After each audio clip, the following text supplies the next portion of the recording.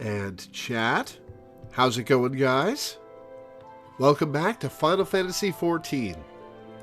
So, there is an event going on right now, the Gold Saucer. I'm going to turn the game volume down a little. There's a Gold Saucer special event going on right now that ends on Monday. And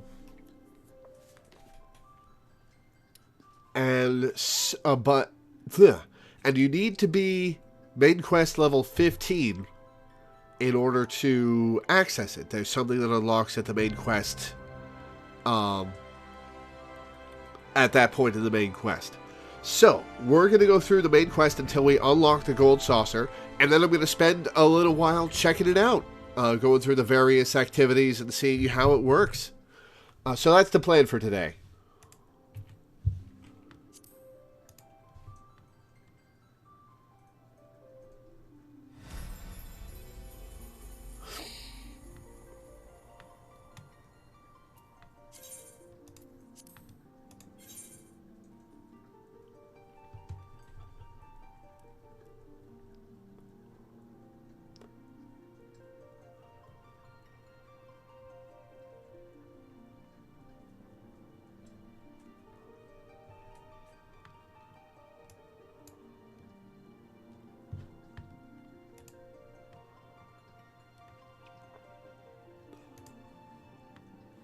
The event is specifically called Making It Rain. Gotcha. How's the game volume compared to me, by the way? Yeah, I play on Steam. So, yeah, I haven't seen the ads for Make It Rain. Recommended duties.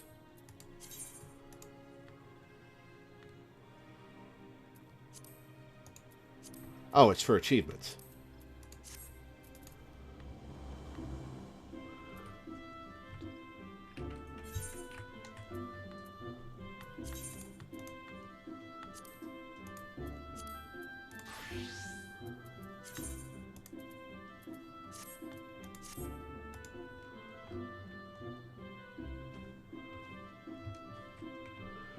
Alright. Best of endeavors. Consult me own. Get a hang of controlling this again.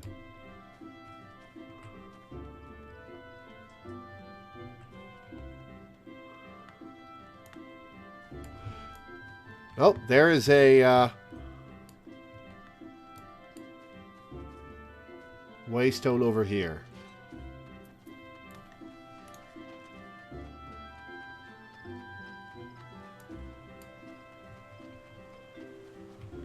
Oh, right, I switched my controls last time. Oh, that's weird.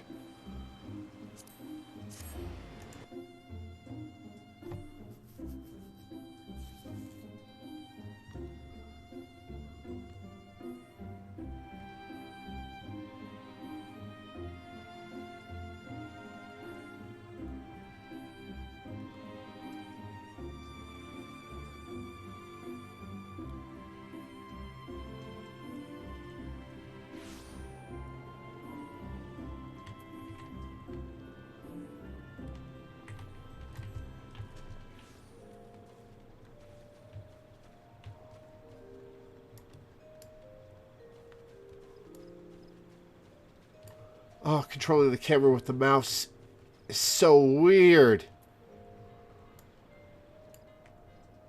Hey, there's Danny. Sup? Well, well, if it isn't the emissary herself. Had I known you were coming, I would have baked a pie. You truly are full of surprises, Lore. Next you'll be telling me you're one of the Warriors of Light, back from a half-decade-long holiday. But let's speak of preparations. As you doubtless already know, Green Bliss is an age-old ceremony for strengthening the bond between man and elemental. These days, though, the name also refers to the festival at large. In the ceremony, the emissary serves as a conduit, a bridge between the people and the guardians of the Twelveswood. Suffice it to say, it is no small responsibility, nor does the Elder Seedseer choose mankind's representative on a whim.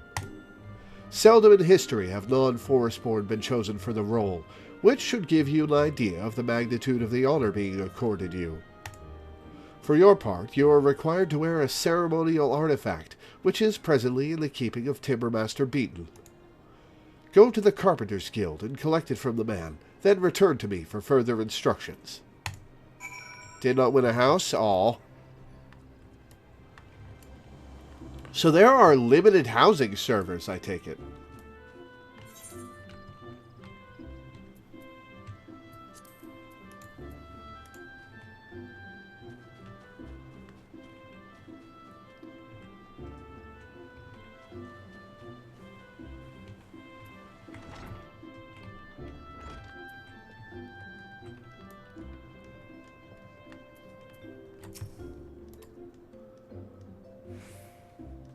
So, you are the emissary to be.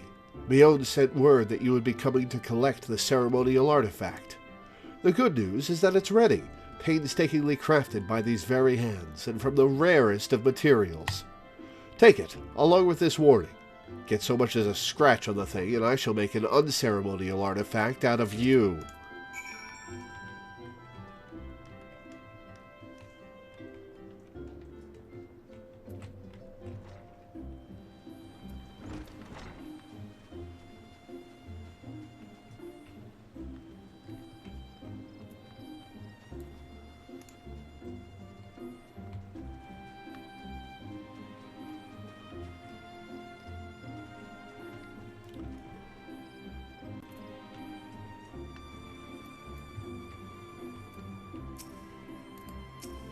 Nope, not you.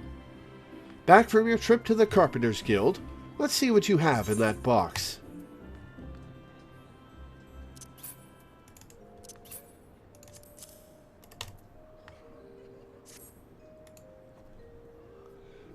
This is by far the finest Monoa mask I have ever laid eyes upon. The Timbermaster has truly outdone himself this time. In case he didn't mention, the mask is crafted from consecrated lumber, rendered up by the Guardian Tree, solely for use in the ceremony. In other words, it is priceless. Mother bids you to handle it with care. And with that, your preparations are complete. The venue should just about be in order as well. If you have any questions, now's the time to ask them.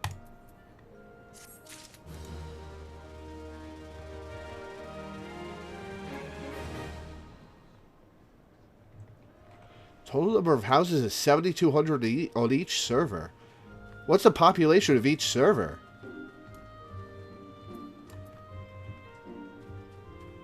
And are we talking individual houses or free company houses?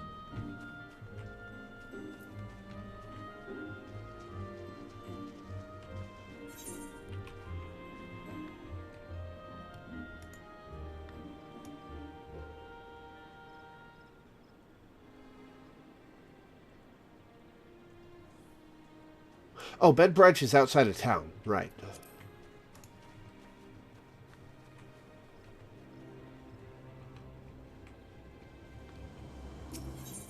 Thanks for hanging out, Chillmaker.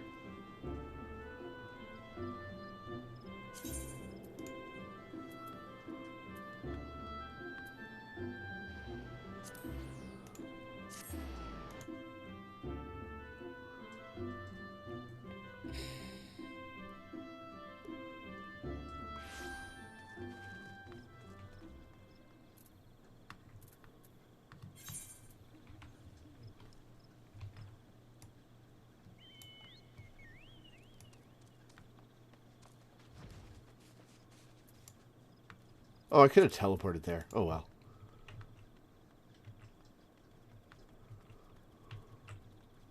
That's a total of both. If you count just the personal housing awards, that number is 1,800.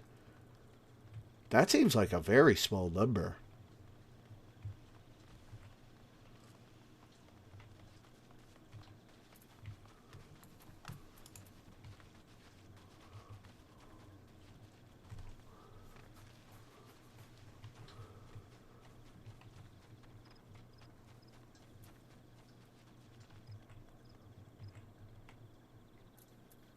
Wait.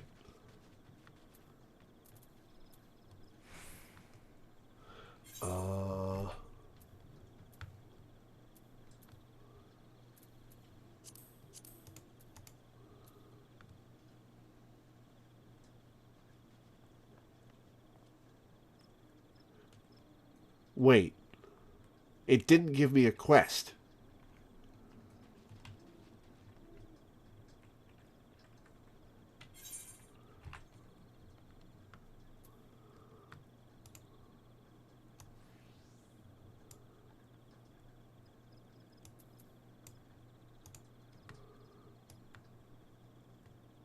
And there's no quest marker in town.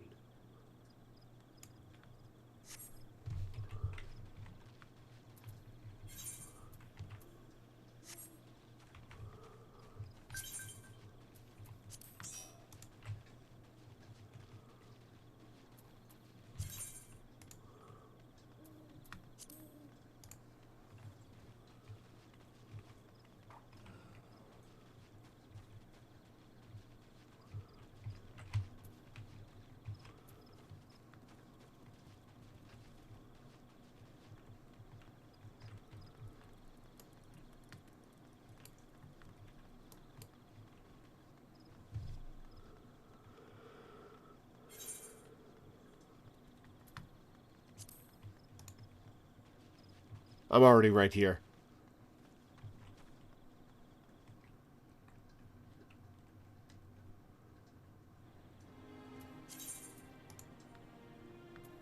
Now it's on the map.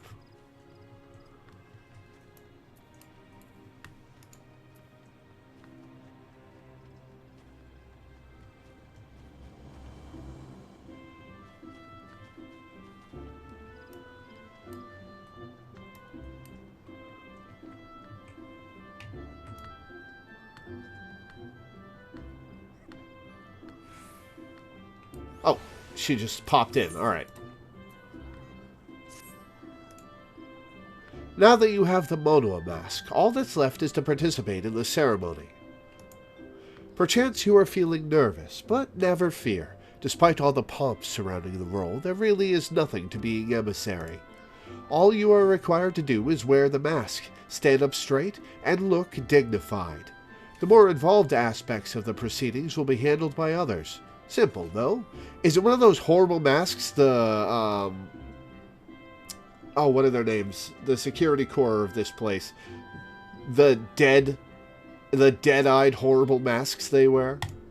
The ceremony will be held at Miketo's amphitheater. When you are ready, make yourself known to the caretaker there, a woman named Estain. Oh, and be sure to wear your mask, or she may not recognize you.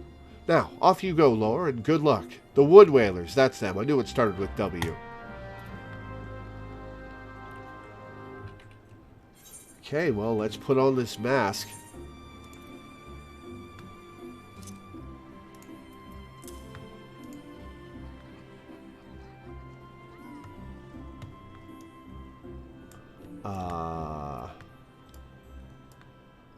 That got rid of my armor. Yep, horrible dead eyes.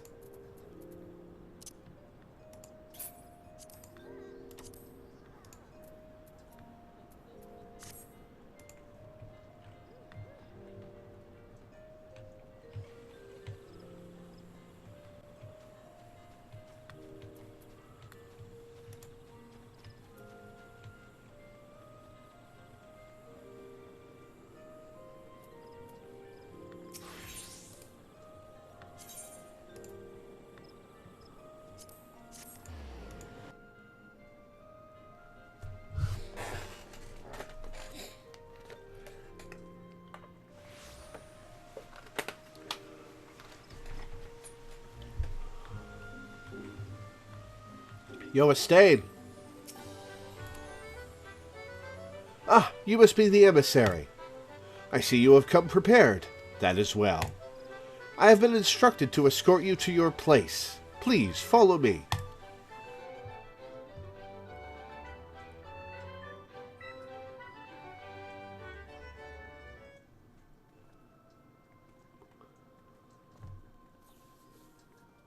In Aldar's equivalent to Teneering in Limsa, it's shoes? You wear magic shoes for your quest? The elder Cecia. 12 bless her heart.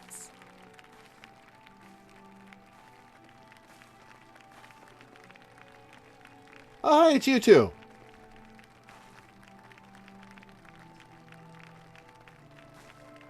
You three, I should say.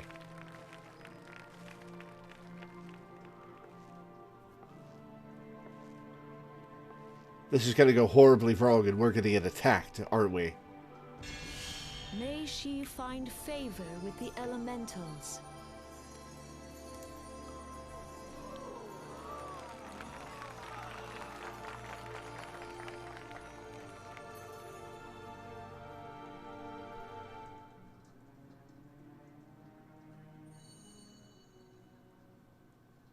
This radiance. Oh, you noticed. Thank you. Could it be a crystal of light? Sure is. Tell me true. Has the Mother Crystal revealed herself to you? Did you bask in her light? I guess that's what she's called. Have you, perchance, experienced sensations akin to ether sickness of late? Have I? I don't think so. Oh, That yeah, when Hiram I would speak passed out. directly to this woman. There once were dauntless adventurers who fought in the name of Eorzea. When the primals threatened to bleed the land dry, these brave men and women rose to face them. When the Garlean Empire resumed its war of conquest, they rushed to the realm's defense. And when it was foretold that Dalamud would fall, they fought with all their strength to deliver us from certain doom.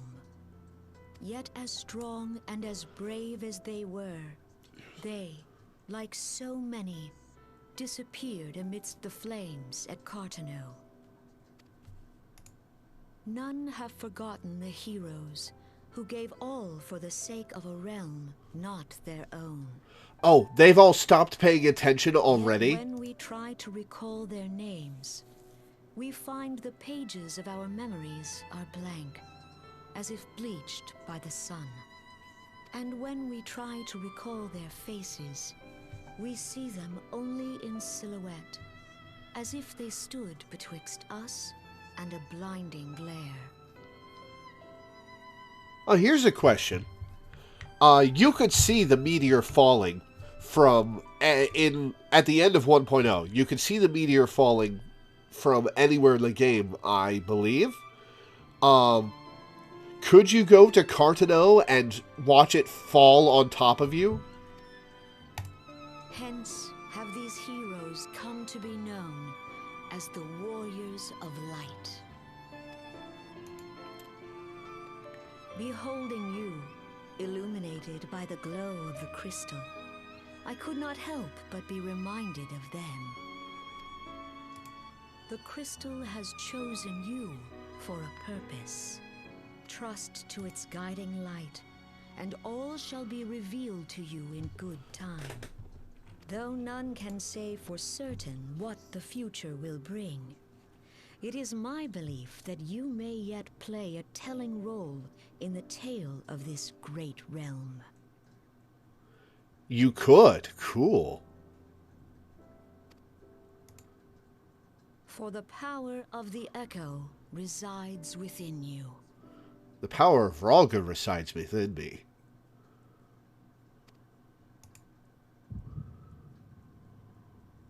Oh, uh-oh.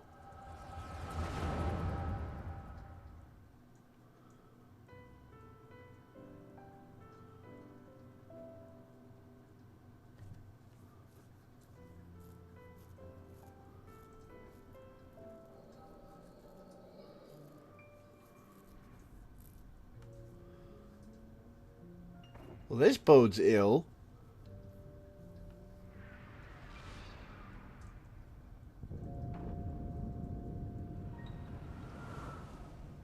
Oh, this bodes very ill. Do we have to stop it from happening again?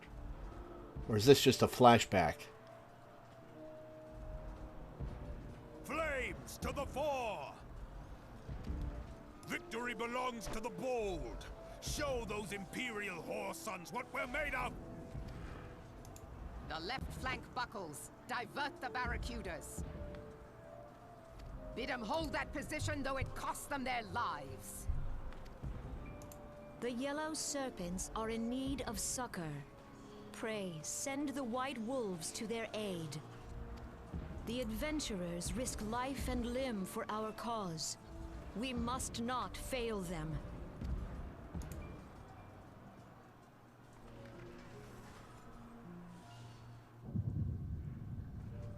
Oh, who's that up there?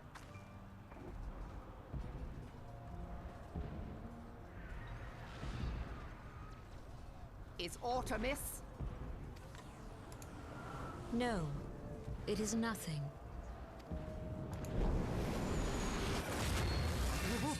Bloody hells! The barrier won't go down so easily! Eyes forward!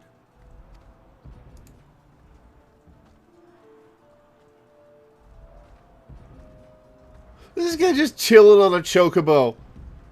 Ready to go. Just so he can feel taller than everybody We else. are being watched.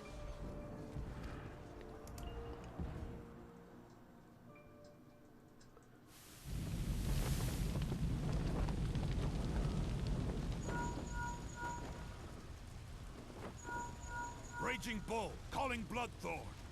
Bloodthorn, respond! Respond, damn you!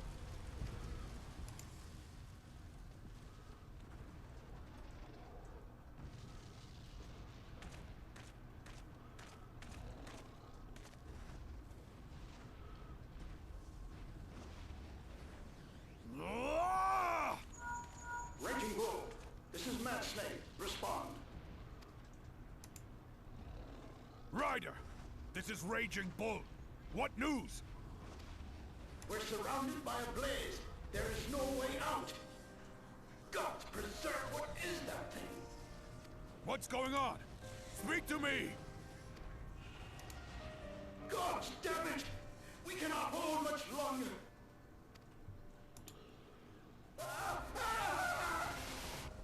Mad Snake! Mad Snake! Answer me! Alright, this guy's a little overacted.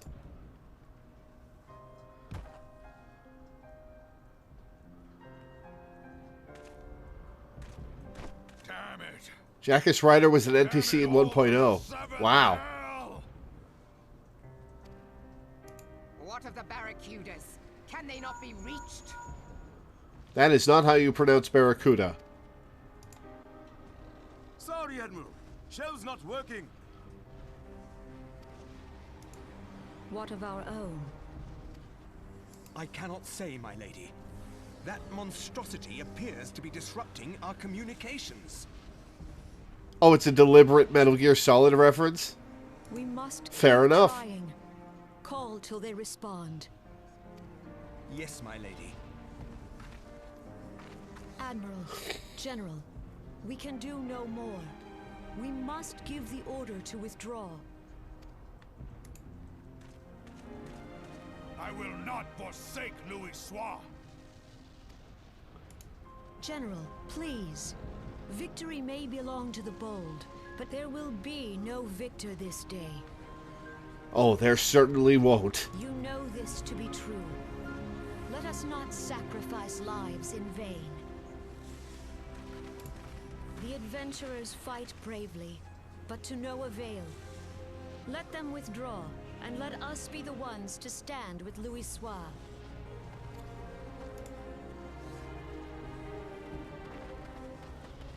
Belay previous orders. All Maelstrom units are commanded to fall back, effective immediately. Give the foreign levy priority. Let the main host cover their retreat and bring up the rear. Damn it! Relay the order. All flames are to withdraw. I don't care if our link cells are useless. You still have a working pair of legs, don't you? Well, use them, you bloody half-wit! Hey, Teddy.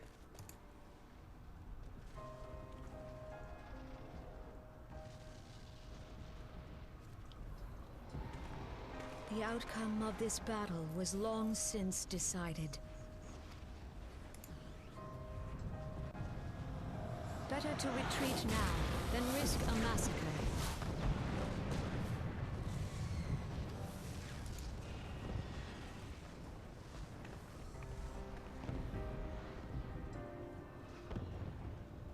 dark, stifling presence. Who or what?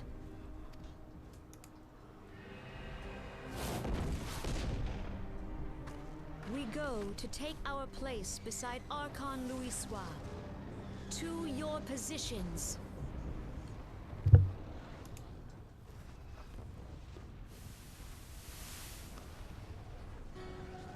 Reunion. That I should live to behold Bahamut once more. Magnificent. The eons of imprisonment have only made him hungrier.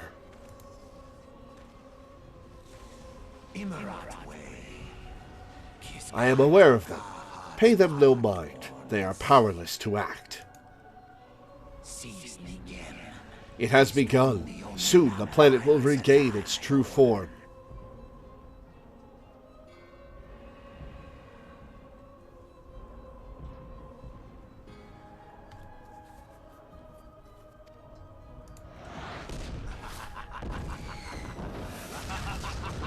It's interesting to me that Bahamut is a villainous force in this game.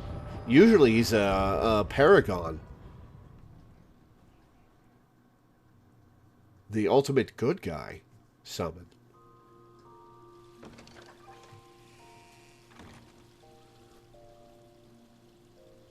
Ah, look who's back in the land of the living.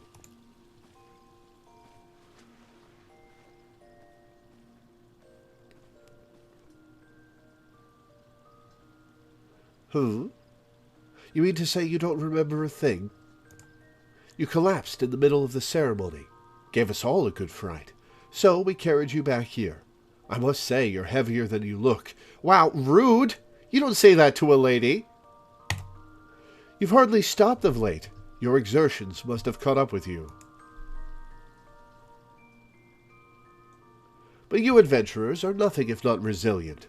Seeing as the worst is past, I shall take my leave and return to my duties. Oh, I almost forgot. The Elder Seedseer told me she'd like to see you when you felt well enough. The gentle soul was almost as worried about you as I was, bless her. When you're back on your feet, be sure and visit her at the Lotus Stand. She even says that when you're playing Lalafell? Well, I suppose every Lalafell is heavier than they look.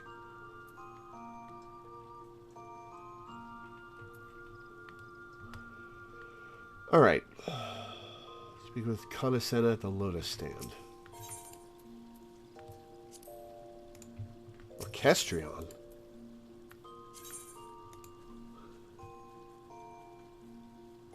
Only if you first obtained song rolls.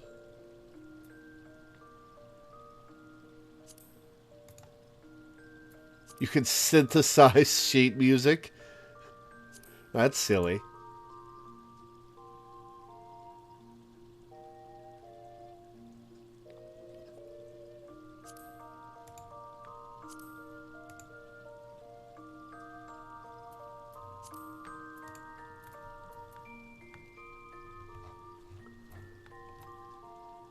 What is love?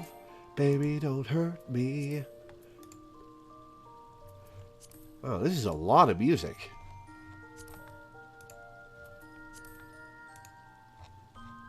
Holy shit.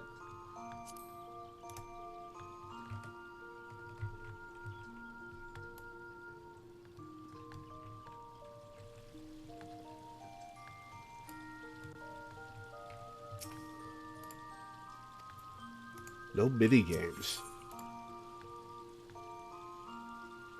Okay, this is just a recap of what's going on.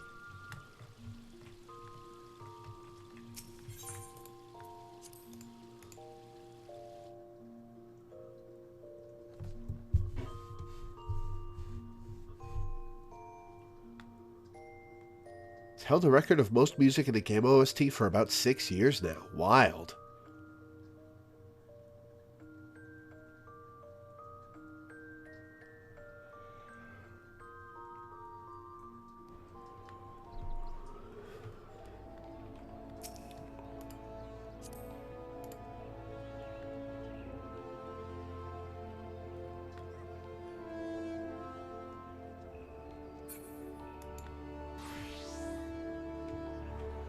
Oh, right, it's Danny's party. I can't invite people.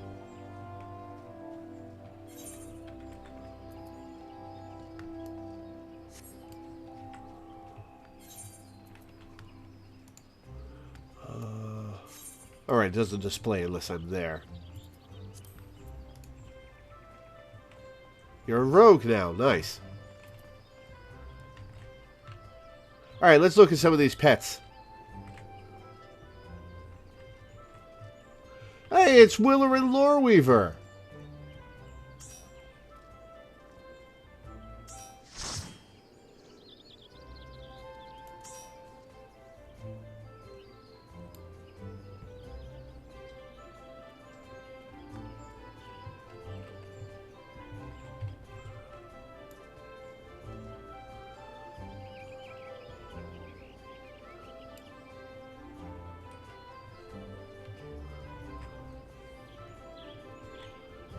Anteater? You can get an anteater pet?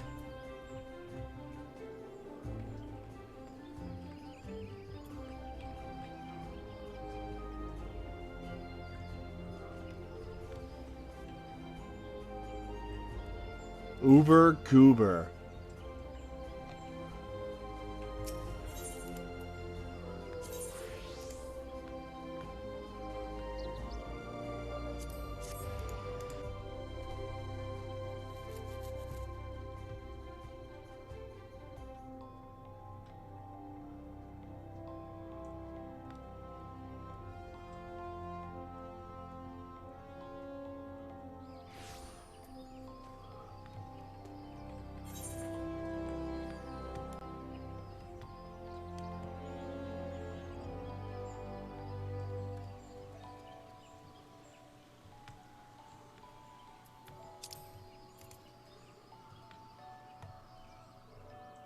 Ah.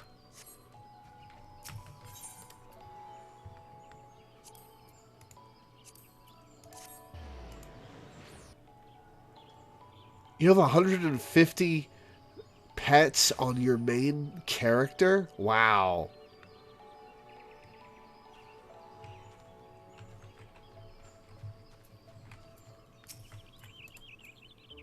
Ah, you are Loreweaver, are you not? I bid you welcome, my lady. The elder Seedseer left word that you would be joining her at the Lotus Stand. May I show you in?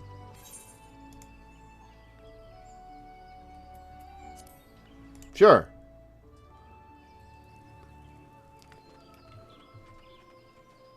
Oh, it's its own unique area. Gotcha.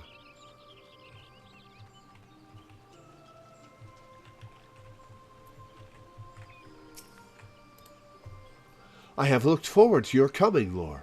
But tell me, are you recovered?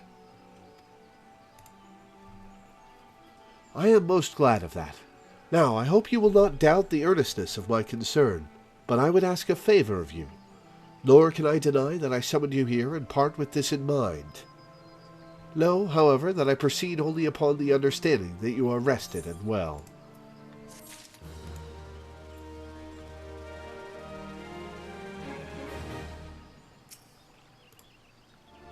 Thank you for hearing me out.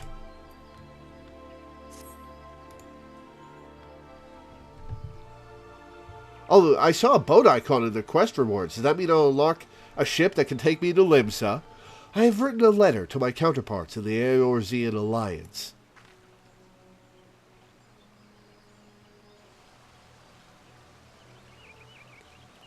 The Battle of Cartano and the calamity that followed claimed countless souls and left countless more bereft and alone. In the dark days that followed, many were the survivors who thought themselves less fortunate than the dead. 5 years have come and gone, but the land and the people still bear the wounds of the devastation. Nor are we any closer to learning the fate of the warriors of light. Oh, I can take the mask off now. Thank fuck. Yet, so long as we live, never must we give up hope. We owe this to those who laid down their lives that we might behold another dawn. In remembrance of them, a memorial service will soon be held upon the anniversary of the Battle of Cartano. This missive bears the details of that service. You graciously accepted the part of emissary in the recent ceremony. Should you be so willing, I would now make you my envoy, and have you bear my message to our allies. Your dedication to the people of Gridania rouses fond memories in me, and I would choose no other for the role. Will you do me this favor? Humbly I thank you. As you are no doubt aware, our partners in the Eorzean alliance lie some considerable distance away, nor are Ul'dah and Limsa Lominsa close to one another. Yet fear not, for I have no intention of subjecting you, mine own newly anointed envoy, to a journey which would take weeks by land.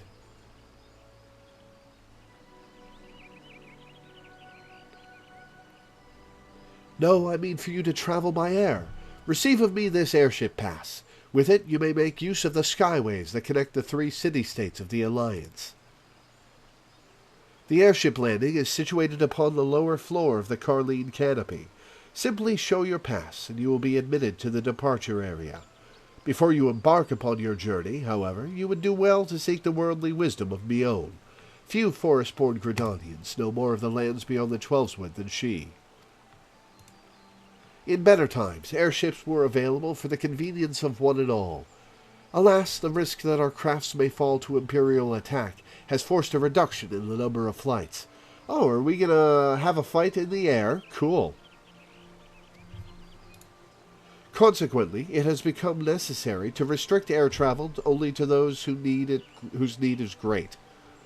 Such individuals may petition the relevant parties to be issued an airship pass. As you may have deduced, I myself am one such party. Yet I was not alone in desiring that you be granted the privilege of air travel. Such is the potential you show.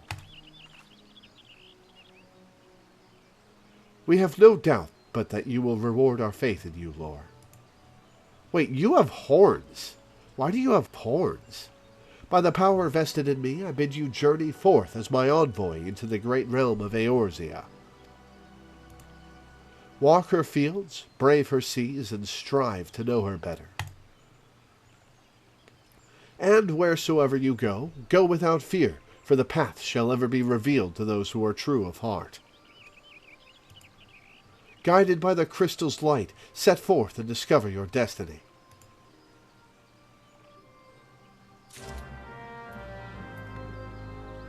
Alright, so I complete this quest, and then I can travel anywhere I want in the airship. Self-ponder.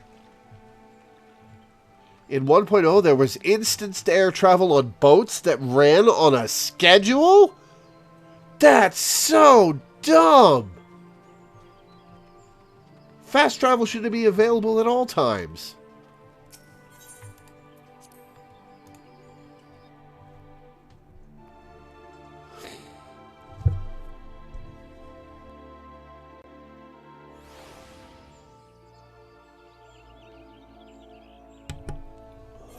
Oh, right, we're getting rid of the mask.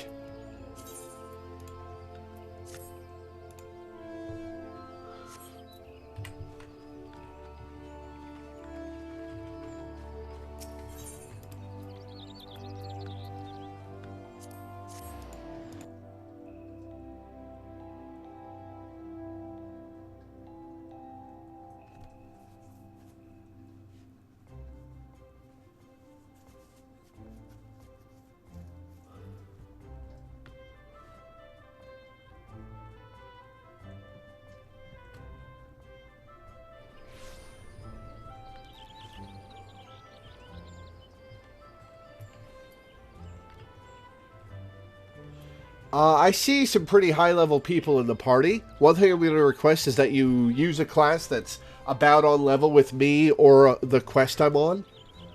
So that I'm getting EXP and having a challenge.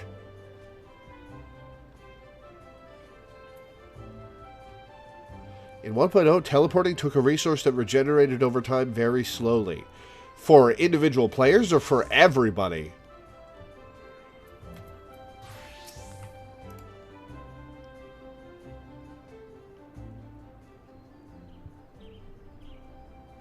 "'Tis good to see you up and about again, Lore. Tell me, did you pay the elder seats here a visit as I bade?" Appointed personal envoy? She just starts clapping and nobody knows what she's clapping for. And now you are to bear the Elder Seedseer's missive to our allies. Well, it seems you've made an impression on the great woman. I can't argue with her judgment, though. You've earned this honor with tireless hard work, and anyone who says you don't deserve it had better not do so in my hearing. Thank you! Finally, someone recognizes how awesome I am.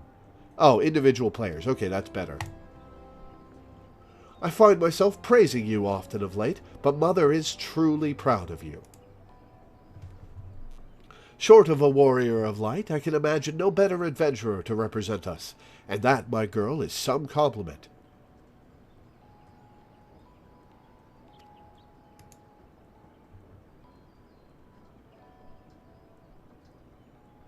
But I've flattered you enough for one day, and I don't want your head to get too big, or you'll struggle to lug it around the realm. Speaking of which, Eorzea is a big old place. Now that you have an airship pass, you can really start to broaden your horizons. The sky's quite literally the limit. You won't get screwed from a level 90 in your party that didn't involve themselves in combat. Okay, cool. Even if your errand didn't call for it, I would strongly suggest visiting the 2 other city-states of the Alliance before you go anywhere else. They are, of course, Limsa Lominsa, City of Pirates, and Ul'dah, Jewel of the Desert. Once you've acquainted yourself with them, you can turn your sights on whichever lesser-trodden region takes your fancy. We will be taking a detour to Limsa Lominsa to pick up the last few classes I need. The calamity changed the face of Eorzea, and much of her now lies in shadow, beyond man's ken. It's a veritable playground for a wide-eyed adventurer like your good self. Limsa, hive of scum and ERPers.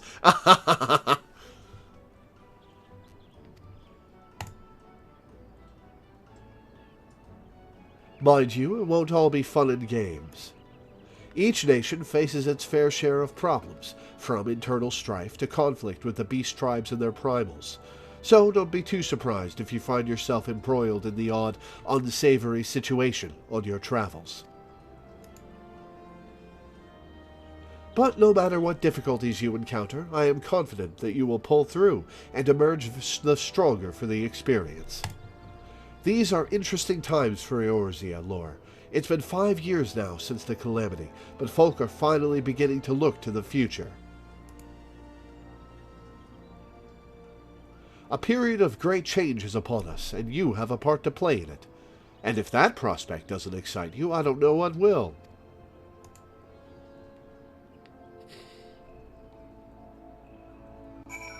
Alright, so downstairs. Ah, here are the stairs.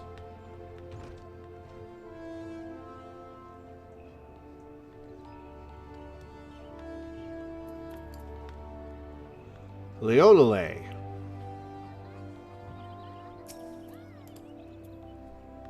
Greetings, good madam. This is the reservation counter for Limsa Lominsa. Bound flights. Oh, are you not Loreweaver, the Elder Seedseer's personal envoy? We at Highwind Skyways, nice, are honored to serve you. Will you be flying with us today? Absolutely.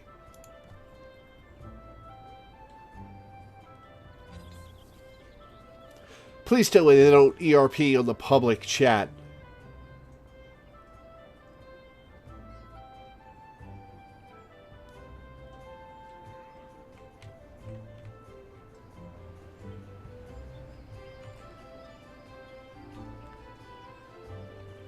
They do in public chat? How did they not get banned?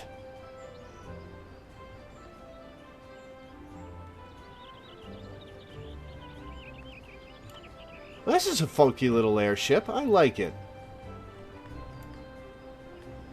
Alright, where's the person I talked to? Or do I just get on? I think I just get on. Let's just get on. I can't just get on. Hello. I can't talk to you.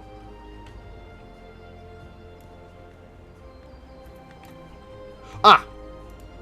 It's a little thing down on the floor. They do get banned.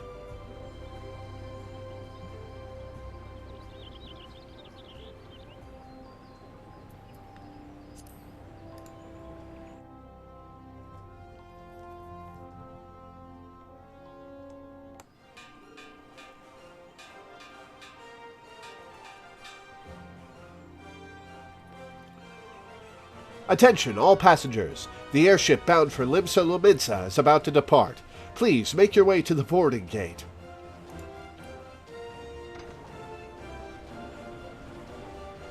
Oh, hey, the main theme.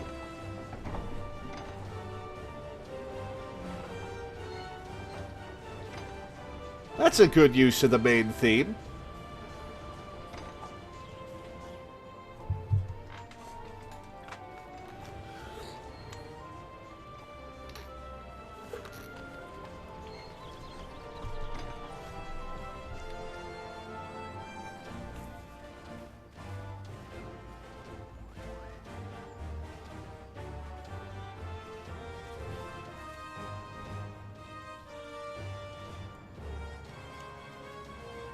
Balmung is horrible for it. Farewell, Lore. One day, minstrels will sing of your deeds. May you ever walk in the light of the crystal.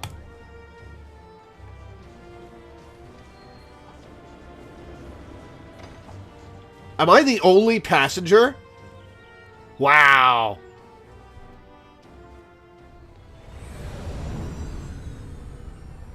Ooh, what's this? Castrum Occidents.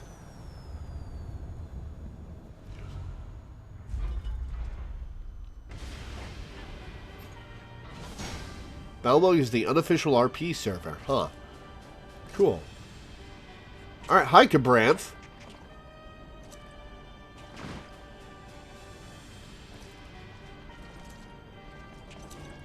This is straight up the judges from Final Fantasy XII. It has been 15 years, but the bitter taste of defeat lingers still. 15 years since the Imperial fleet set course for Mordona, led by the Agrios, mightiest of all vessels. Silver Till lay ripe for the taking, and all of Eorzea would soon be ours. So we believed. But an innumerable host That's a weird ship. met us that day, at the heart of which flew the great Midgard Zormer. Though we succeeded in slaying that lord among worlds, the dread serpent's defeat was bought at too high a price.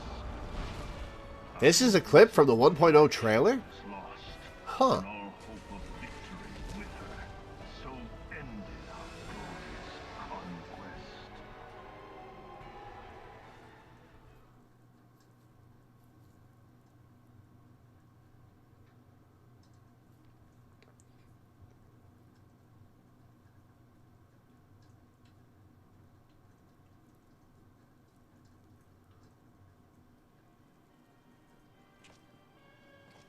Eorzea, a blighted realm, riddled with false gods.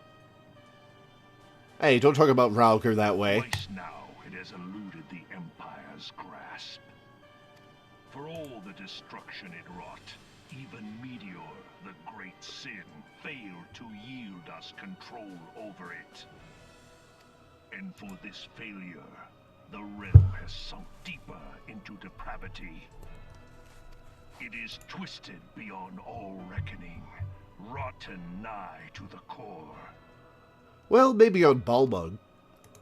Yet, it must be saved. Is that a gas mask? Only Garlean rule can bring order to Eorzea. It falls to us to deliver the misguided masses from their ignorance. We are of one mind, Lord Van Balthar.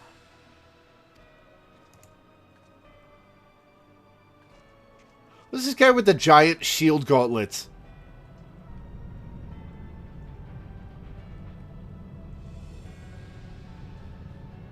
Oh, what is this? Senior engineers, please report to Magitech research following. Those pillar ships are so silly looking.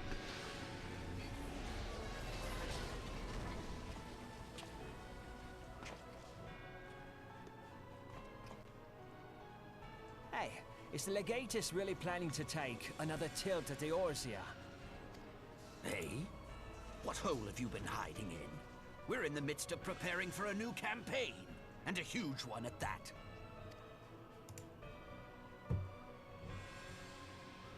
But I thought the Emperor had given up the Western lands for lost after Carteneau.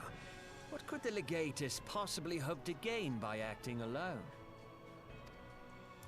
I sense you harbor certain doubts over the wisdom of the legatus's plan.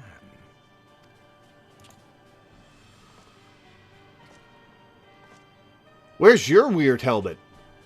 Is that a bindi? My lord! Please, call me Nero. Tell me, where were you born? I don't think I will. Othar, my lord. Alamigo, my lord. Did you call that a hard? Ah, codename Hummingway, I presume. I don't know what you... Silence. Your denials will not change your fate. I assure you, Frumentarium sees all.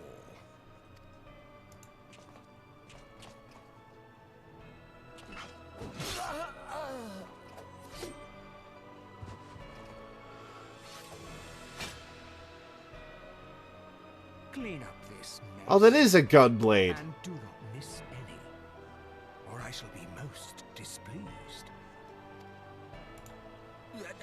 At once, my lord.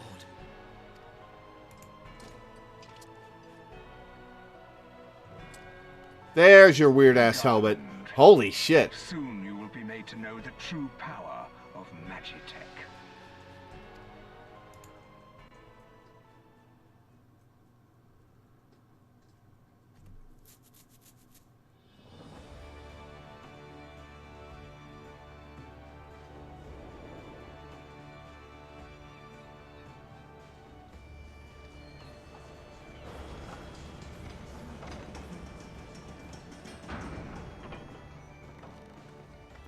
Yep, I was the only passenger.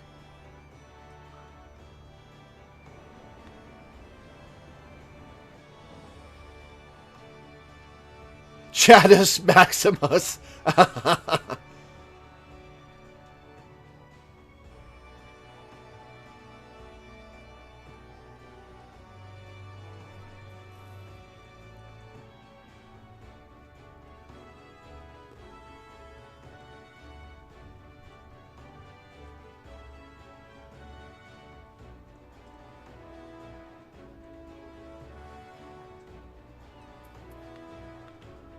Alright, let's look at this map. Oh, this is just the airship landing. Right.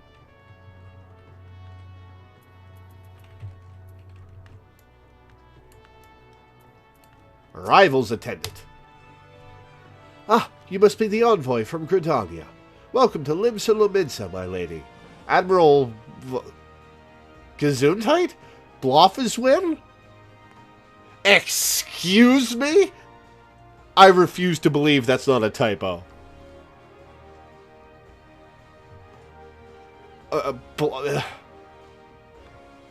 No, I refuse to accept the presence of that name. That's... Wow.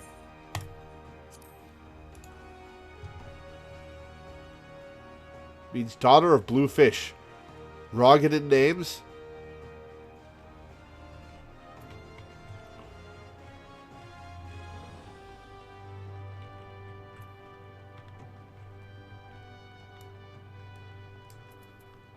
Storm Honor Guard. You are the Gridanian envoy. Welcome to Limsa Lominsa.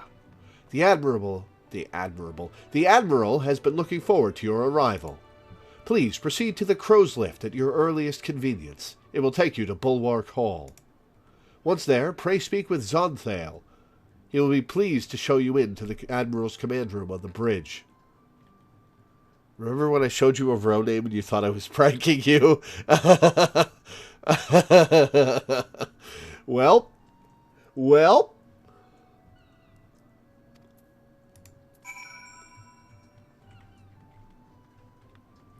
that the gate? No. Stairs, I assume.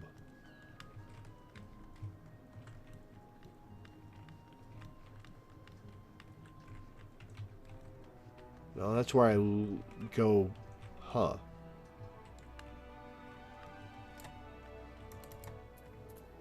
Can't go out that. Oh, I have to talk to the elevator guy.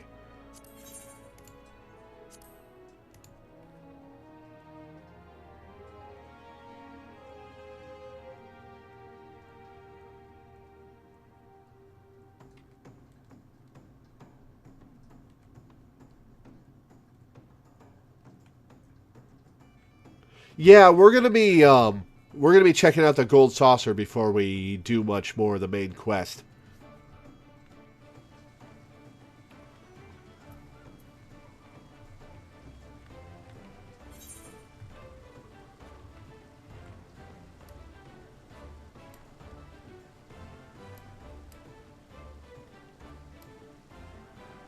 Oh, this is a big place.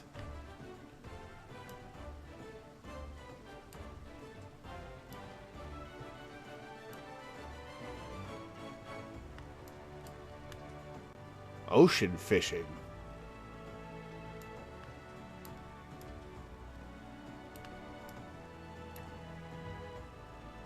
Wow, this place is packed. Where are we?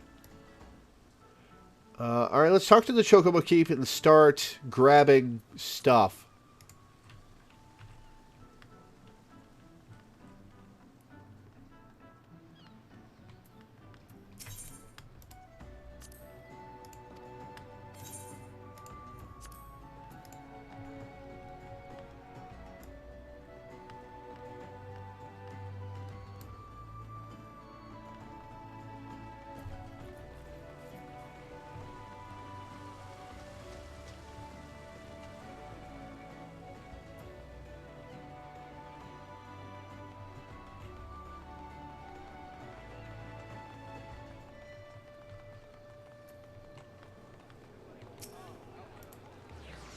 So is this the most popular starting city?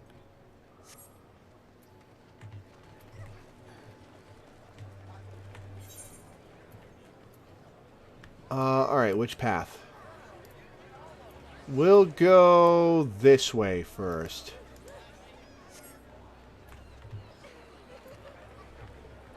Holy shit, this place is packed.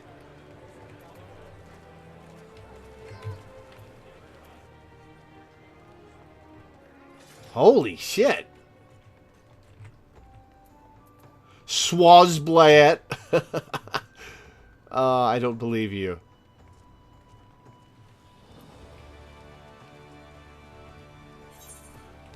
Wait, was there a... There was not an ether right there. There's one right here, though.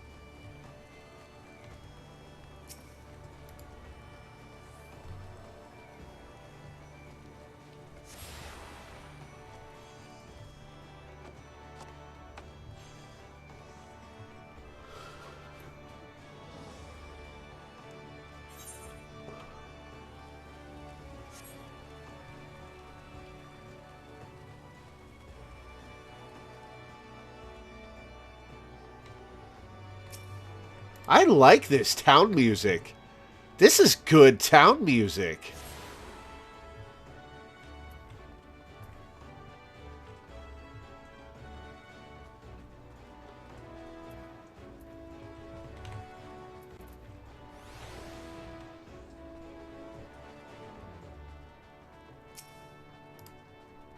Welcome to the Arcanist Guild. It is here that we research and develop the field of Arcanima. Arcanima is the science of employing arcane geometries, intricate patterns that map the unlocked mysteries of existence to draw forth and manipulate the body's etheric energies. If you prefer an arcane art built on structured thought and precise reasoning, then your discerning intellect may find a home here in our guild. Might you consider enrolling yourself as an initiate? Sure. Aha! Just as I predicted. Before we proceed any further, however, let us first feed your appetite for knowledge with a morsel of guild history. The roots of Arcanima can be traced back to the esoteric calculations practiced by the people of the South Sea Isles. It was these island folk that first discovered a method to express natural phenomena in mathematical terms. Building on this process, the existing mathematical formulae were further developed into arcane geometries, precise patterns that allowed a practitioner to weave ether into specific magical effects. The mages who invoked this new form of magic became known as Arcanists, and the school of Arcanima was born. Many such mages, wishing to expand their understanding of the world, took to the seas aboard trading vessels. Upon their arrival in Lim-Solominsa, Arcanists found themselves welcomed into the academic elite, and soon secured positions in the realms of governance and council. The knowledge of an Arcanist, however, is traditionally passed on from master to chosen disciple.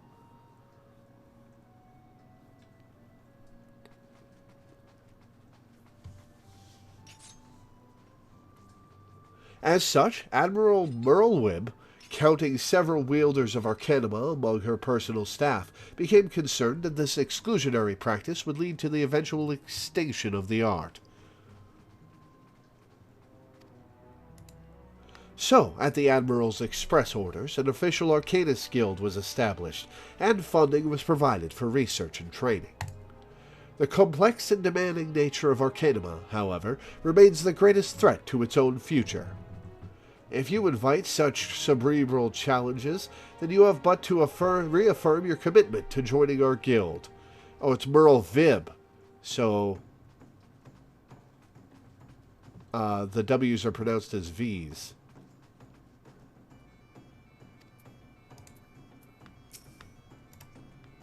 Well, have you decided to enroll in our guild? Or are you now intimidated by the thought of excessive thinking? Wow, screw you, I can think just fine. Why is my HP fluctuating? It was at 312 a minute ago, and it was at 303 back in Gridania.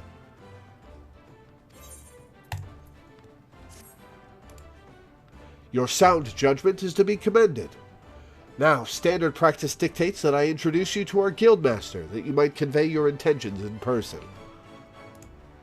Due to extraordinary circumstances, however, he is unreachable at present. Instead, you may speak with Mistress Thubergein. She has shouldered full responsibility for the guild's leadership in the interim. You will find her just over there, by the bookshelves. You needn't be shy. Though her mind is sharp and critical, her manner is almost always welcoming.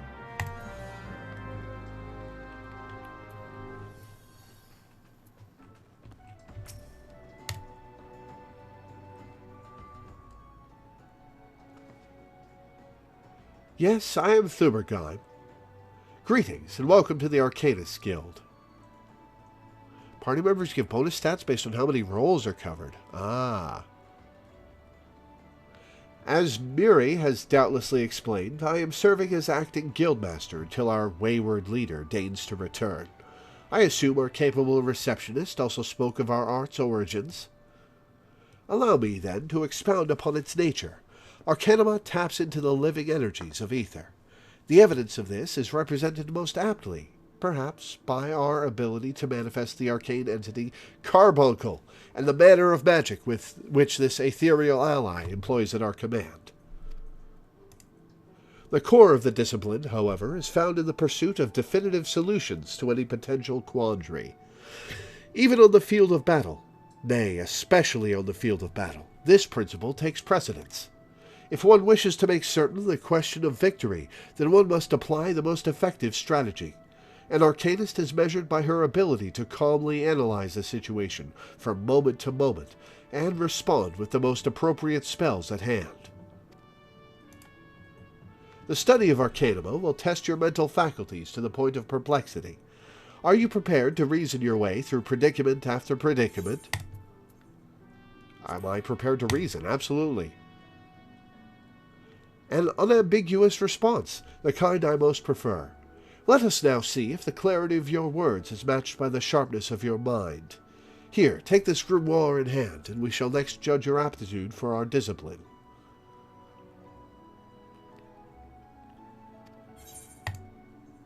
Carbuncles are gemstones that, by channeling ether into them, you give them a hard light body. That's pretty neat.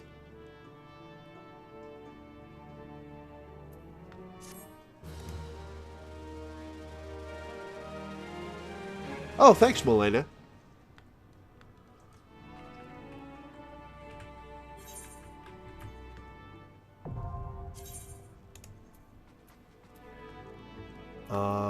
Class change. Wait, how do I change classes again? I can't remember.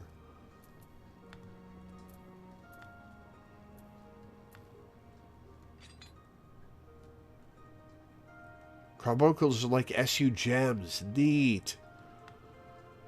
I have forgotten how to change classes without the set equip. Swap weapon. Right.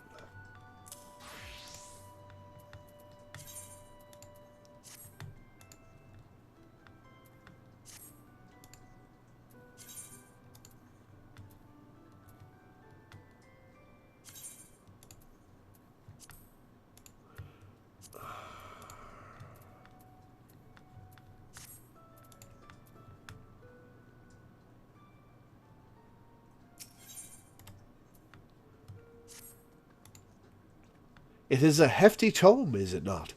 I promise you, a grimoire's weight becomes a comforting anchor amidst the shifting seas of battle, a fact you will soon discover. In Lower Lanosia, you will find, among others, 3 species of pest, wharf rats, little ladybugs, and Aurelie. I ask that you employ your fledgling skill in Arcanima to eradicate 3 of each type of creature. Leave the city through the Tempest Gate, and you will soon encounter the potential targets in abundance. As long as you remain focused, I do not foresee these opponents causing you or your budding abilities undue difficulty. Once you return from completing this preliminary trial, I will welcome you as an official member of the Arcanist Guild. May your judgment remain swift and clear.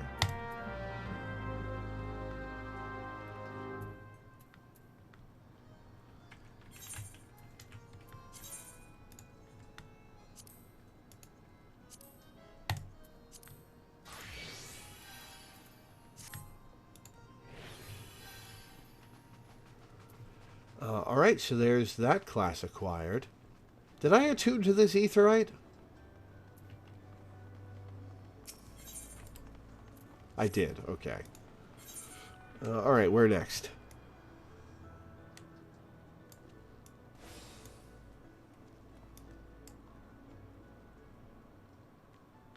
Fisherman's Guild. Okay, so to that one.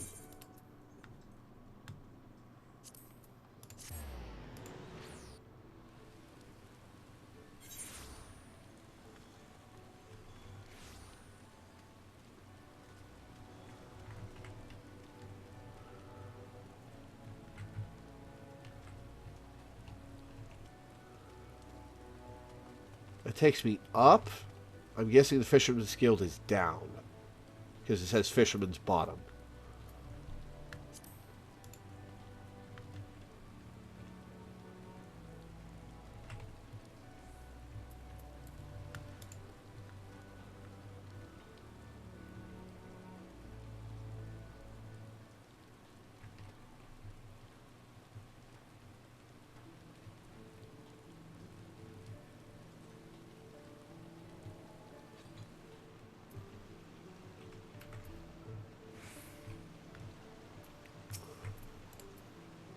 Well, a well-wishing welcome to you, adventurer friend.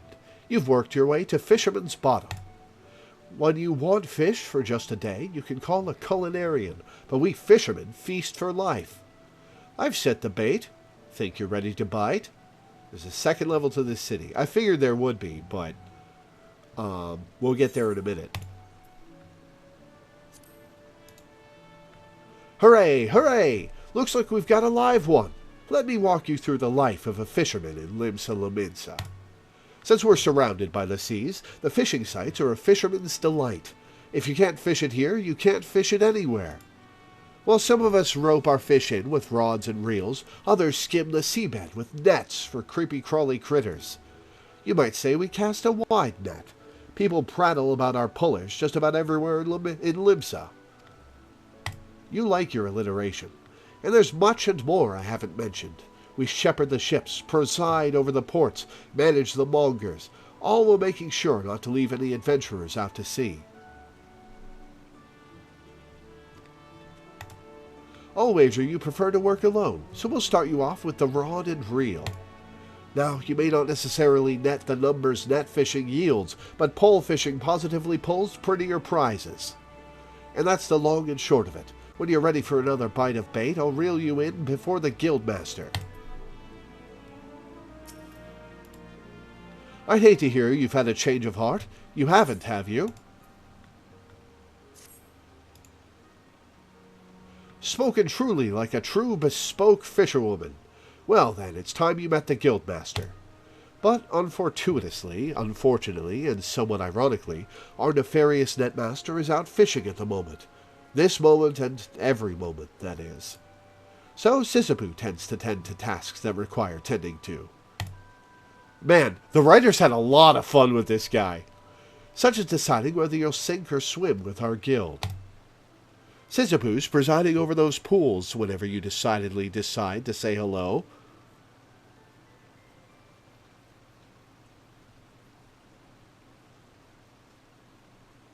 Huh. She might seem somewhat standoffish, but she's only keeping an eye out for sharks. Be yourself, and you have nothing to worry about.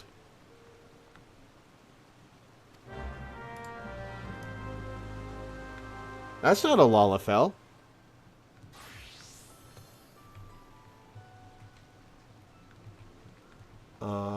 There you are. There's a Lalafell.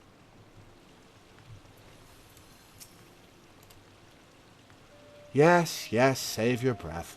I heard every word between you and Nebulika, so I know she told you my role here. As she said, Wawalago's supposed to be guildmaster, but apparently he has bigger fish to fry, so all his work falls to me. That includes making sure our new fish aren't shellfish idiots or potential anemones. You've passed the first test by not laughing at that awful joke. Now you only need the right answer to this question. Are you prepared to fish like you've never fished before? Well, seeing as I've never fished before, yes. Well, you're smarter than the majority of bottom dwellers that find their way here. Welcome to the guild. Now, this wouldn't be much of a guild if we sent you out to sea with only a pole and a prayer, so I suppose I can spare you a few pearls of wisdom. Ah, cute. Nevertheless, you're still going to need that pole and prayer, so I can at least provide you with the former. Here you go. 1 out of 2 isn't bad. I'll even throw in these lugworms, since you're not like to get far without bait. The rods we bestow upon our new fish are priceless objects, which is to say they don't cost anything. Once you know what you're doing, you'll probably want a proper one. But in the meantime, let's see if you can figure out how to hold your pole. Ready the one I gave you, and your lessons can begin. 99 bait.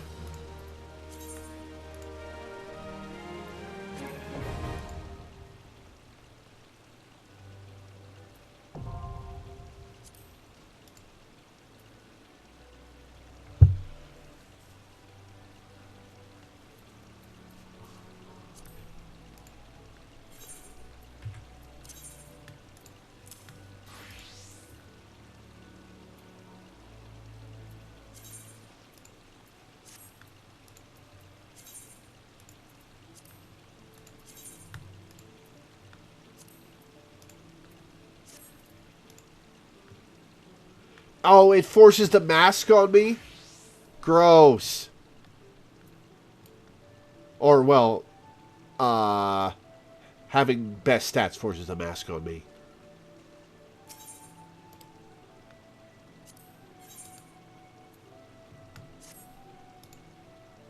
You're looking quite formidable. Let's hope you don't scare all the fish away. Now, the first rule of fishing is to hold on to your rod. Take care of your rod, and your rod will take care of you. Let me know if I'm going too fast for you.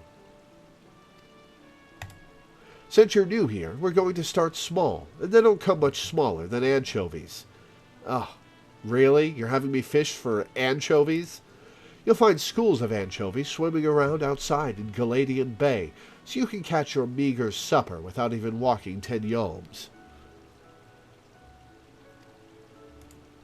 Anchovies are hardly the most cunning fish in the sea, making them an ideal first assignment. Simply bait a hook with some of those lugworms I gave you, dip it in the water, and the fish will practically catch themselves.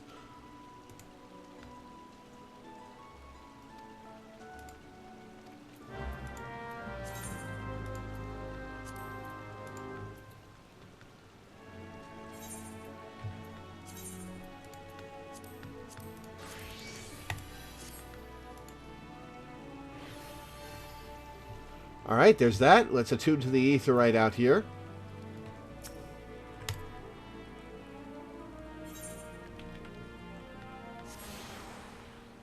Rogue, huh? Oh, that's upstairs, isn't it?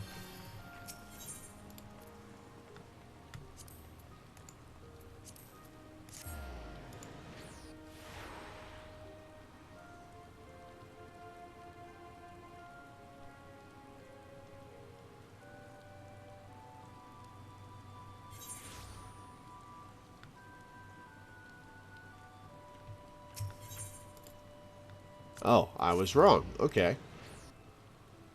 Upstairs is a different map. Ah.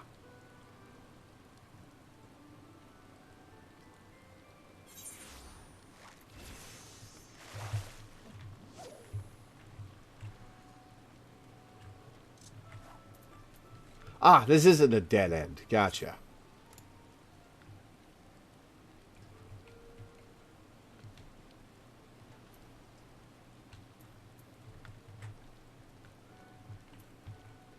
You look roguish. There's naught behind these convent doors for a worldly type like you, missus. It's Miss, thank you. I'm not married yet. We're the dutiful sisters of the Edelweiss, all pure and saintly-like. Now bugger off. Hang about. Ain't you that lass as goes by the name of Lore? That's me. Huh, I knew it. We like to snilch? We like to snilch all the rise in talent, and from what I hear, you're head and shoulders above the rest. If you can handle yourself half as well as they say, you might well be of use to us. Forget all that Sisters of the Edelweiss bollocks. That's just a bit of fun to fob off the curious culls. We're a guild of rogues, lass, and it's mainly our marks as does the praying. Me and mine work in the shadows of Limsa, taking a keen edge to the rooks and cacklers what have earned themselves a millin. We don't tout for members, but every now and again we might offer a promising young cove a place in the ranks. If you've an interest in joining us, tip us your daddles and we'll put a hilt in each one, just like the gods intended. So, what do you say? Fancy learning a new trade? Yes, I guess. Good to see you're keen, but I should probably warn you on a few points before you dive in. Where most guilds take pride in turning their members into the best bloody candlestick makers they can be, we only care about getting the job done. And the job ain't pretty. You become one of us, and you'll soon be neck-deep in scum and knife fights.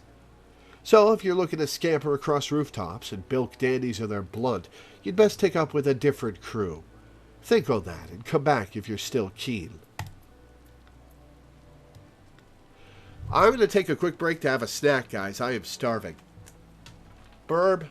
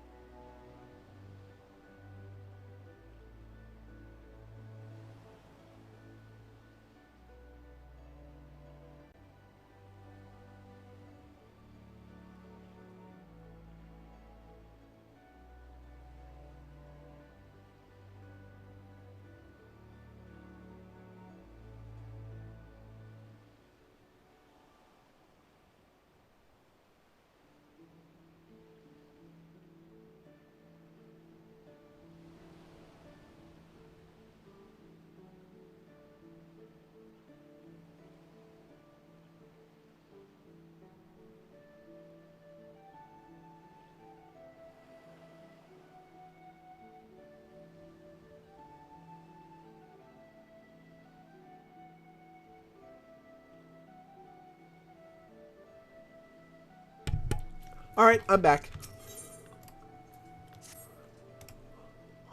I didn't scare you off then? Bene. They told me you was a meddlesome lass, and so it's proved. You'll need every ounce of that metal soon enough. Now step inside and have a prattle with Jack. He's our upright man, the master of the guild. I bet he's real upright.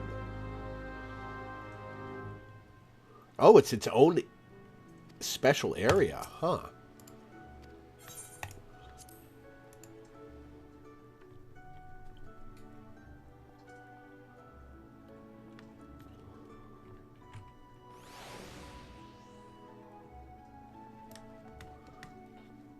You really like sitting on tables, huh, Minda?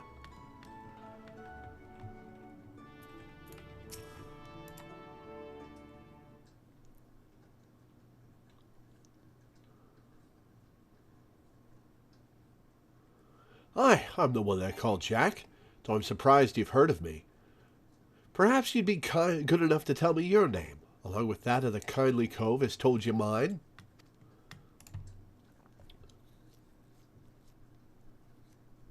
Ah, the famous Lore. Old Lonnie Leftpatch let you in, did he? He can't throw a blade for shite, but that one eye don't miss naught when it comes to sizing up a dimber mort for the stallin'.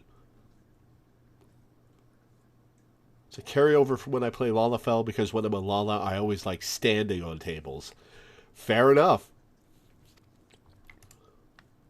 Just one thing. You ain't a pirate, are you? Absolutely not. Well then, it's time you was stalled to the rogue.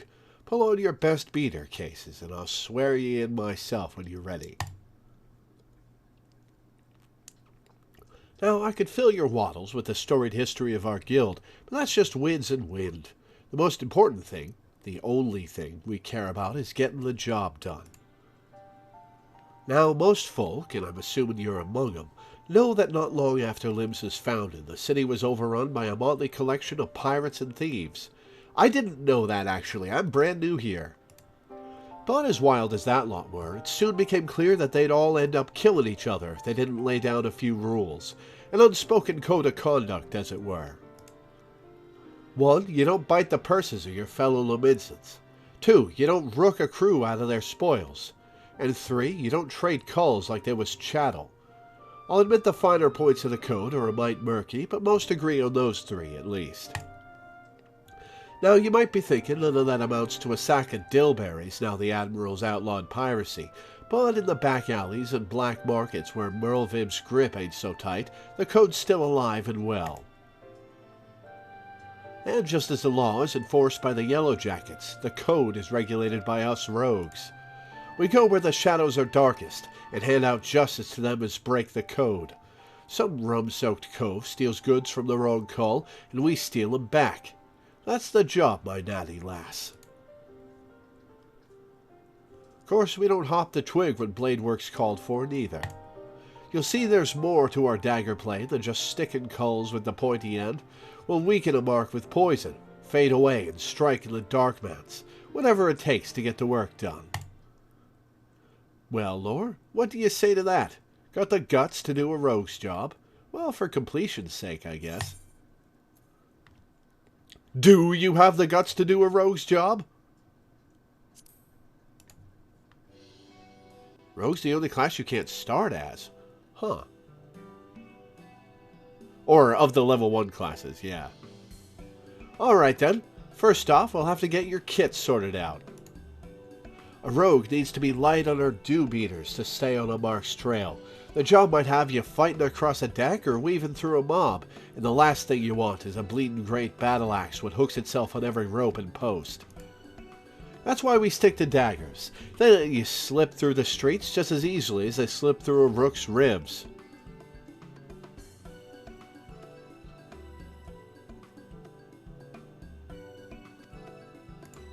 Rogue will break your fingers once you get into level 50. Oof. Here, take these stabbers and let's see how they look on you.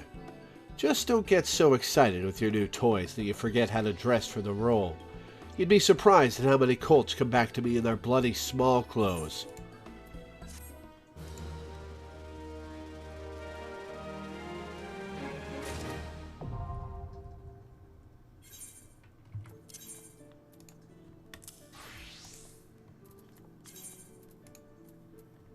What happens if you do come to him in your small clothes?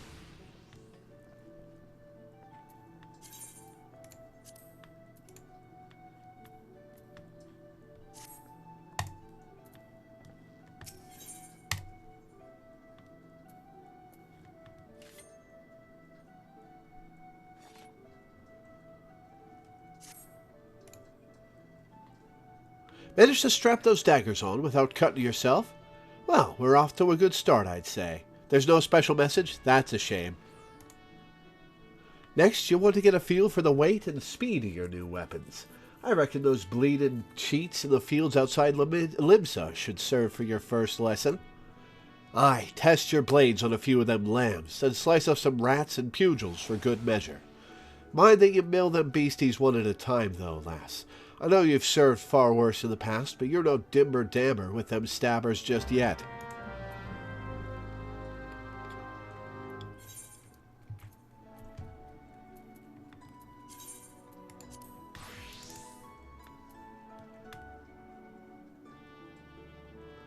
Oh.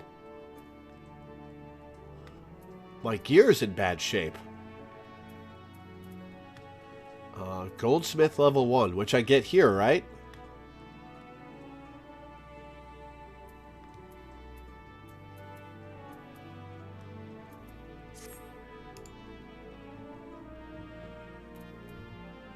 Alright, let's leave. Goldsmith is Ulda. I should have Goldsmith already. Oh, right. I do not. I do not have oh, nope, I do.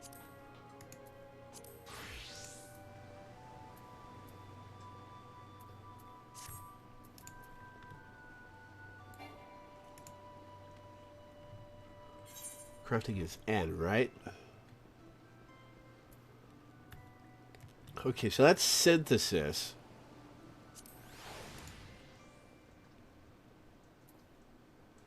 But it's not repair. Don't need to equip classes to repair. Oh, I need dark matter to repair stuff?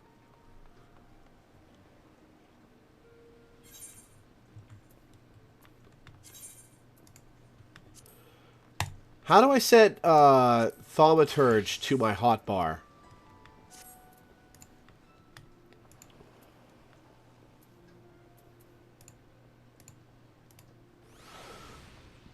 Excuse me.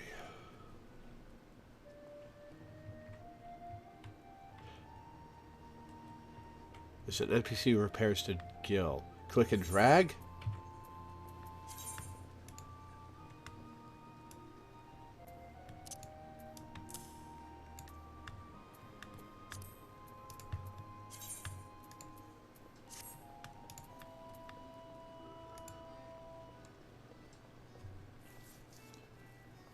Set up a shared hotbar.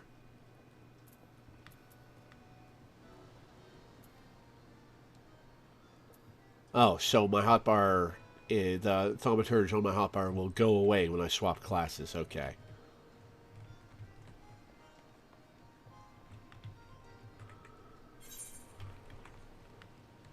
All right, up next.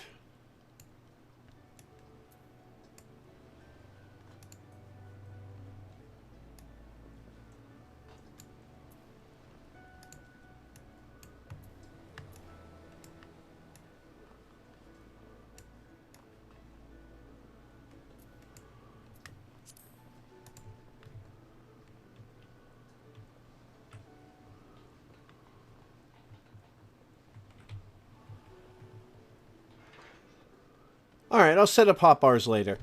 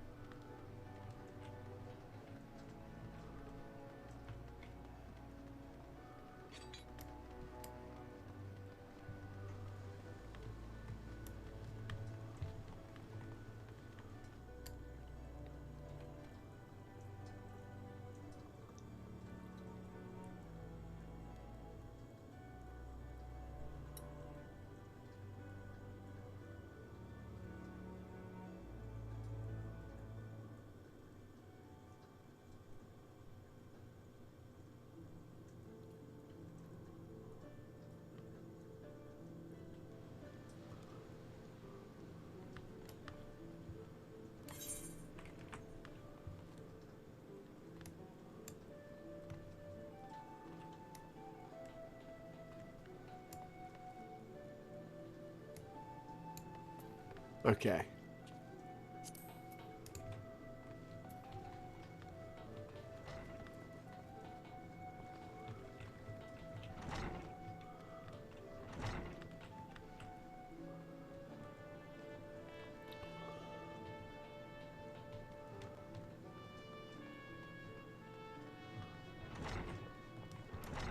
Alright, what guild is this?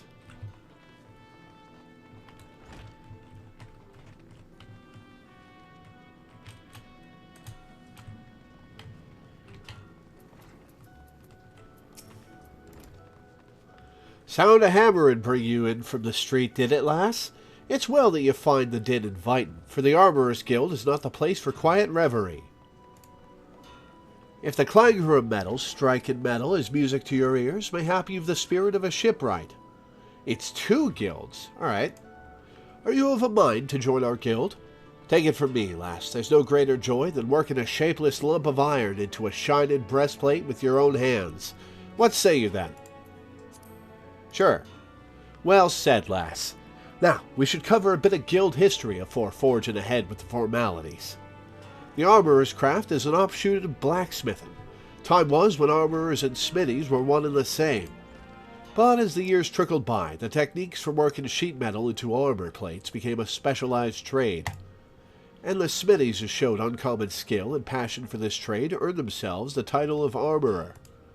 Now, as you can probably imagine, the skills necessary for making armor are also needed for shipbuilding.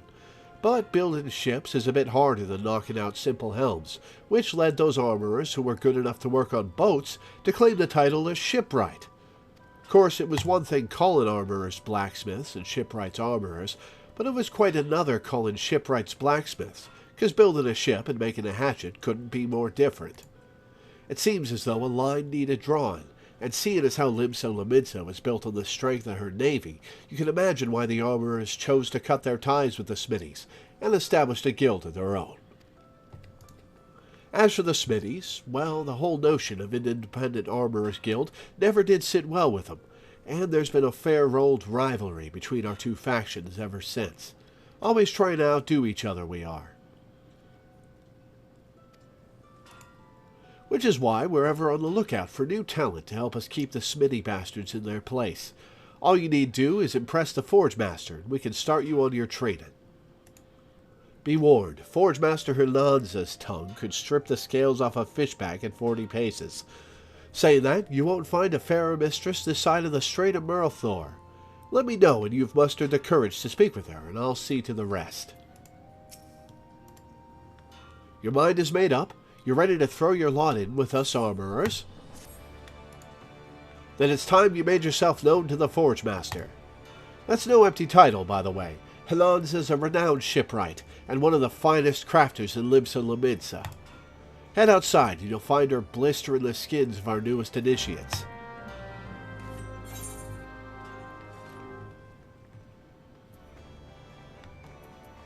Oh, thanks. Thank you.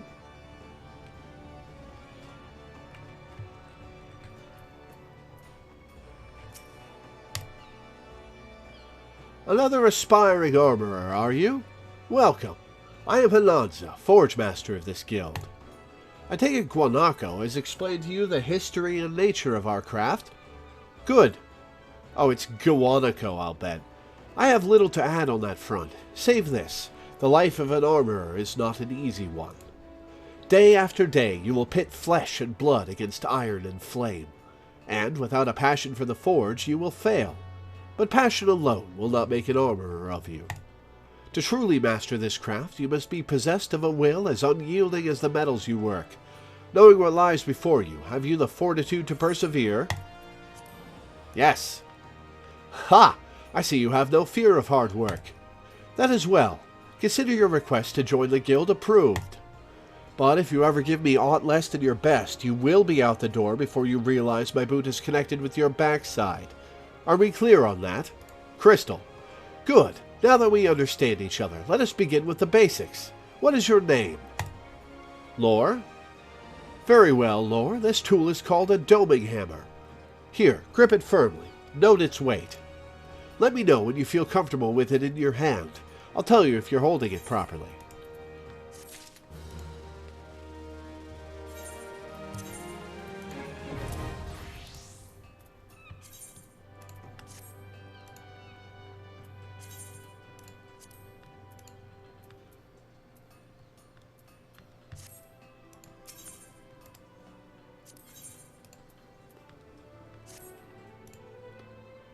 Ah, yes. If I didn't know better, I'd think you were an armorer, Lore.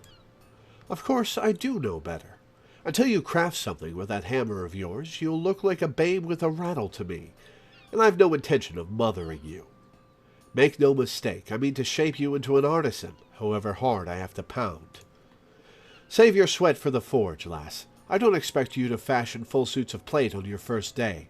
Just pay close attention to my instructions. Be diligent in your work, and the skill will come in due time. Now, let's be about your first lesson, shall we? I want you to take up your hammer and make me a bronze ingot. A mundane task, I grant you, but one which every armorer must master. Bronze, you see, is the most basic material of the craft, and bronze ingots are its building blocks. 'Tis not the strongest of alloys, of course, but it is that very quality that makes bronze so easy to shape, and the metal of choice for a novice armorer. To forge your ingot, you'll need to procure 2 chunks of copper ore, a chunk of tin ore, and an ice shard. The ore can be purchased from Somervib here at the guild. The ice shard you'll have to find on your own. Well, are you waiting for me to swing your arm for you? Or mayhap you would have me swing my boot?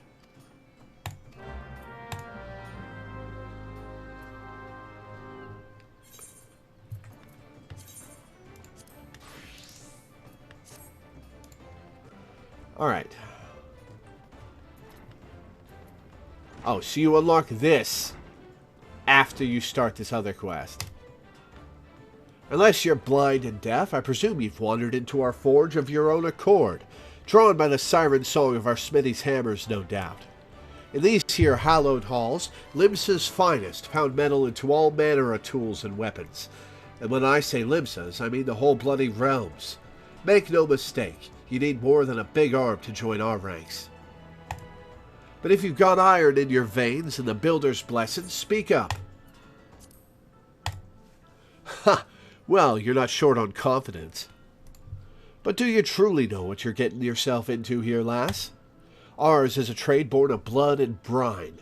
For as long as pirates have sailed the Rotano, smithies have forged their weapons and fitted out their ships from keel to cannon. Course, till sea swallows all ain't just an idle saying. Brine will eat through even the stoutest iron given time, and our forebears long struggled to forge more rust-resistant alloys.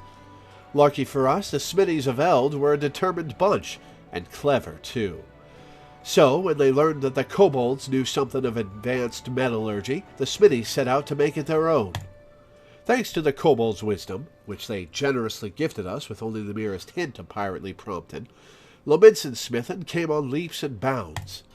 'Twasn't long before the Gridanians and Uldons started eyeing our knowledge like we did the kobolds, though.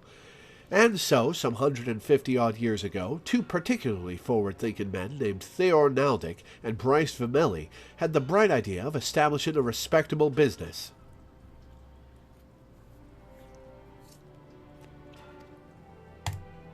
Being fair-minded fellows, they'd sell their wares to anyone who had the coin, pirates and foreigners included. And when folks weren't inclined to pay, they made sure to remind them that we hadn't completely forsaken our pirate ways. One sec, guys.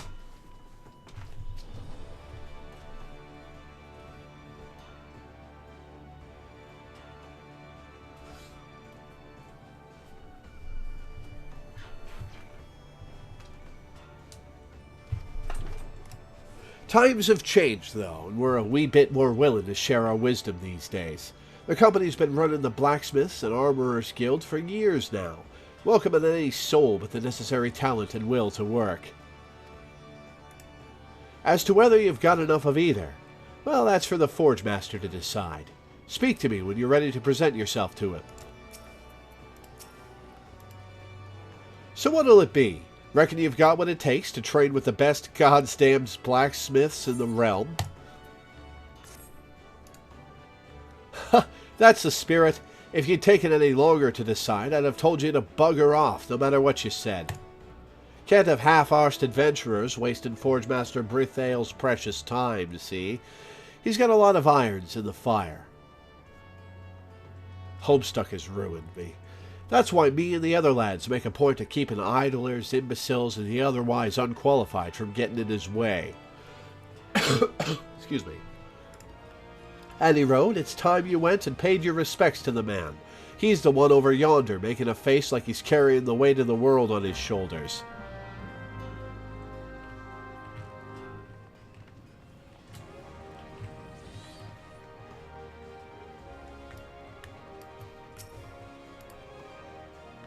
About time Randolph sent me a new recruit. It's been too long. I'm Brithael, Forge Master of the Blacksmith's Guild.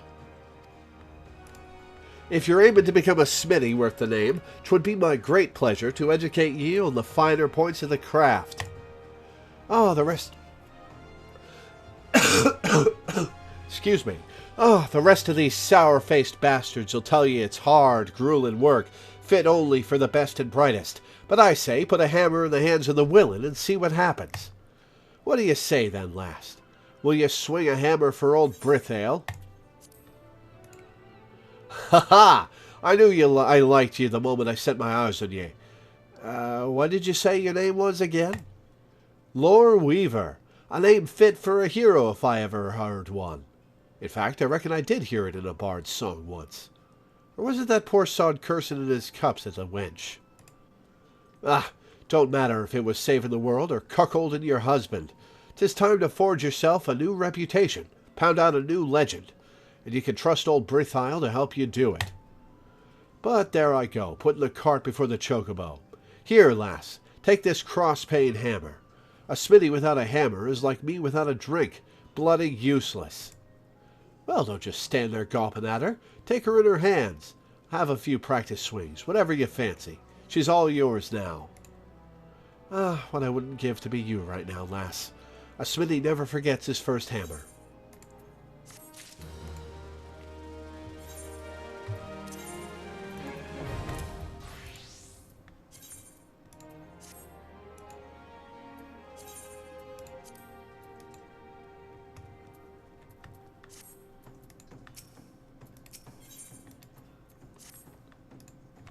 Now that there is a beautiful sight. Never forget, a smithy's hammer is her one true love. Friends will betray you, lovers will leave you, but your hammer'll never do you no wrong.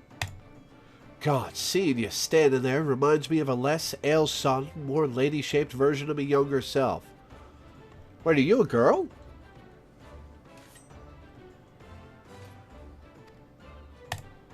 But on to your task. We ain't a congregation of soft-handed scholarlies here. Smithies learn by doing. Try your hand at making a bronze ingot. Any smithy worth her salt's got to master the fundamentals, and you can't get more fundamental than that. It ain't complicated. Bronze is just copper and tin melted down and mixed together. So you'll be needing... aye, that's it. Copper and tin ore. And seeing as most folk don't carry stuff like that round with them without reason, Smedhammer outside can provide you with some. For a price, that is. What the lad can't sell you, though, is the fire shard you'll need. It ain't complicated, but that don't mean it's easy. You need to melt the metals, after all, and to do that, you need to get 'em hotter than a bombard's backside. And that's all there is to it. Think you can handle it, lass?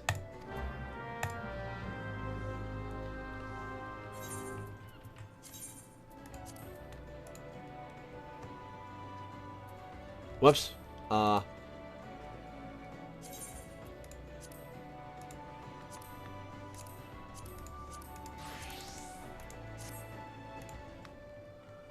Alright, so that's that. What next?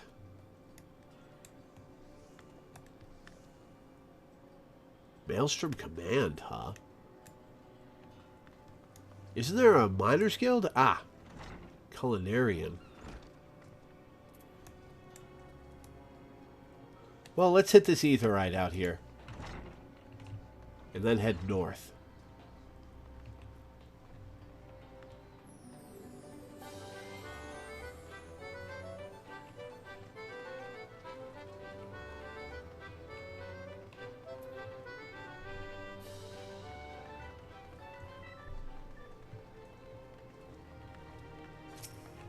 We have the Miners Guild in Ul'dah. Ah.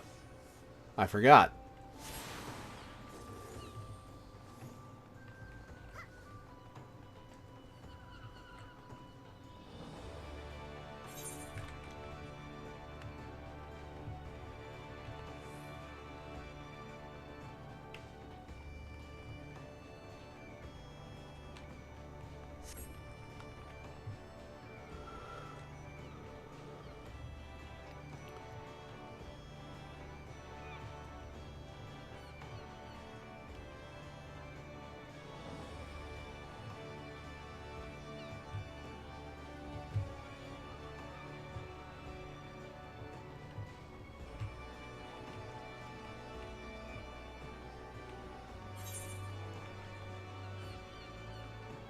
Hit this ether. Ah, there are 2 guilds up here.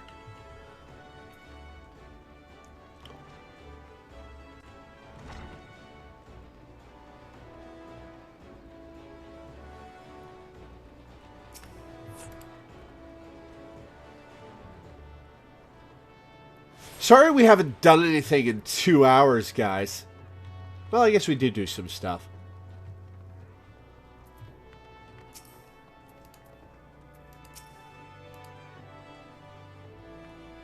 Ho there, adventurer! Curious about the Marauders Guild, are you? Any axe worth wielding needs 2 hands on the haft and has a blade what can chop clean through a galley's mast. That's the kind of weapon our members train to use with deceptive swiftness and brutal force. If you're of a mind to make the Marauders' art your life's work, then our guild welcomes you with open arms. What say you, lass? Keen to join the ranks? Well then, here's a bit of guild history so you know what you're getting into.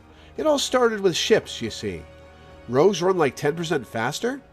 Huh, the speedrun might use them then.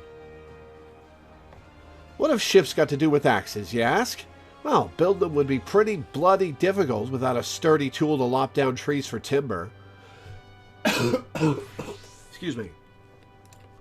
And since only the navigator herself knows when a ship will run afoul of a storm, or worse, it makes sense for the cruise carpenter to carry an axe on board.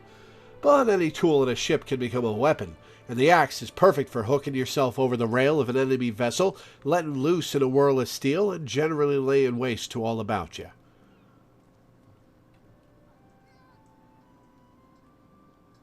The speedrun uses White Mage?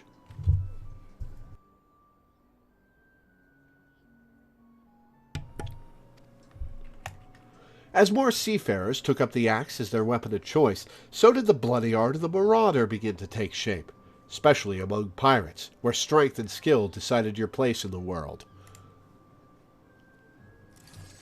With an eye to assembling crews of battle-ready raiders, the pirates started teaching the proper way to wield a chopping blade to their new recruits, and that's how the Marauders Guild first came to be. After the Galadian Accord was signed, though, the Marauders Guild was never the same. It was taken over, restructured, and purged of its pirate elements. It had been reborn as an institution dedicated to naught but the teaching of axe fighting. The members of this new Marauders Guild weren't no greed-driven cutthroats, neither. They were warriors what sought to use their martial prowess for the good of society. Still keen, are you? Think it over, then let me know if you decide to join our ranks. No, don't sit back down. I'm going to talk to you again. You've decided, then? You're ready to join the Marauders Guild? Alright, then. All that needs doing now is to speak with the Axe Master himself. Sound simple? I've seen folks slink out the door rather than put themselves in the path of that unnerving glare. That's the bloke right there in the middle of the room. Wernzoin's his name. Put some steel in your spine and look him straight in the eye when you talk to him, lass. Good fortune to you.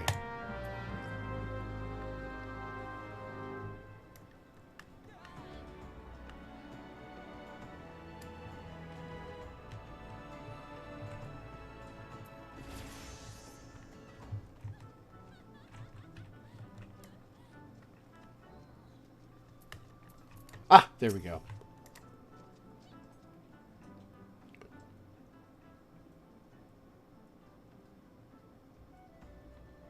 Yes, I'm Wordzone. Axemaster, they call me. Not the most imaginative of titles, I agree, but one should not underestimate the value of directness. I welcome your interest in our guild. The art of the Marauder is used to rend, to cleave, and to destroy. It is not our way to simply outfight our adversaries. We seek to overwhelm them. A Marauder must be the most powerful and enduring presence on the battlefield. We must account for the most enemies defeated. Our role in combat is that of a steel whirlwind, dealing death and destruction without equal. Is the Marauder a tank or a DPS? He's making it sound like a DPS, but I thought it was a tank. No doubt the question has already been put to you by Blothota, but once more shall I challenge your commitment. Are you prepared for the bloody carnage that awaits an initiate of the Marauders Guild? Are you prepared for carnage? Oh, it is a tank. Very well. Your name? Attend me well, then, Lore. Hold fast to this moment of dedication. The path of the Marauder is a jagged and perilous one. The blood that spills at your feet will oftentimes be your own. I present to you this axe as a symbol of your commitment. Your first lesson shall be how to hold it. Now, grip the haft with both hands and set yourself in a solid stance.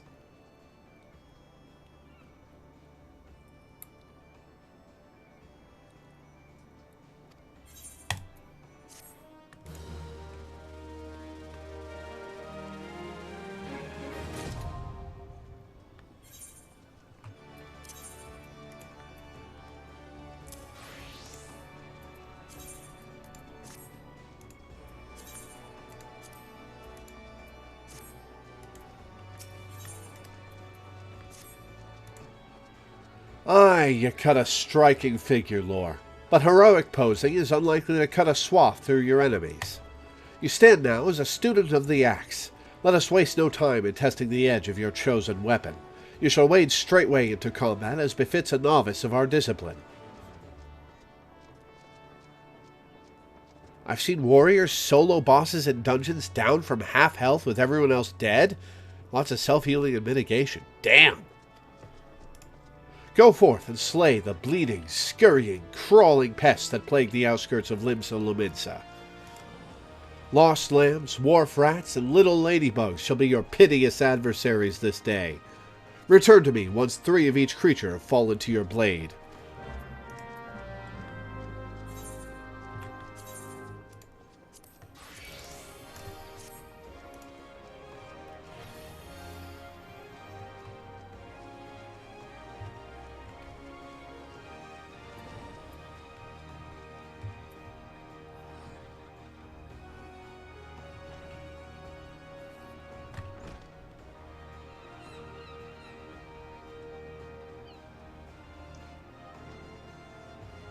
Wait, there was an ether right there. Did I attune to that?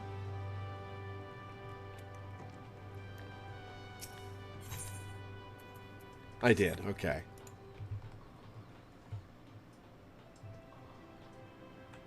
Time to learn how to be a chef.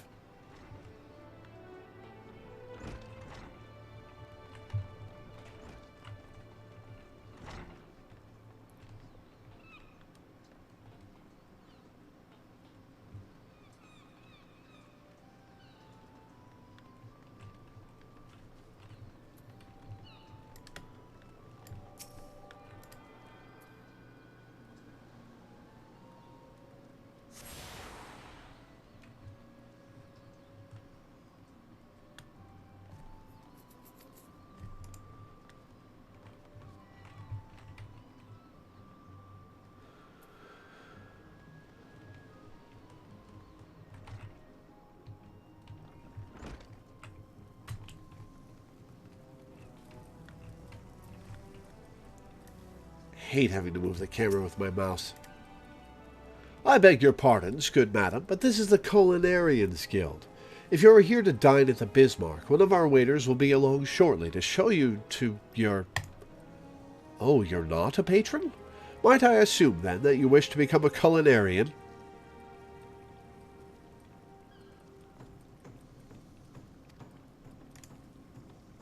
If so, I wholeheartedly recommend you join the Culinarians Guild. where one may learn the culinary arts under the finest chefs in all the realm. What say you? Yes. Wonderful! Then without further ado, I shall acquaint you with the history of our guild. As you are doubtless aware, Loreweaver has long been the gastronomic capital of Eorzea.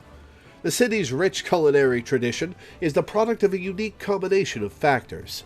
The first is our proximity to the fertile lands and plentiful seas of Vilbrand, which have ever yielded bounteous produce. The second is our standing as the realm's foremost trading port, which grants us access not only to exotic ingredients from faraway shores, but also to foreign merchants versed in their use. We are, in short, the beneficiaries of culinary knowledge from every corner of the world. Until recently, knowledge of this kind was passed on solely through word of mouth, and was therefore susceptible to corruption and loss. But that all changed when one man made it his mission to catalogue every recipe of note. His name was Admiral Gulskif Baldvensen, also known as Mast Cleaver. The man's love of fine cuisine was such that, at sea, he would regularly spend as much time preparing meals in the galley as giving commands on the bridge. It was none other than he who founded the Culinarians Guild and codified cooking methodology. Today, the guild carries on Baldvensen's legacy, though the scope of our endeavors has expanded significantly. Not content with simply preserving existing recipes, we labor tirelessly to devise wholly novel culinary creations with which to delight the senses. To this end, our doors are open to folk from all walks of life, including adventurers such as your good self. One may liken our guild to a great pot of stew, and each member to an ingredient imparting a unique flavor. As with every dish, however, adding ingredients willy-nilly is certain to spoil the taste. Before you may take your place in the pot, you must be deemed a worthwhile addition by Guildmaster Lingsouth, a man whose passion for cookery burns hotter than any oven. Before troubling him, I must warn you that ours is a truly sweltering kitchen. As such, you would be well advised to ask yourself, can I stand the heat? If you earnestly believe that you can, speak to me once more, and I shall be glad to guide you through the enrollment process. So, have you the resolve to walk the path of the culinarian? Wonderful. Then you must speak to Guildmaster Lingsouth at once. This will come as no surprise, but he is the finest chef in Loreweaver. His skill and dedication are second to none. You will find the Guildmaster up the stairs yonder, keeping a watchful eye on his charges. Impress upon him your desire to learn, and he will surely find a place for you in his stew, by which I mean the guild.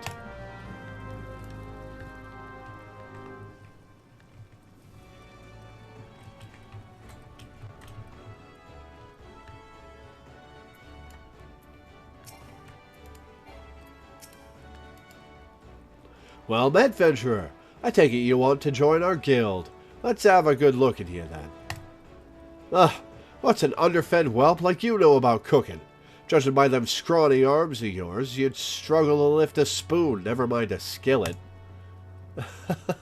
I jest. It don't take muscle to be a culinarian. Else, it don't even take talent, at least not on its own. No, lass, more than anything else, becoming a good cook boils down to passion. If you got that, there ain't nothing you can't achieve. So tell me, have you got it? Sure, that's the spirit. Aye, your passion for the culinary arts is plain to see. Is it? I'm not much of a cook. And you'll be needing every bit of it if you want to become a master culinarian. Why, if mastery was a 12-course dinner, I'd hardly have finished the soup. Make no mistake, our trade's as tough as old mutton, and passion's the only thing what gets us through the grisly bits. But enough talk. Have at you. What do you call yourself? Well then, Lore, welcome to the guild. To mark the occasion, I present you with your very own skillet. Ain't much to look at, but it'll more than serve a novice like yourself. Now then, let's see whether you can tell which end's which. Aye, I know I said you'd struggle to lift a spoon, but you've won me over. Now, show me you can hold a skillet, and I'll get you started on your first task.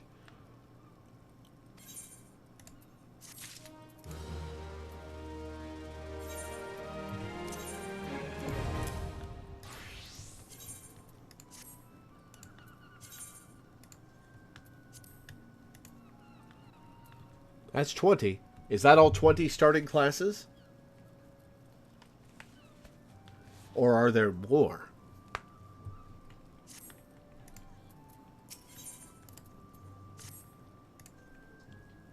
I see you're holding the skillet the right way round. Good. A culinarian lives and dies by his utensils. Get that into your head before you do aught else, or your food will look like shite and taste worse. Now, let's see what you can do. For starters, I want you to make me some maple syrup using your skillet. Is that how you make maple syrup? I'm not sure it is. Recipe's as simple as they come. You only need 2 things, maple sap and a fire shard.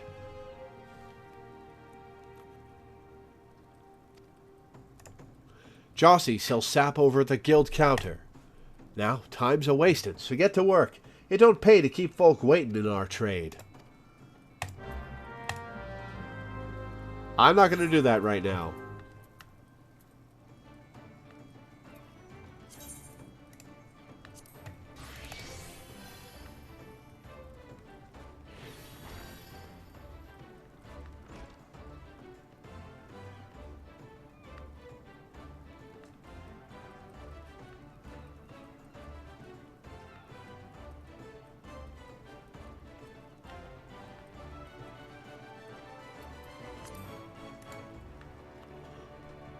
It is all the crafting classes. Cool.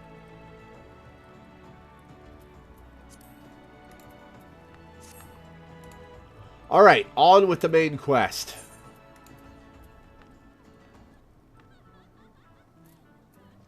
Right next to the central aetheryte.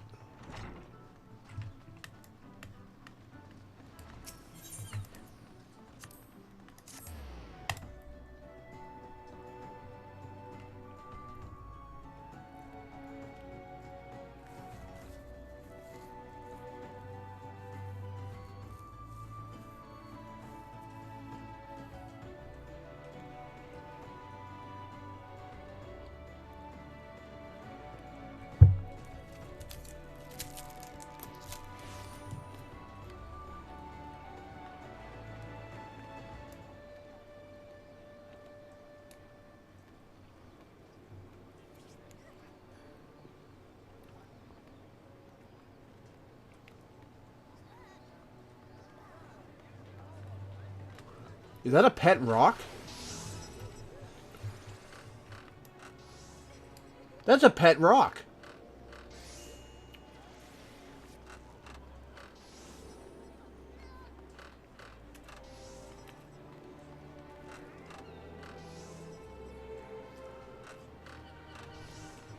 Oh, wind up Tifa, wind up Eris. Cute.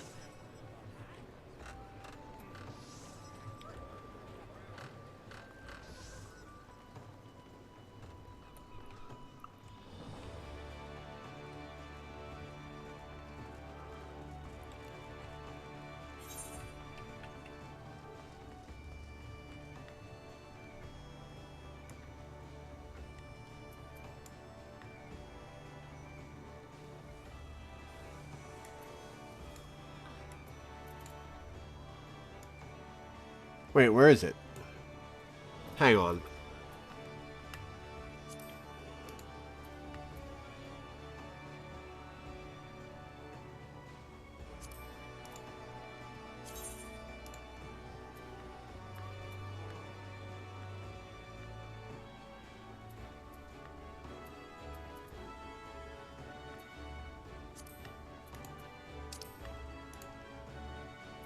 Ah, I'm right next to it. Okay.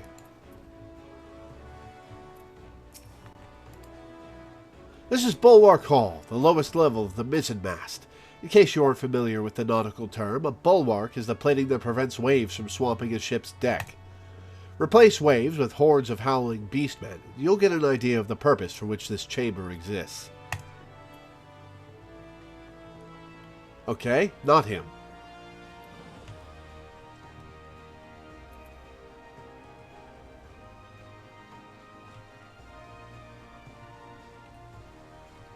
Ah, lift attendant.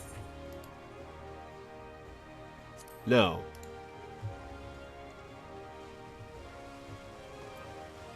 Oh, There you are, okay. Greetings, madam, and welcome to our fair city. If you would permit me to examine the seal and the missive you carry.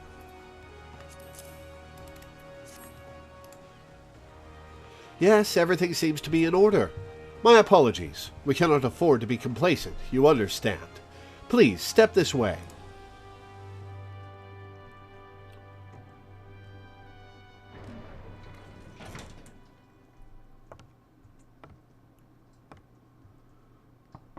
Enter. Oh, this one's voiced. Oh, it's you! I remember you from that flashback. I did not expect the Gridanian envoy to be an adventurer. It's pronounced envoy. That the elder Seedseer would choose an outsider to represent her nation's interests. This way.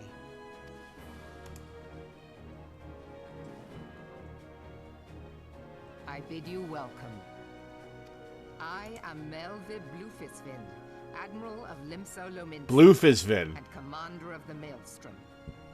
Okay, so OEF is pronounced oof. Got it. Now, what news from the Black Shroud? Merlvin Bluefisvin is the sound you make when you're drowning.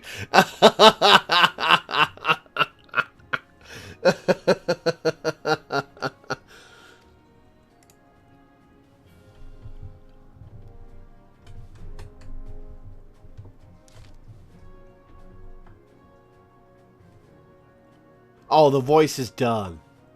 A memorial service to honor the fallen.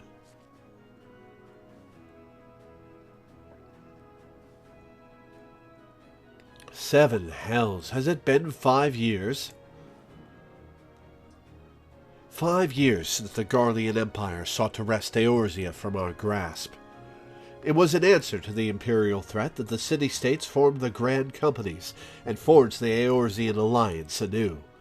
But Garlemald was not content to wager all on a simple contest of martial might. They had other plans, the Meteor Project. Legatus Nell von Darnus, hells take him, intended to cleanse our realm by snatching the lesser moon, Dalamud, from the heavens and casting it down upon our heads. Desperate to prevent this lunatic scheme, we marched our forces to the Cartano Flats, and there met the 7th Imperial Legion in battle. Never have I seen a fight like the Battle of Cartano, and I have seen full many.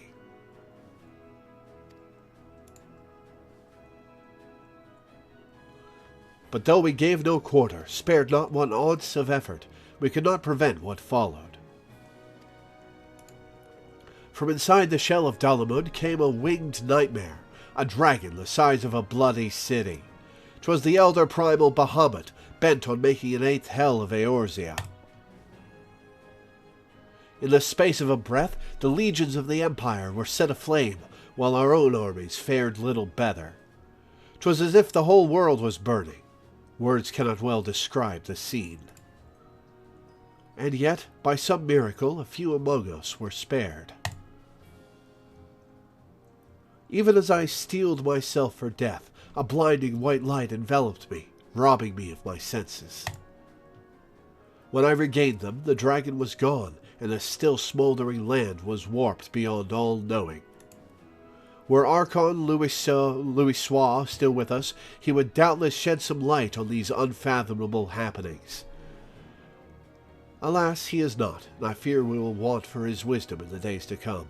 Oh, is that the guy from the meme who got obliterated by the explosion? For while our nation struggled to recover from the devastation, the Beastmen call forth their damned primals to torment us anew. Unless we put aside our differences and rebuild now, our foes will catch us unprepared. And I speak not only of the Beastmen. Do not imagine that the Empire has forsaken its claim on Eorzea. The Imperials crowd our borders, waiting to strike. Damn it all, we need champions to replace those we lost. But such thoughts are worse than worthless. Time is short, and none will save us, save ourselves. It is the duty of every soul who survived the calamity to work together for the good of Eorzea, and this memorial service may be the very thing to unite us. Aye, Connie Senna has the right of it. I accept her proposal.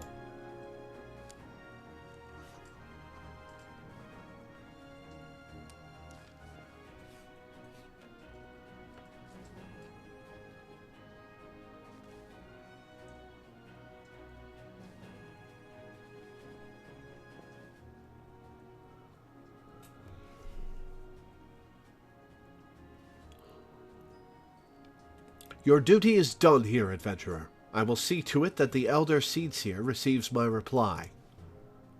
You travel next to Ul'dah, yes?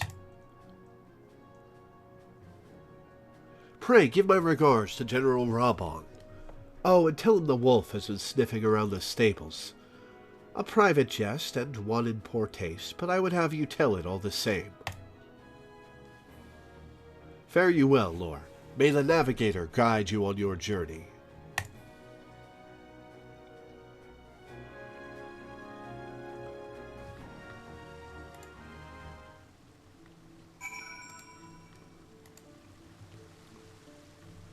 All right, to Ul'dah.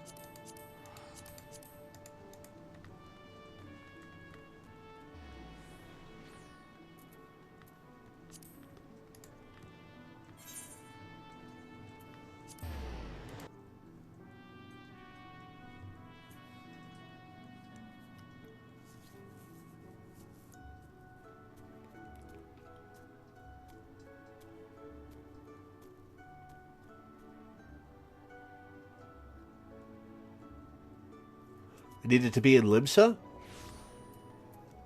I'll go back then.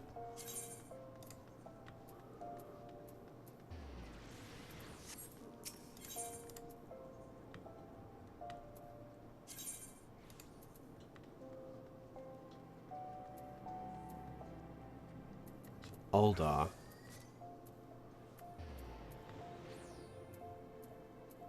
Wait, how do I pick another Aetheryte Plaza again?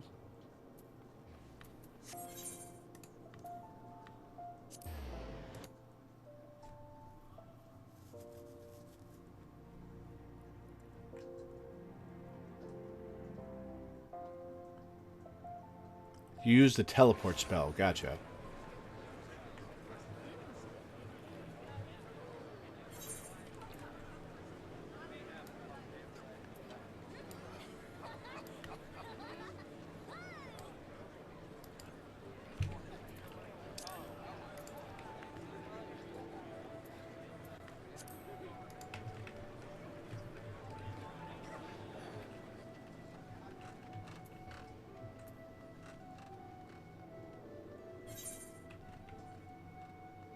No.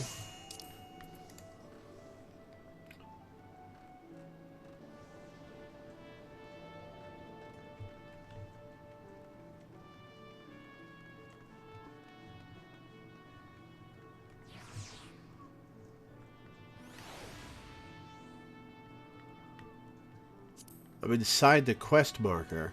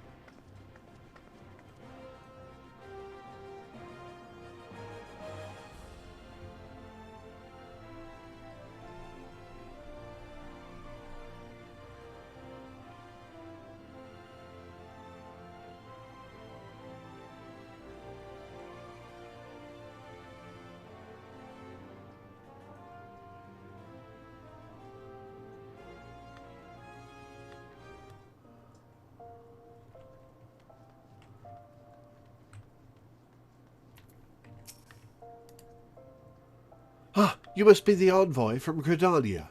Welcome to Ul'dah, madam. The Flame General awaits your arrival.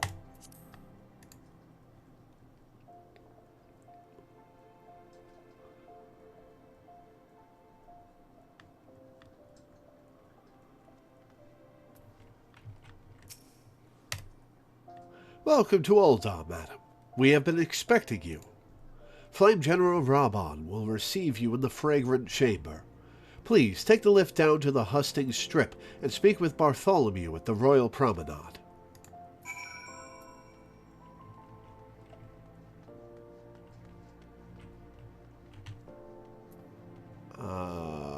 Door. Where is the door? This way.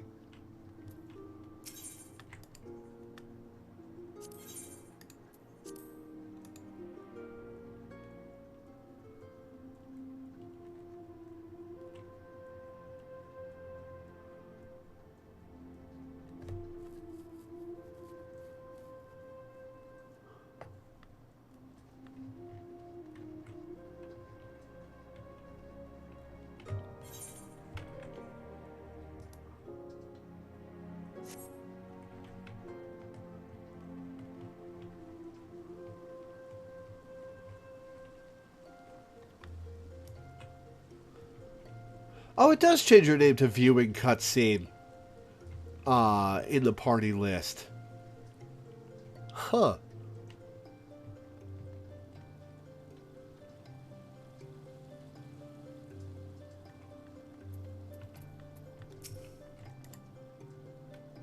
The Gridanian envoy, I presume.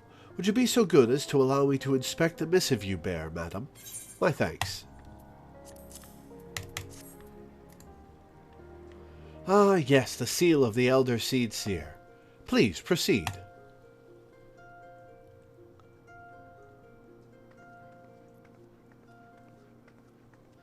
Must seem like you're everywhere? No, I mean, you've played this game I thought I smelled leaf mold.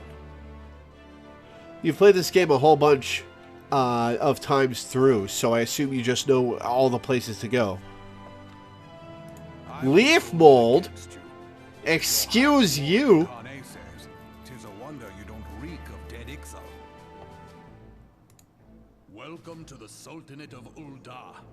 I am Reborn al-Din, General of the Immortal Flames. But you did not come all this way to trade formalities. I barely want to trade formalities at all with you.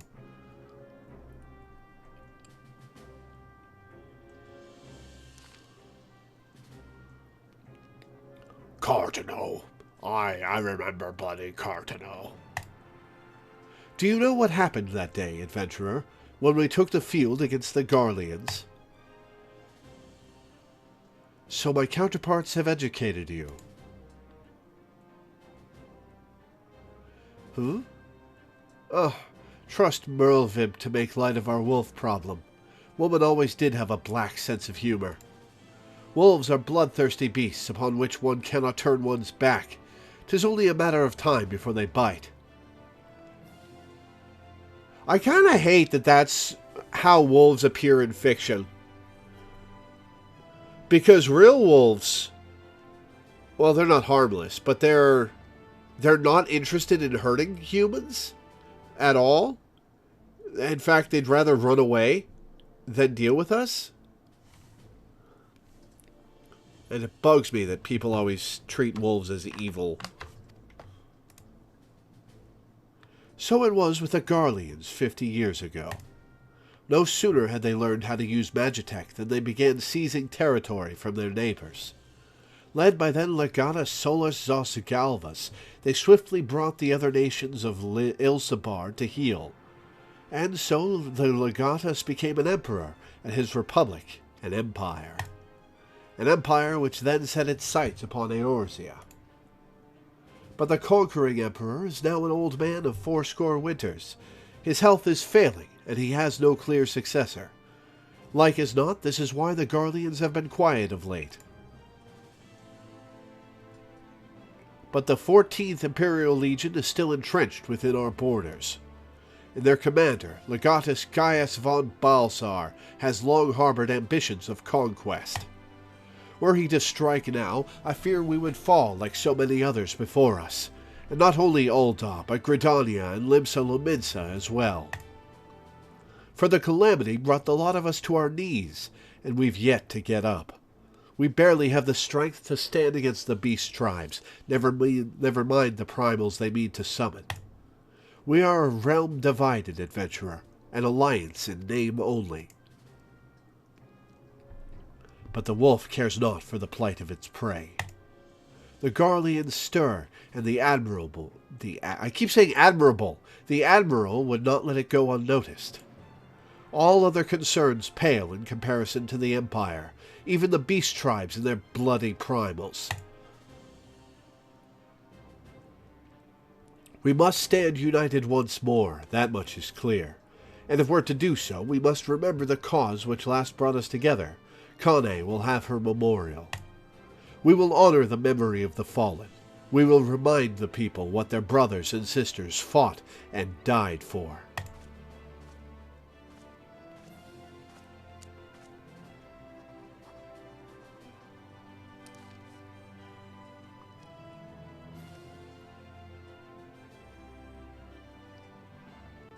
Shall I inform the Sultana and the Syndicate?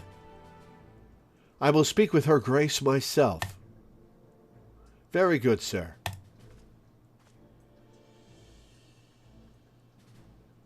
The Elder Seedseer will have my reply anon. My thanks to you, adventurer.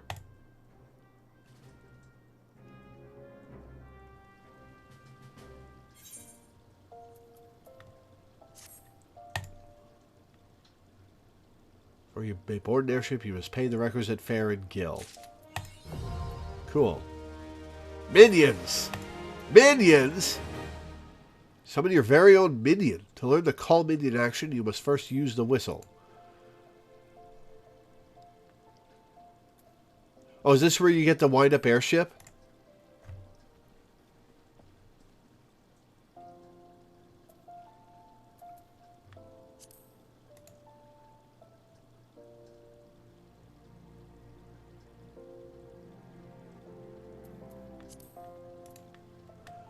Alright, so... What did it say the minion call button was? Shit.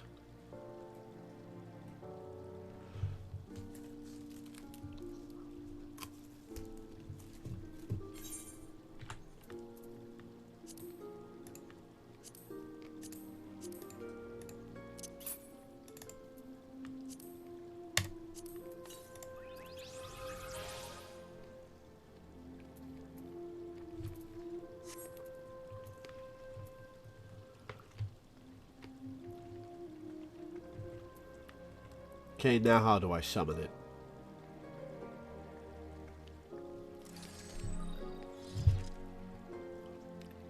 How do I summon it?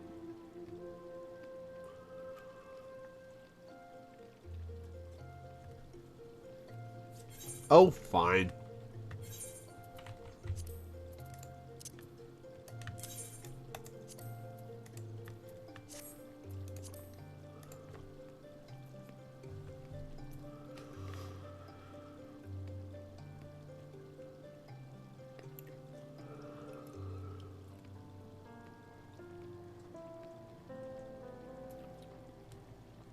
Open my menu. Which menu? There's 1,000 of them.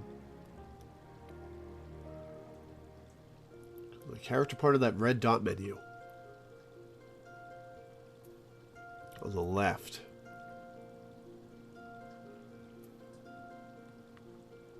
What red dot menu? I don't... What?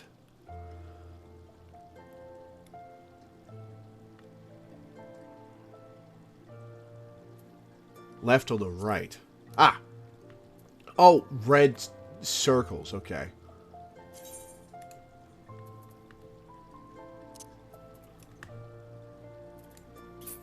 Alright, I gotta unlock my hotbar.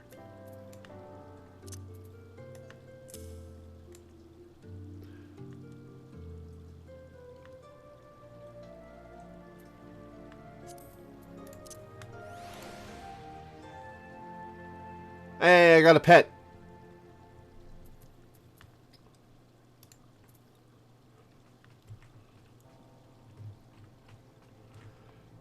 Alright, now I can use the... I'll grab this quest, but now I can use the airship and go to the gold saucer, right?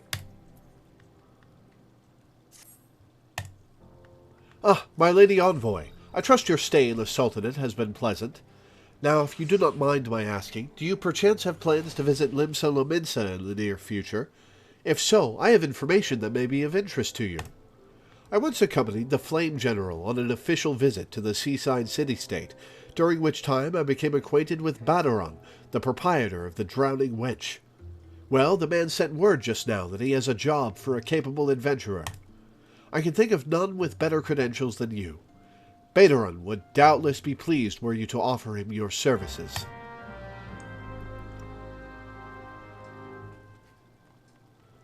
Saucer quest is outside the Aetheryte Plaza, then you need to go back there again afterward for the event quest.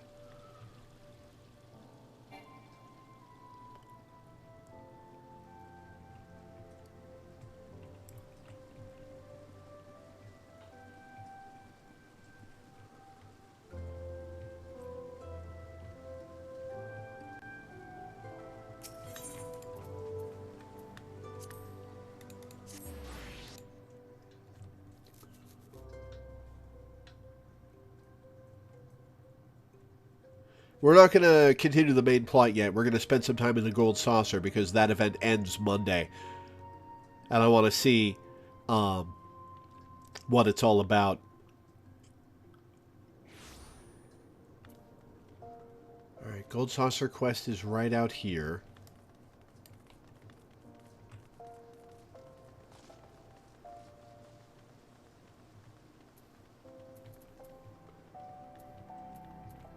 You've got a class ability.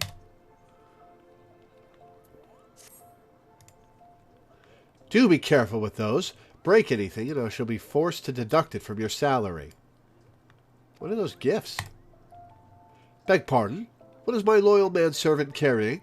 Why, a not-so-small fortune in prizes, ably won by yours truly in the Gold Saucer. You have heard of the Gold Saucer? Nay? Ye gads, woman! You might at least try to keep up with the times. It's only the Sultanate's newest and finest place of entertainment. Thrill to the sight of majestic birds roaring down the straits at the Chocobo races. Pit your wits against your peers at the Triple Triad tables. At the Gold Saucer, one can do all this and more, and if you know what you're about, you'll walk out a wealthier woman than you entered. If there's a better place to shake off one's cares after a grueling day of promenading, I've never heard of it. Did I mention the prizes? Ah, but I dare say you'd rather discover them for yourself. Yes, I'll wager you're wondering just how, in Thal's good name, you can experience the wonders of the Gold Saucer firsthand. Am I right, or am I right? Ha! I thought as much. Well, since this has been my lucky day, I don't see why it shouldn't be yours, too. I just so happen to have a spare golden airship ticket, you see. Consider it a gift from me to you, m'lady. Just show that ticket to the fine lady over at the landing, and you'll have a seat on the next airship bound for revelry and riches. Be fairly warned, though. You may expect no mercy from me should our paths cross at the Triple Triad tables. Nay, not so much as an ought! Ha ha!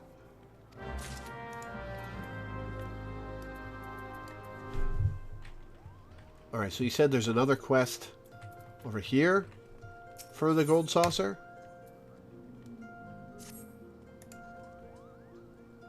Pardon me, my good madam. My name is Ollier, and I am employed as an attendant at the Manderville Gold Saucer.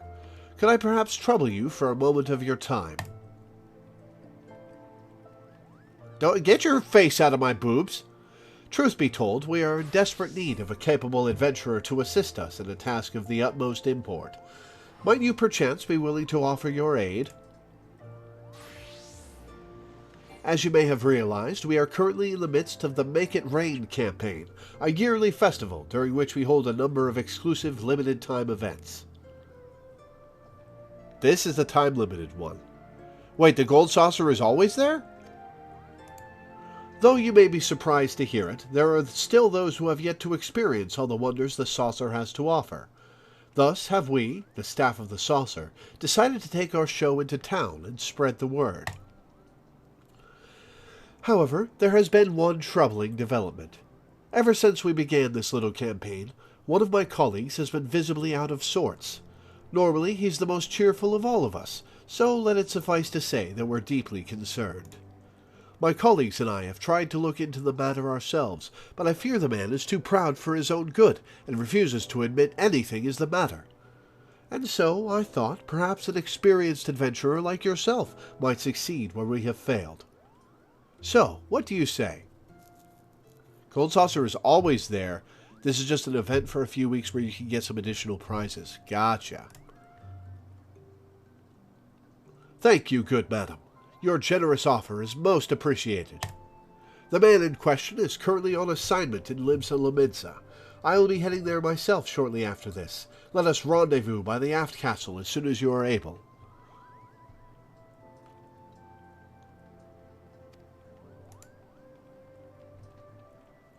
Get your face out of my breasts!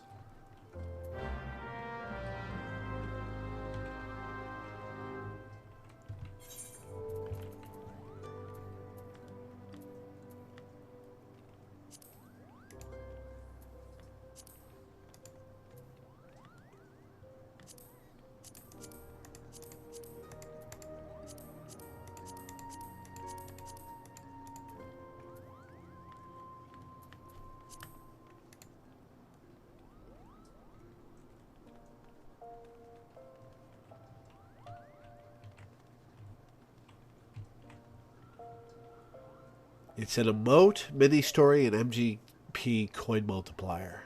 MGP? What is MGP? Alright.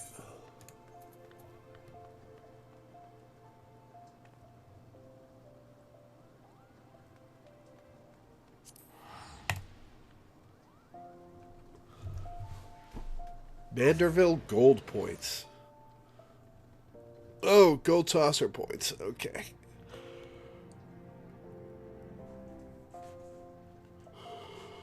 Excuse me.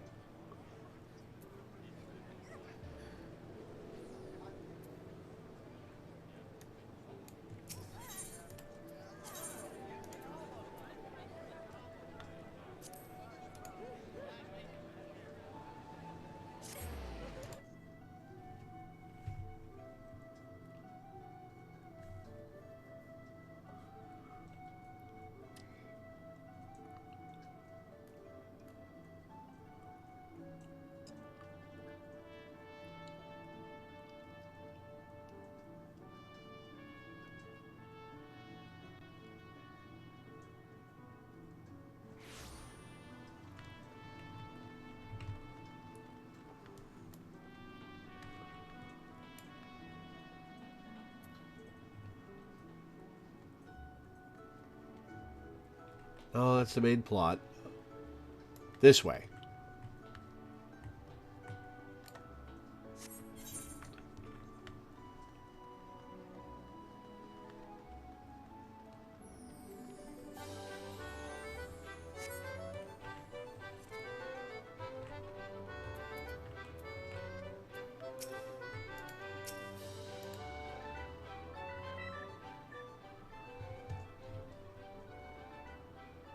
Ah, there you are.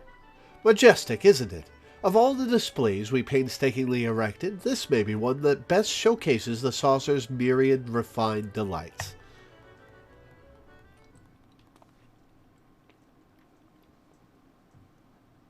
As for the fellow I mentioned... Ah, that's him right over there. The big row?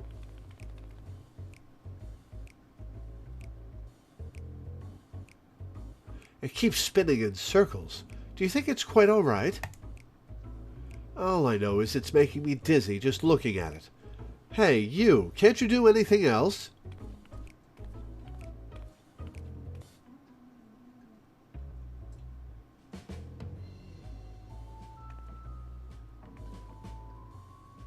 Look, you've angered it. Or perhaps that was some manner of impromptu dance performance. In any case, I can't say that I'm terribly keen to see what it does next. Not when we have a table waiting for us at the Bismarck. So long, spiny whatever you are. It's a cactuar. Surely you know what a cactuar is.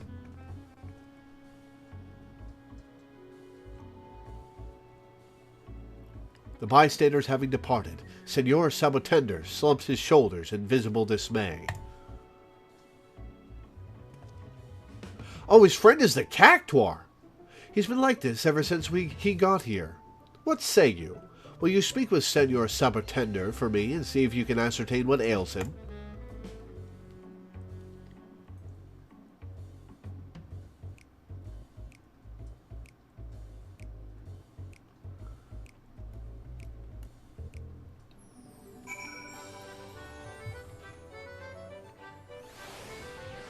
I have to say, I've never been a fan of the Gold Saucer music. It's just so repetitive. And it's not a genre I'm particularly a fan of.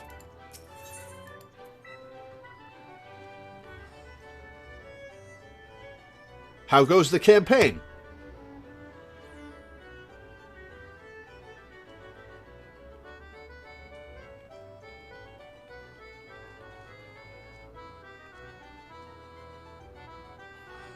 Senor Sabotender strikes a pose, but speaks no words.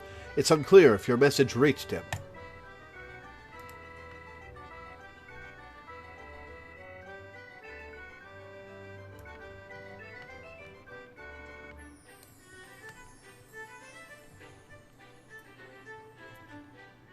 Senor Sabotender rushed off to the west. Perhaps he wishes to speak with you in a more secluded location.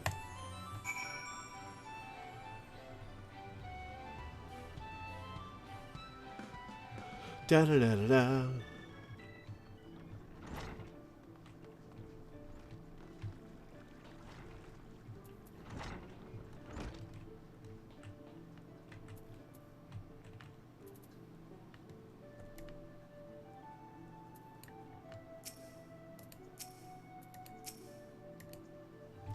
Oh my God, come on.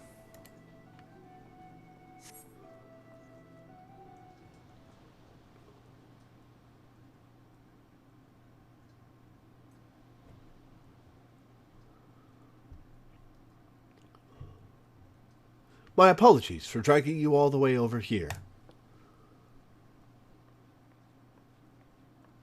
Wait, it was a Lalafell in a costume?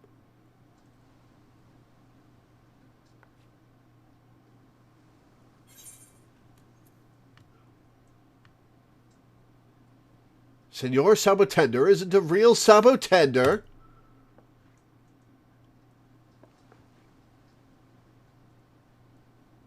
How did you fit in that costume? Surely you jest. Everyone knows it's a Lalafell in a costume. The name's Nanafon, and I happen to be that Lalafell.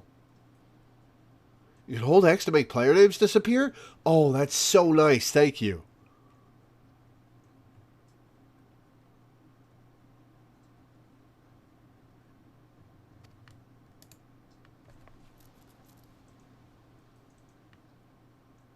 You saw that just now, didn't you? I did my damnedest to convey the sheer splendor of the gold saucer with my usual grandiose gestures, but my audience was clearly unimpressed.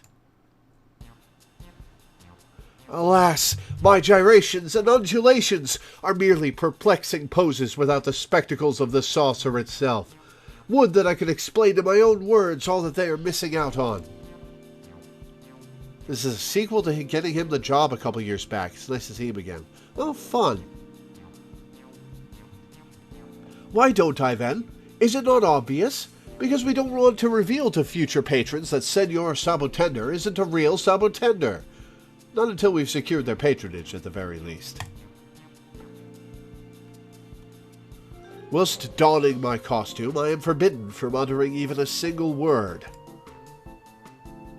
Such is my plight, you see.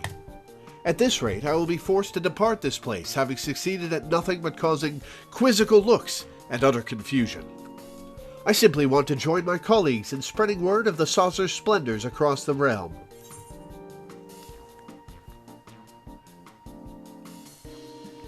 And that's where I come in, somehow. Well, I've never been to the saucer, so how can I explain its splendor? What's this? You'd be willing to assist us in our cause?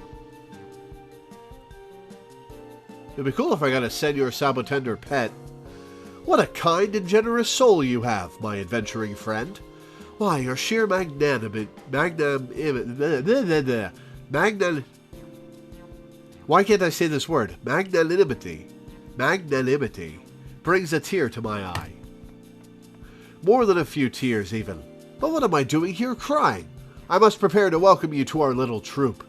Pray, let me know whenever you are ready.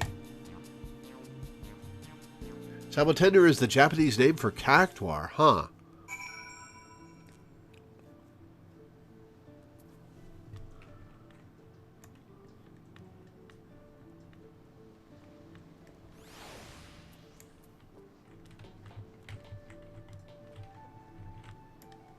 Alright, let's test this. Yep! They all disappear. I can't click on them anymore. Cool.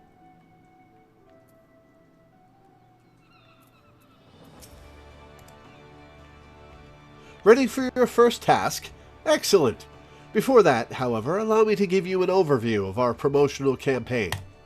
We begin with a survey asking for people's impressions of the Gold Saucer. Reviewing the responses, we noted that the vast majority of patrons cited the attractions as one of the venue's main selling points. While it is true that our attractions are a highlight, there is, as you are well aware, so much more to the saucer. So we got to thinking about how best to go about informing the world of our lesser-known delights. I came up with 4 main features of the saucer that I hope to promote to people. Which shall I explain first? The allure of the cactpot.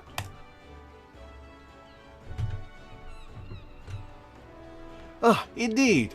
Whether it's the mini cactpot, which casual players can enjoy as many as 3 times a day, or the lucrative jumbo cactpot, available once per week, both offer Gold Saucer patrons a chance to test their luck and reap lavish prizes. Easy to enter, with incredible fortunes for the taking, the mini and jumbo cactpots are among the most popular ways to rack up MGP, which can then be exchanged for a host of alluring prizes. Dream big and enter the cactpot today, only at the Manderville Gold Saucer.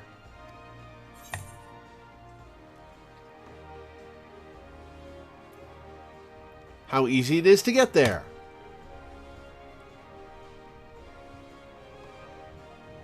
Tell me about it. Though the saucer may seem far away to many, being located at the edge of the Sogoli Desert, did you know that airship passage is available entirely free of charge from all of Eorzea's major cities? And though the wonders that await you in the saucer's halls are the main attraction, I'll have you know that the journey via airship is a singular delight in its own right. So, why not invite that special someone to soar through the skies on the way to the realm's premier leisure destination? The Manderville Gold Saucer, only a coin's toss away.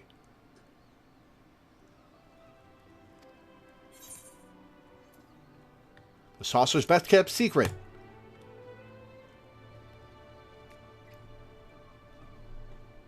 Oh, clearly I stand before a woman of discerning taste. Well, the saucer offers no end of games and attractions. Refined patrons such as yourself are known to enjoy slipping away to our full-service bar for a refreshing libation or two. That's right, we've assembled the realm's best barkeeps to prepare a plethora of potables, sure to wet your whistle and put you in the mood to marvel at the saucer's many wonders. Do be sure to stop by. The lavish costumes of the staff. Ah, a keen eye for fashion, I see. Then you're sure to appreciate the unique costumes and couture worn by our staff. A wardrobe prepared by the Sultanate's most esteemed tailors to meet the demanding aesthetic sensibilities of our owner, the incomparable Godbert Manderville. Be sure to bring something to cover your eyes. The sheer gorgeousness of these ornate outfits is likely to blind you if you do not. Yes, that's right. The Manderville Gold Saucer is a veritable gallery of the most glamorous garb our civilization has ever seen. Well, how did that sound? I dare say I've done a remarkable job of distilling the essence of the saucer's appeal into concise verbiage. Simply remember all of that verbatim, and you'll be ready to help us spread the word of the saucer wherever you go. And with that, I do believe it's time for us to get this show on the road.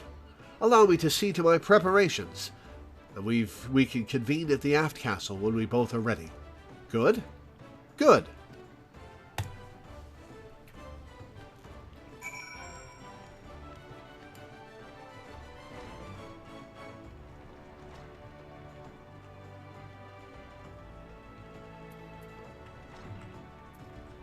Whoops, wrong way.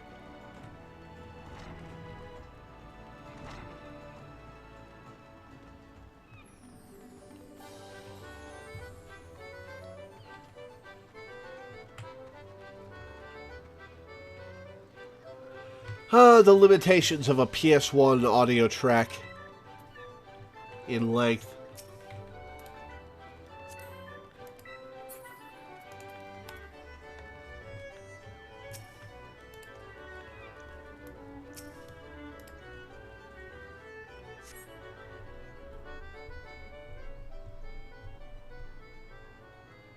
Oh, it's a remix, yes, but it's the exact same tune.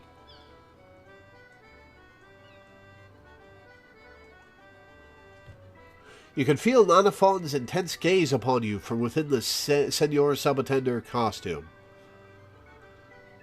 I have listened to Chrono Cross OST. The Otherworld Overworld track is one of my favorite songs in all of video games.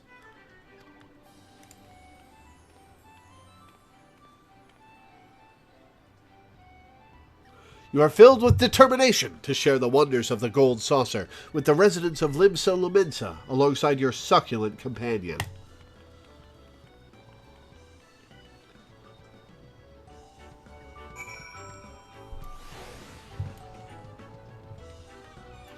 I have to go preach about the Gold Saucer in places. Alright.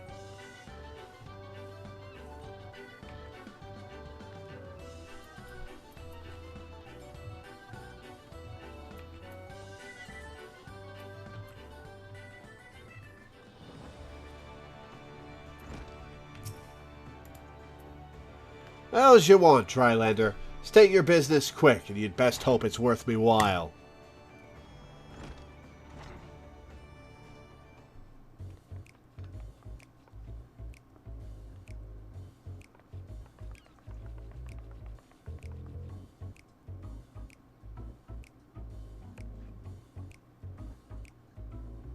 The Gold Bloody Saucer?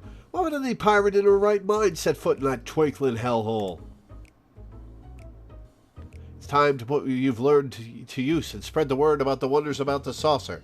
Succeed in drawing the interest of influential Lominsans, and Nanafon will surely be heartened.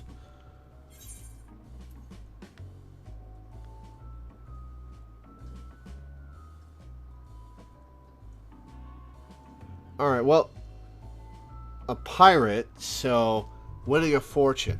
On the other hand, she's got a special someone right next to her. Which do I do?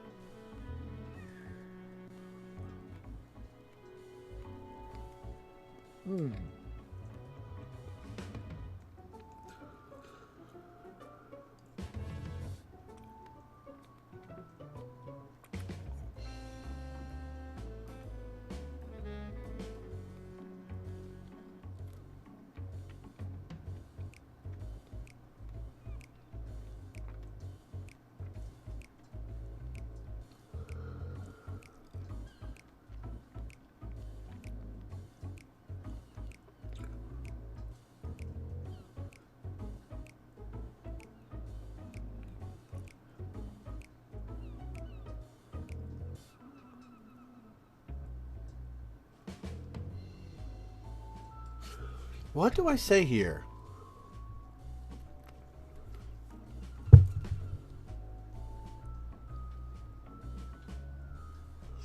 Alright, actual question. Can I fail this quest?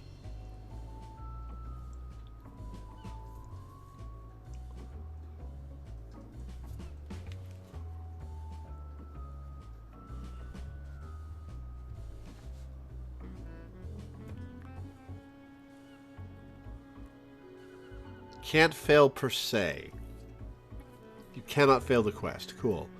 Well, I'm going to assume this is a lesbian, so it's the perfect place to bring that special someone.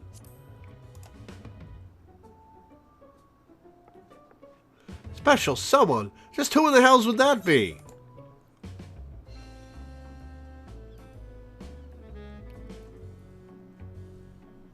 Oh, we're in the territory of bullshitting hard here. Okay.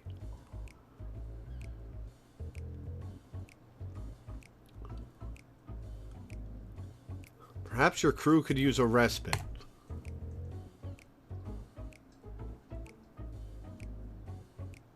McCrew? That's your big idea? Then again, the girls would have retired from active duty could always use a break from tending to their little ones. I'd wager an excursion would do them well. Haha! Success!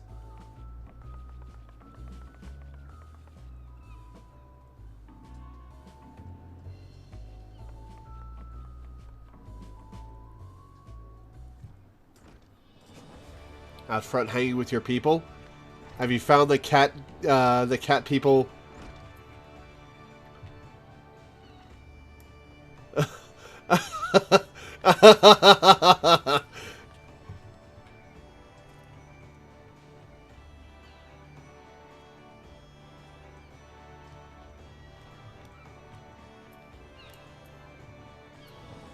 Oh, the names hadn't loaded in yet.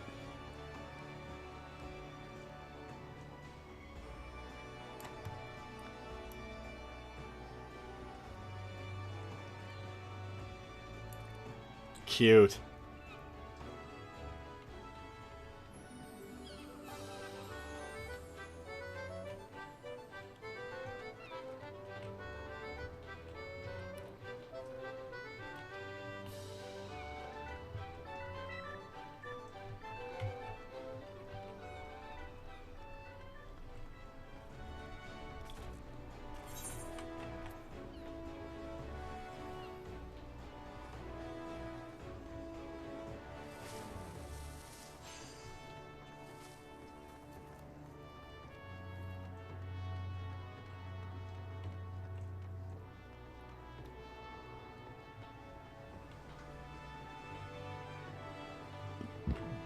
Ah, excuse me.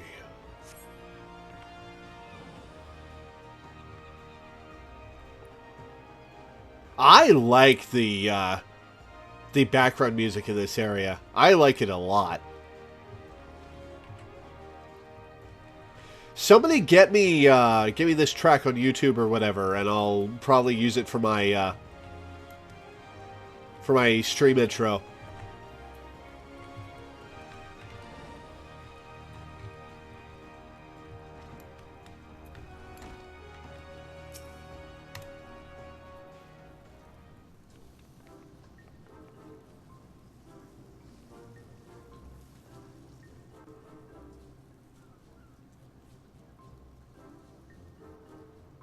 What have we got here? You're a fair share pricklier than the folks what usually show up here at the Bismarck. This is the realm-renowned mascot of the Manderville Gold Saucer. It's called I Am the Sea. I don't know this guy very well. I'm going to say this is the realm-renowned mascot of the Manderville Gold Saucer.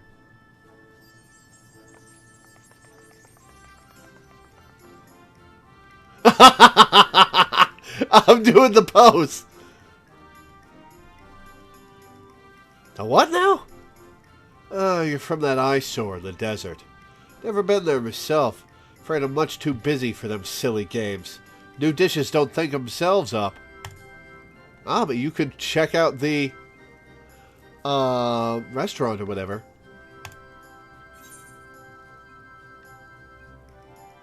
You could partake in libations to delight even the most discerning epicure. You don't say. Me inspiration could do with some refreshing. I'll pay this saucer of yours a visit, just as soon as I know me apprentices won't burn this place down in the meanwhile. Well, that was easy.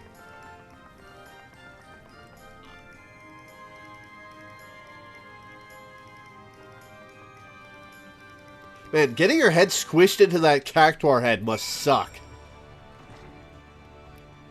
Alright. To the lower decks.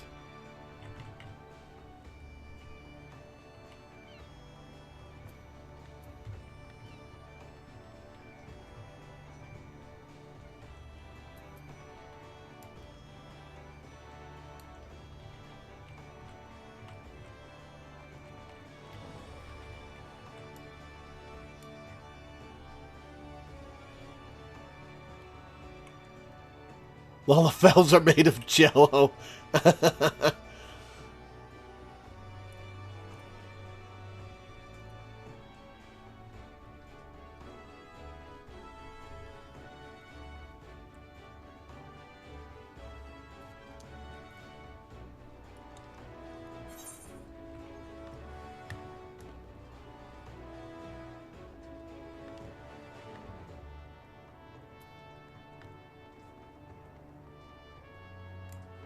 I see. Okay.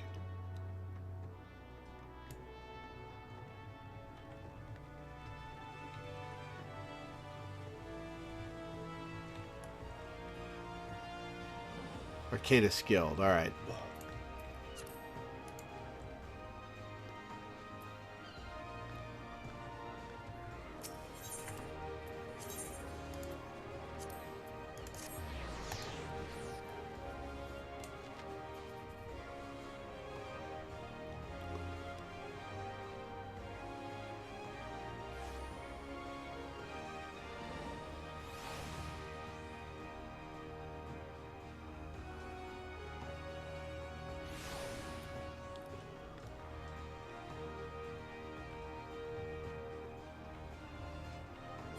Wait.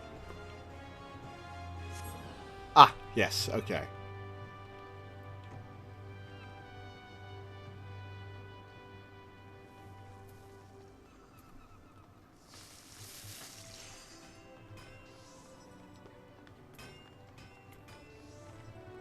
Kyoku Yorun. Oh, is that a kobold? Is that what the kobolds are? Oh, this is a rat person.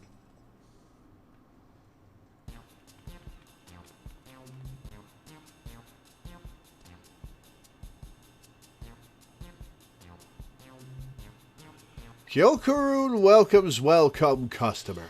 Customer, be welcome. Why are you shaking? Not customer. Not come with custom.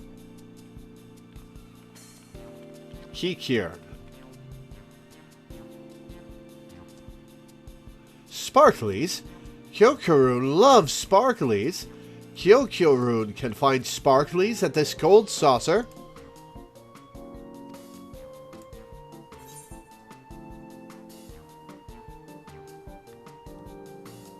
Hit the cactpot and become a gillionaire.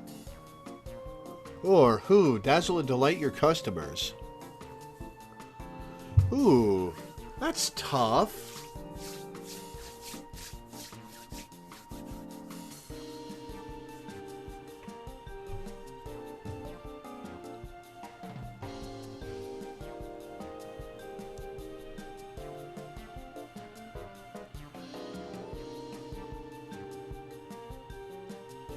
Who?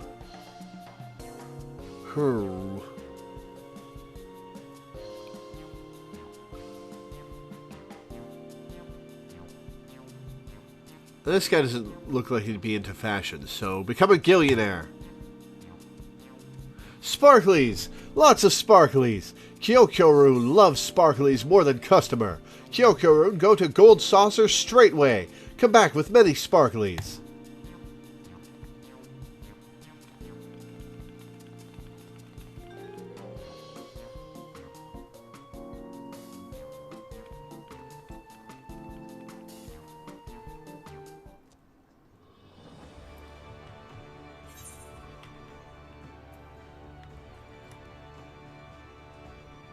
Alright, Fisherman's Guild.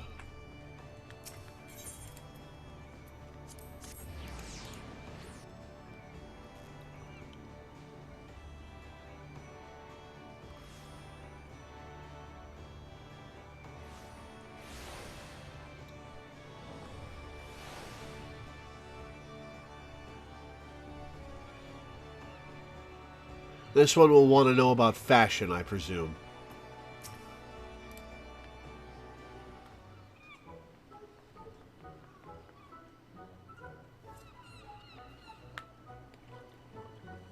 Here, Chovy, Chovy. Ye gods, you're no Chovy.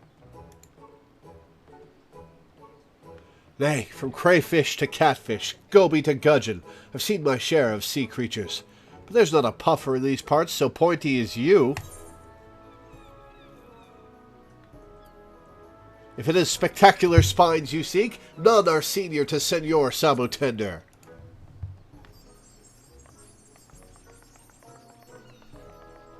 I hate that little dance. Oh my god, he's got a little mustache and soul patch. Oh, I didn't know Lalafels could grow facial hair. Oh, he's got different colored eyes, too. Well, that's a detail nobody will ever notice. Interesting that they went to the trouble of,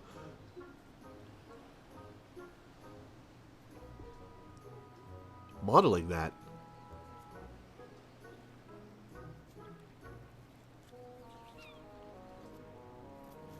Lalafels are adults? Yes, but I didn't know the species could grow facial hair. So another one with a big old Texas mustache.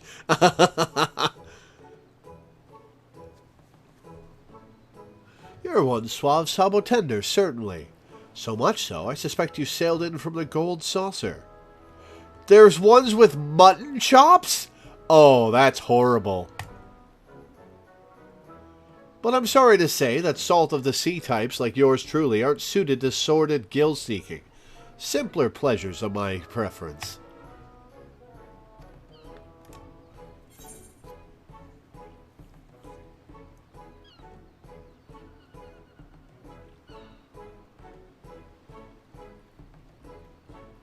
Huh. I've already used libations and fortune winning, so I'm going to talk about fashion with him. What's this you say?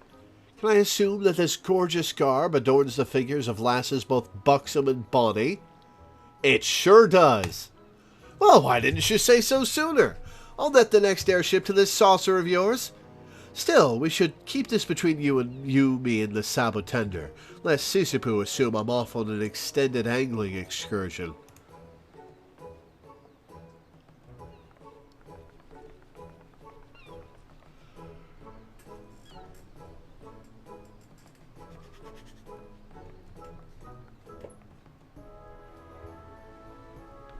You have done your best to spread word of the Gold Saucer among the residents of Limsa.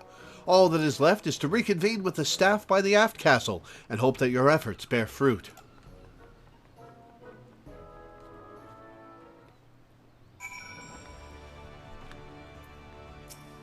That is a good hat.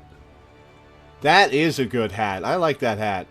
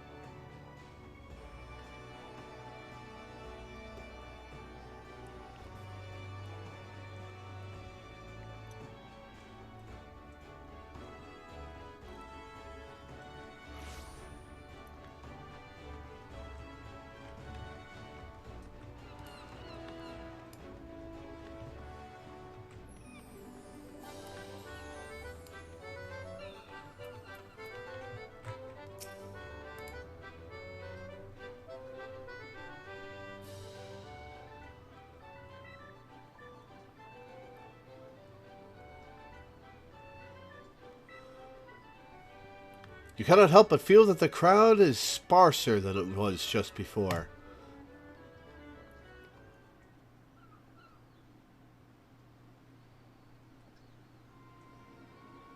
Senor Sabotender, there you are! I have urgent orders from our superiors. All staff are to conclude their missions and make preparations to return to the saucer post-haste. They are inspired by Final Fantasy XI's Tarotaro, who look just as cute and are known for, among other things, having done a genocide. Wow!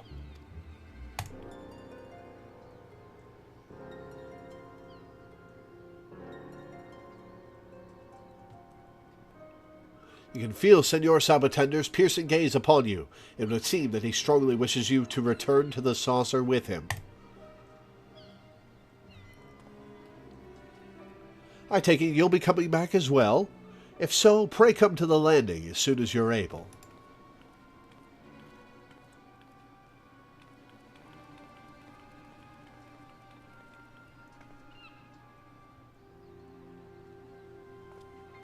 I know Shantota was that race in Final Fantasy XI. I didn't know they were called Tarotaro.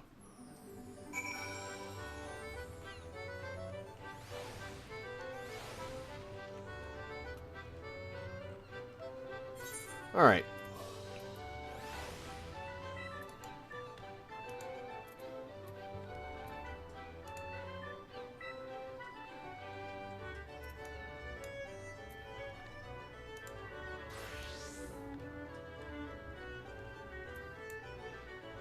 Where is the... right here. No, that's Ul'dah.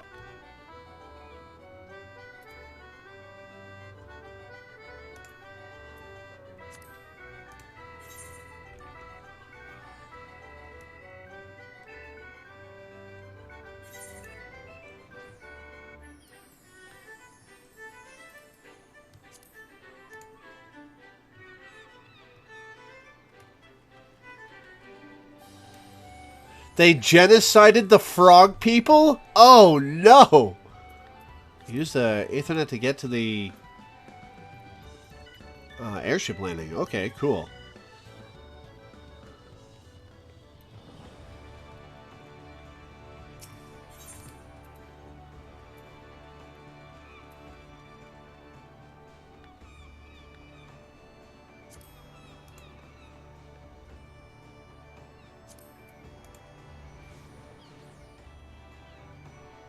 What's the ferry docks?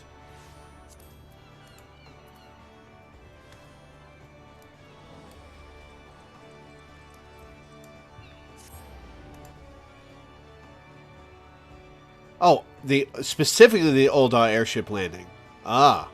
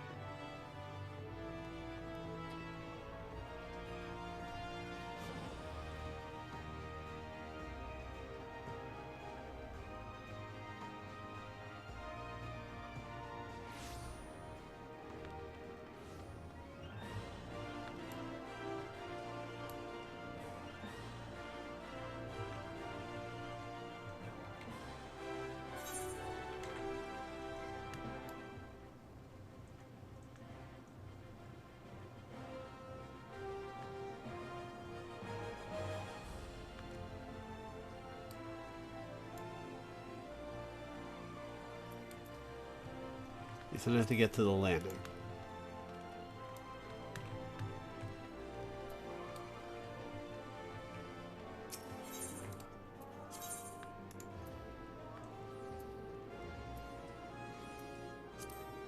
Aha!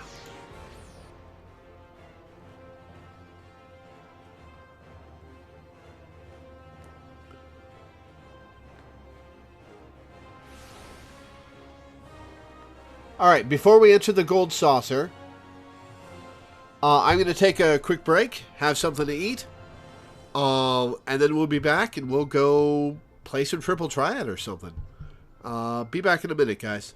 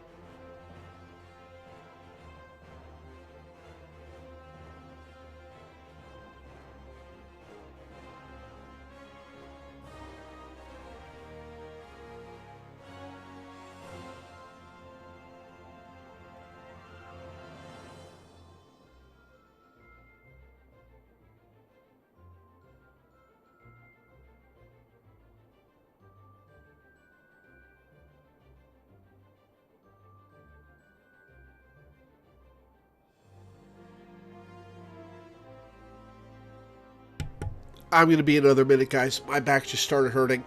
Ah.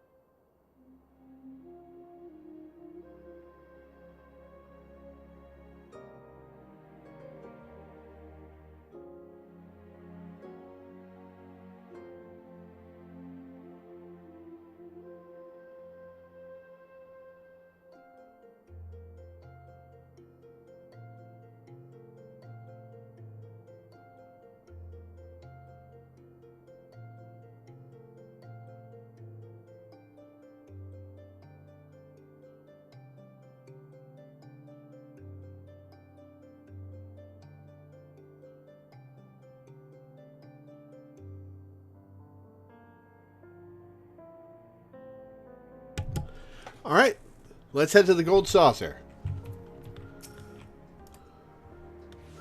This is the reception desk for flights bound for the Manderville Gold Saucer.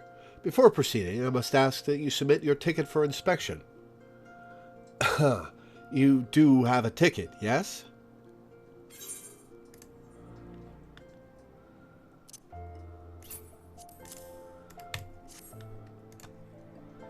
It appears that everything is in order. An airship will be departing shortly before the next bell. Shall I reserve a seat for you?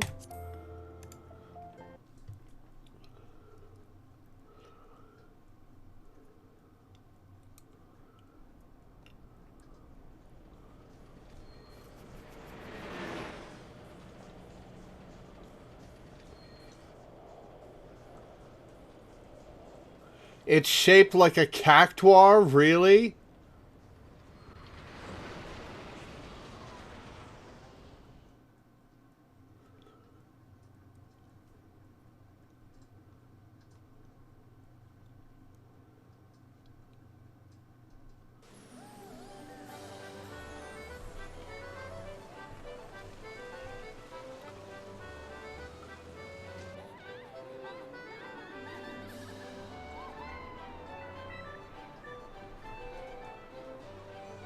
You can see it in the background of Southern Thanalan, huh?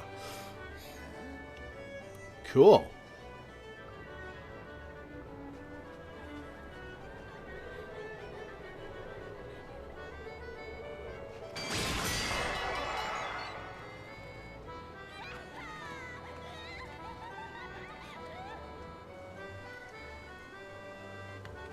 Welcome to Disney World.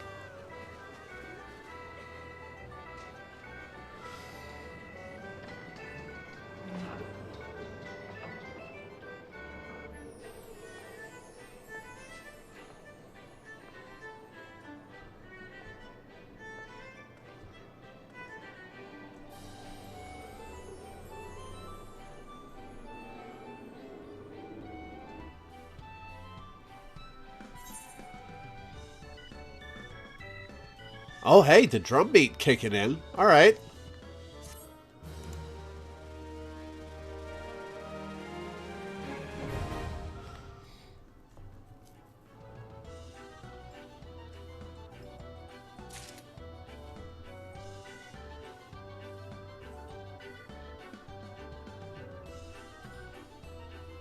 It is much like a large frog filled with prizes and value. I love that post.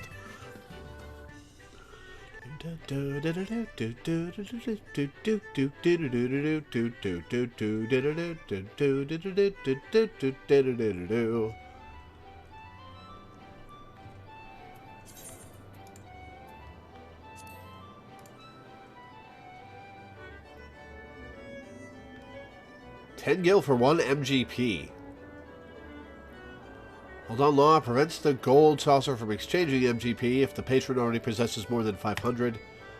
MGP cannot be converted back to gil. Prize claim attendant. Cool.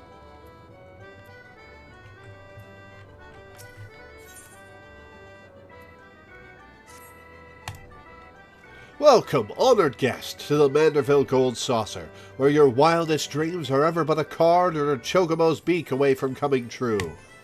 If this is your first visit, nothing would please us more than to give you a full tour of our establishment, that you might enjoy its wonders to the fullest. At the conclusion of the tour, it is our custom to offer our esteemed patrons a complimentary gift, straight from the vaults of our illustrious proprietor himself. Consider it Lord Manderville's way of personally thanking you for your patronage. Should you wish to take the tour, pray proceed to the main counter over there and speak with the receptionist. On behalf of the management, may I take this opportunity to thank you for choosing the Gold Saucer. Rest assured, my colleagues and I will spare no effort in seeing that your visit is a pleasant and profitable one. May fortune smile upon you. So where's the basketball game that I can use to farm points?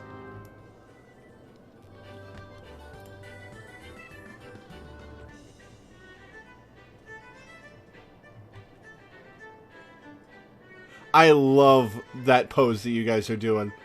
I love that that's a thing. So hey guys, I'm really sorry that we haven't done anything as a party. The basketball game is in here? The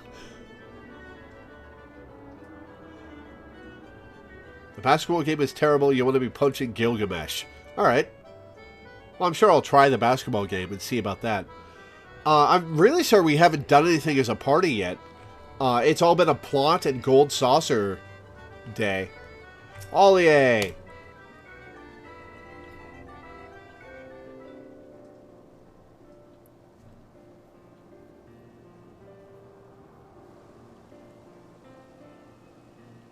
So, where can a man get himself one of those drinks that they're saying are the talk of the realm? Why are you here in your chef outfit? Why aren't you in regular clothing? Ah, clearly you're an individual of discerning tastes. Right this way, my good sir.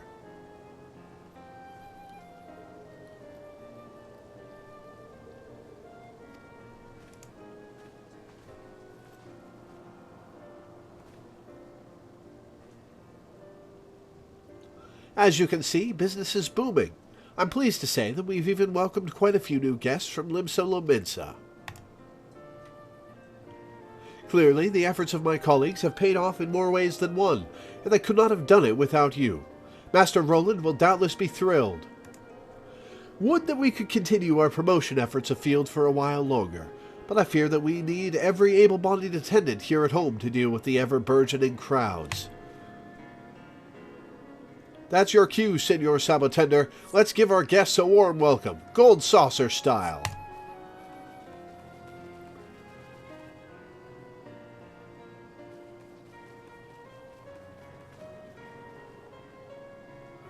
In any event, I thank you. Not only have you helped us to expand our clientele, but, as you can see with your own eyes, Senor Sabotender is back to his typical energetic self. As his colleague and his friend, I cannot begin to express my gratitude. I can, however, offer you this as a small token of our thanks. Till our paths cross again, may fortune smile upon you with the saucer. What'd you give me?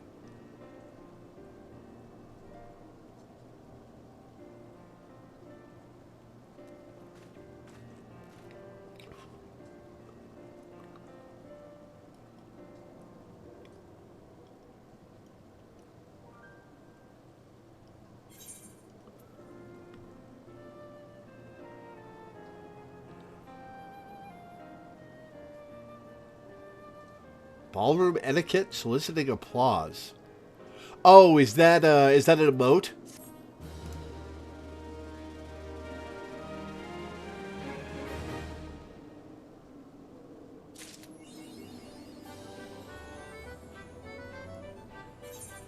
Hey, I leveled.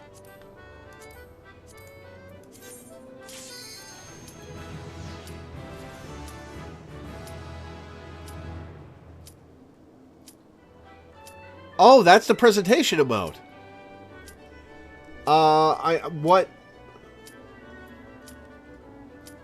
What is this?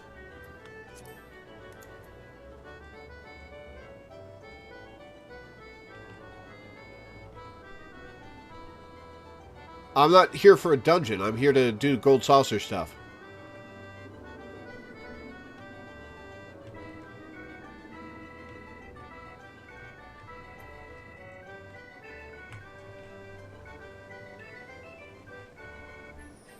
One of the reasons to be in the... It's not a dungeon, it's a gold saucer event. Oh, well, invite me again then, please.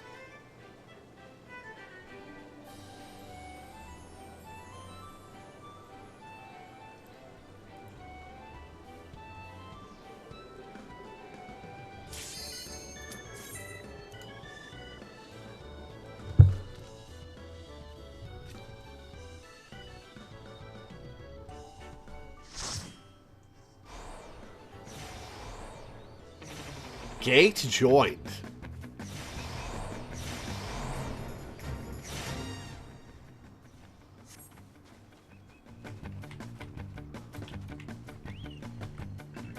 Oh shit!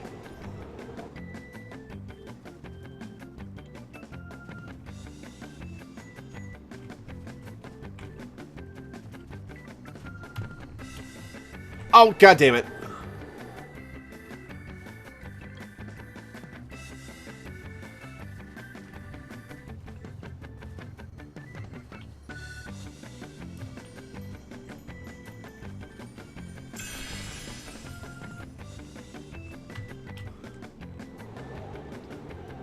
Platforming on KBM is not great.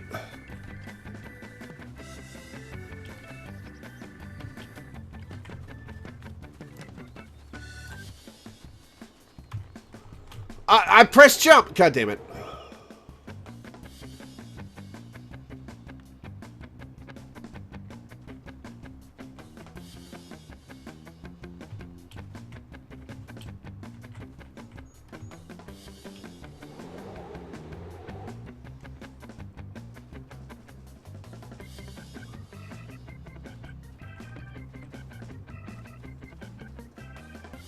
Sorry, 3D platforming on KBM is not great.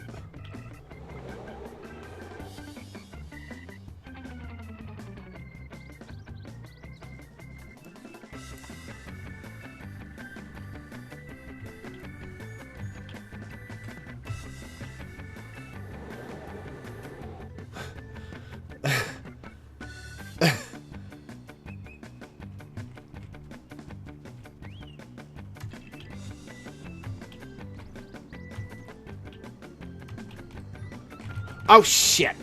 I overcompensated.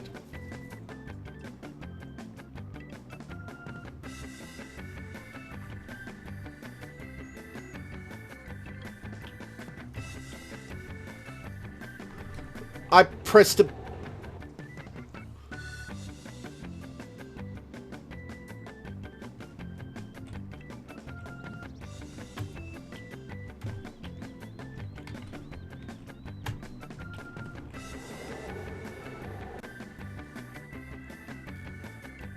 I did tilt the camera down. I guess I'll tilt it more.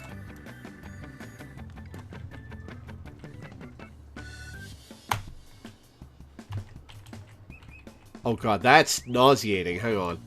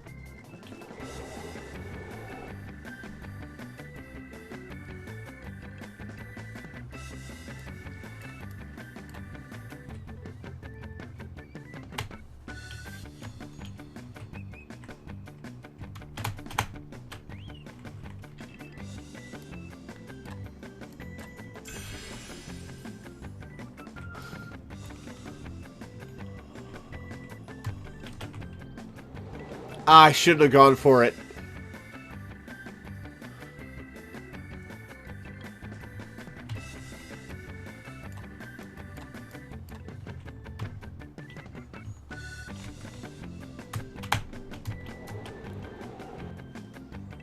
I keep pressing the jump button while I'm already in midair. God damn it.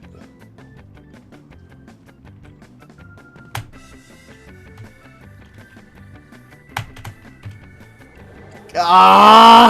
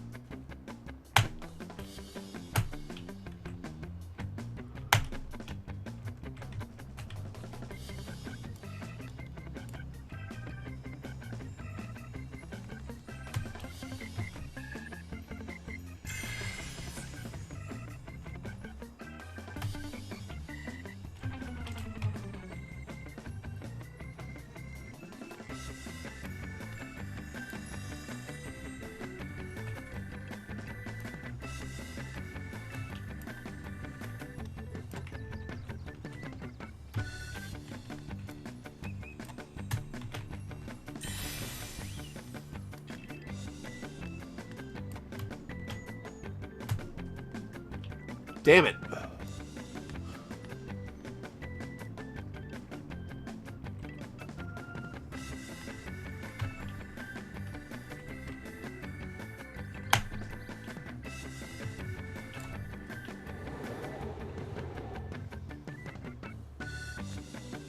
Remember, you can make precise movements by turning using the camera. Oh, goddammit. All the way back here? Well, maybe you can, but I'm not used to KBM with turning the camera via mouse.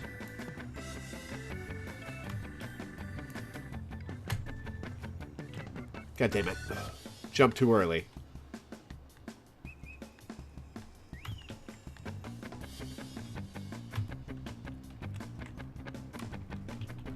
Ah!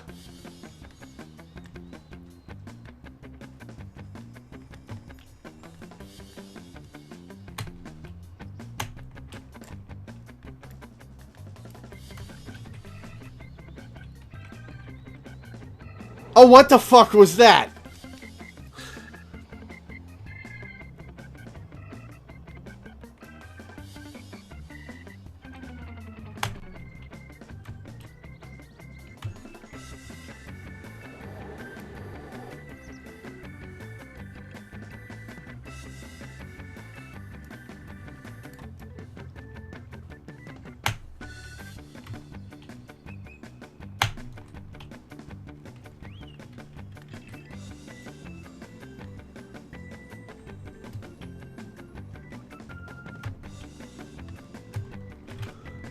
I split the difference between the two directions I wanted to jump. Welcome to hell. Yeah, seriously. This is the least fun I've had in the entire game.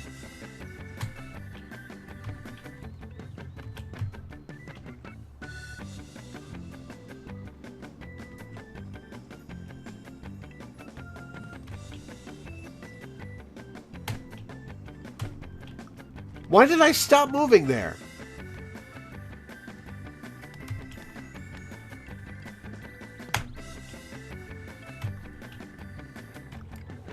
What the fuck?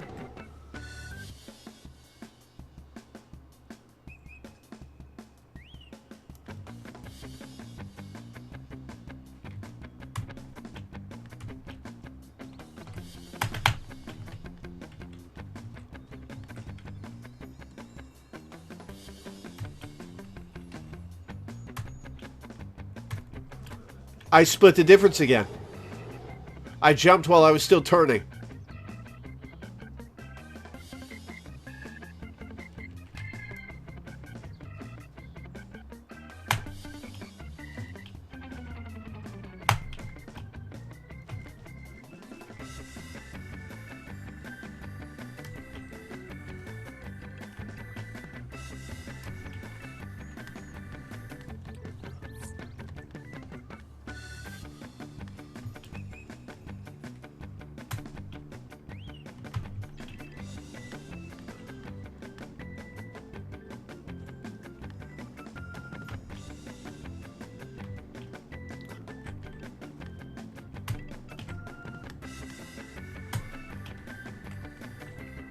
What the fuck?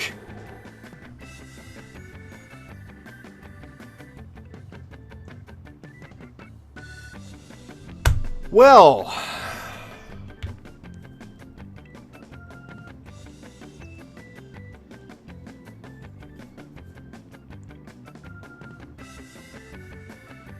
let's not do this again.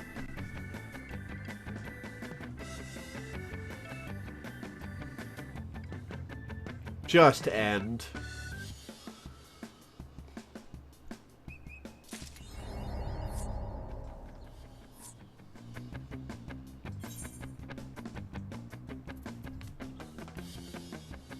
Oh, I got 1,000 MGP?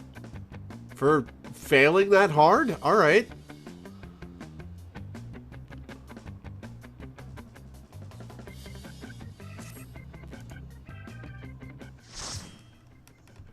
I take it takes a huge amount of MGP to buy stuff.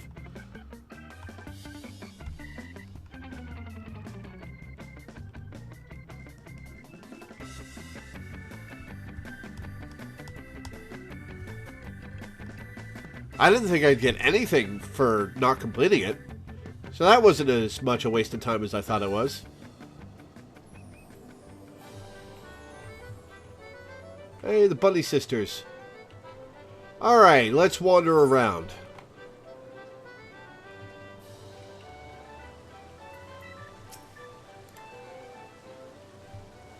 Top level prices are like 2 million MGP? Holy shit. Welcome, traveler, to the Gold Saucer. This is the main counter, where you can purchase tickets for the mini Cactpod, acquire and redeem Manderville Gold Saucer points, and much, much more. But what in the world are Manderville Gold Saucer points, I hear you cry?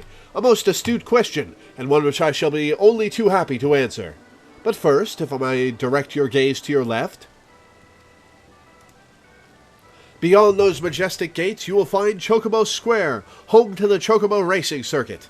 Aye, what Chocobo owner has not dreamed of pitting their fleetest bird against the realm's finest in a pulse-quickening dash for fame and fortune? Truly, it is the sport of sultans.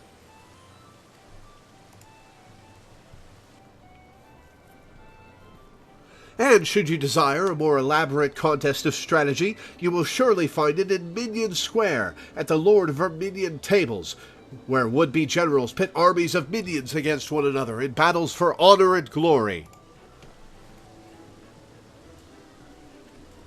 Now, where were we? Ah, yes, Manderville Gold Saucer points.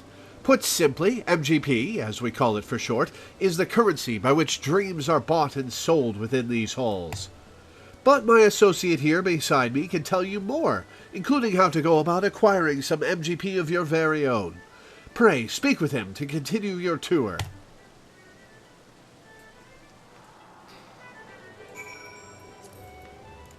Alright, no, show me your prizes.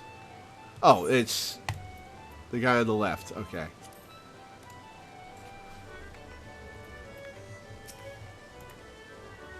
So, you're about to experience the wonders of the Gold Saucer for the first time. How I envy you. Ah, but before you venture forth, you'll want to exchange a share of your gil for MGP, a service which it is my great honor to provide. With MGP in your coin purse, you'll be able to enjoy all of the fabulous attractions we have to offer, and all of the wonderful games. If you play them with skill, you'll find your little stack of points increasing 10, 20, even 100-fold. Now that you know the fundamentals, you're ready to step out onto the floor of the Gold Saucer. Your tour will continue at Card Square to the southwest. The card trader there will be your guide. I would, of course, be happy to exchange some of your gil for MGP before you venture on. Well, my associates and I strive to leave nothing unexplained. There truly is no substitute for first-hand experience, and I heartily recommend trying your hand at our many amusements for yourself. Events like the one we just did happen every 20 minutes. Huh. Alright, show me the prizes.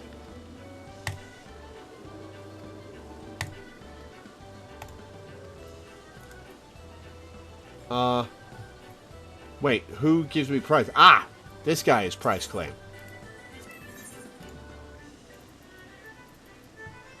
Okay, equipment.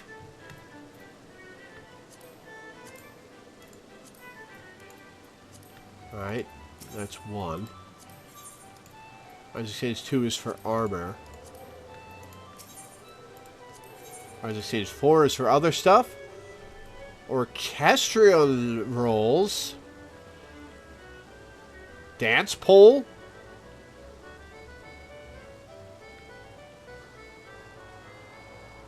Because who hasn't dreamed of hugging a cactus? It's not gear, it's glamour. Ah.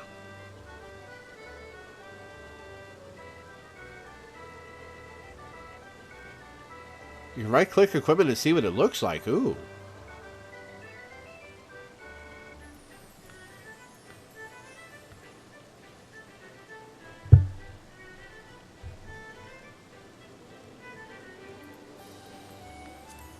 Okay, who's the guy that sells minions and stuff?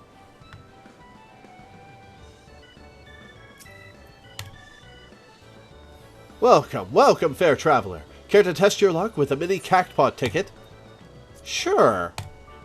Splendid, miss. Now, allow me to explain. Mini Cactpot is a game of chance, available to you thrice every day. Playing is simplicity itself. Just guess the value of the covered numbers to win it big. If Nymea's grace is with you, you'll be rewarded with Manderville gold saucer points galore. So, miss, do you feel lucky?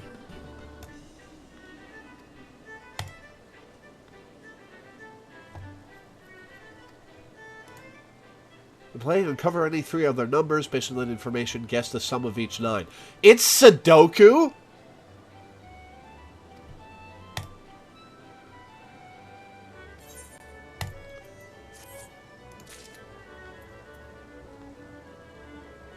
Looking for a row of 1, 2, 3 or 7, 8, 9. Okay.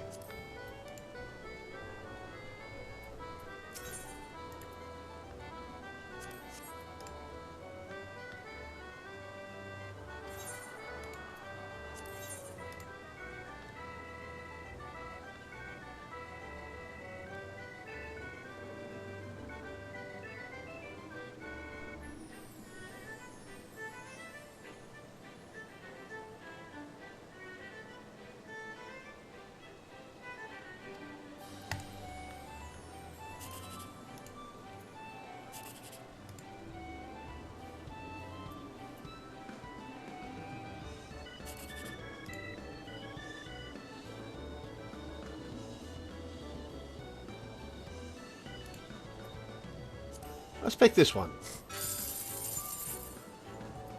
Damn. Oh,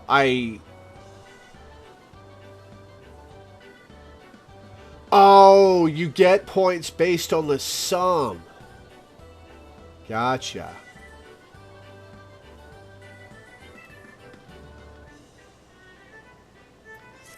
Alright, let's do that a couple more times.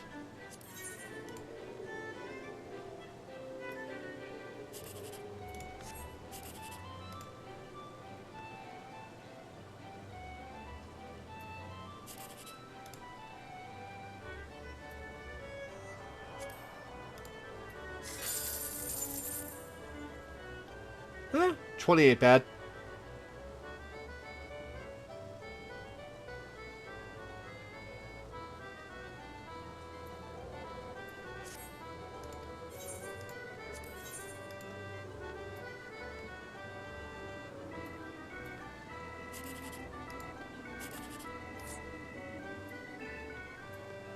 Oh.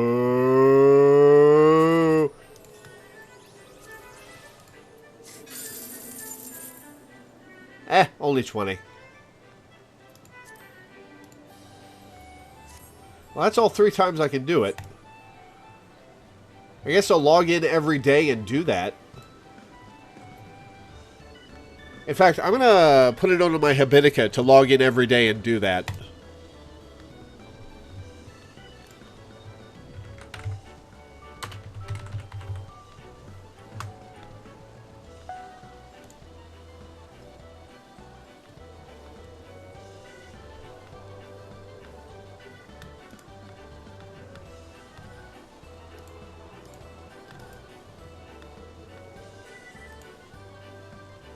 Also a grand cactpot that's weekly. Yeah, where do I do that?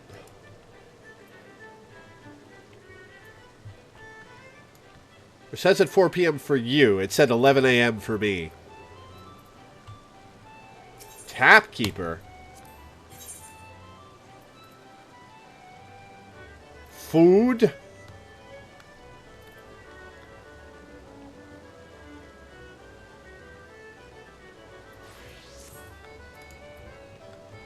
Also, you said that this guy has other stuff in the accessories slot. Ah, here are the pets.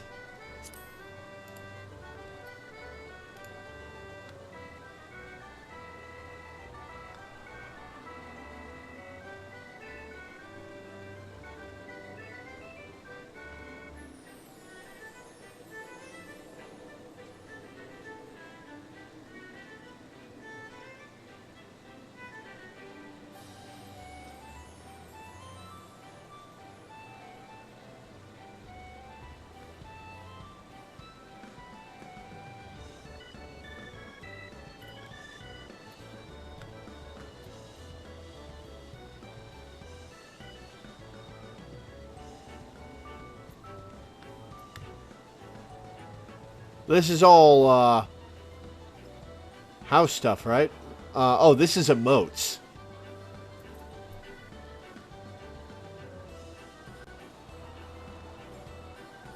This is all house stuff.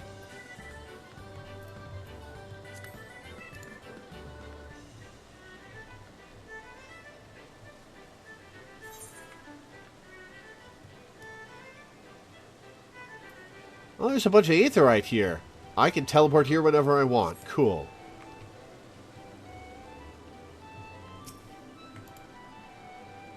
The horns are mounts.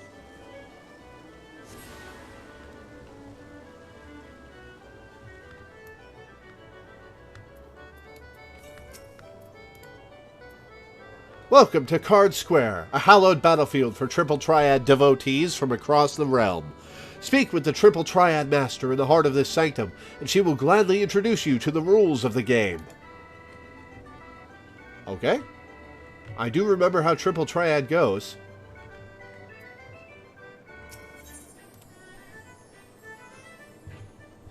Oh, there's actually ranking boards? Yuffie Kisaragi.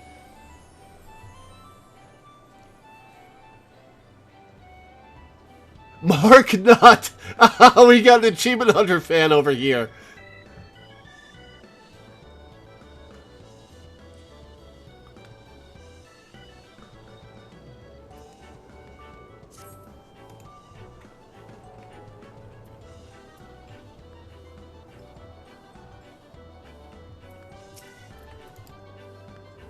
Triple Triad is taking Eorzea by storm. Care to try your hand at this entrancing new card game? Yes, I like Triple Triad. And so, another challenger is born. Welcome to the world of Triple Triad, where you pit your cards against an opponent in a tense battle of skill, strategy, and the odd dose of luck. Here at the Manorville Gold Saucer, I am pleased to present all new players with the cards they need to get started. To play a match, however, first you'll need to build a deck composed of 5 cards from your registered card list. Oh, and I suggest speaking with the nearby Triple Triad trader should you wish to expand your card collection. Do you have to find cards, or do you get a full set when you are here? Ah, card collection, right.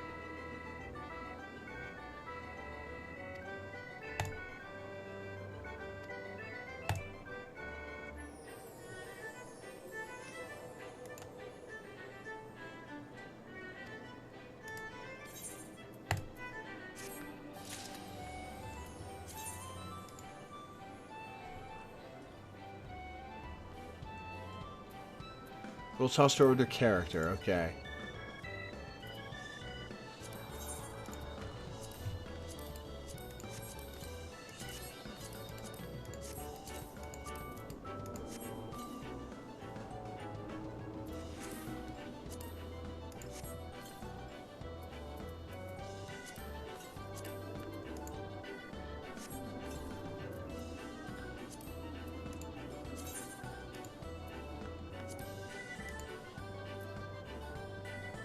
356 cards, damn!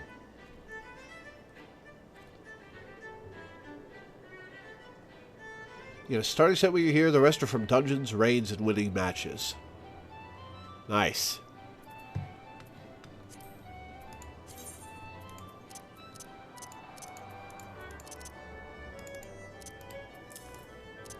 Oh, it's drag and drop, alright.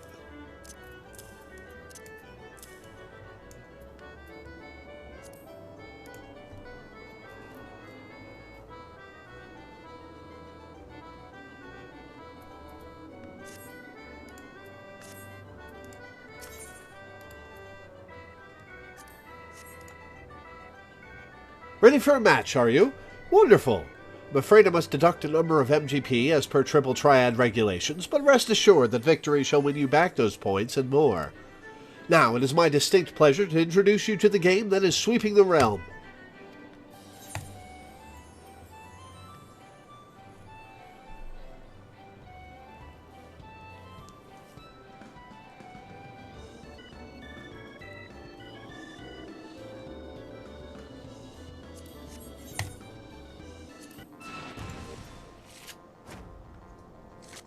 There's that Triple Triad music.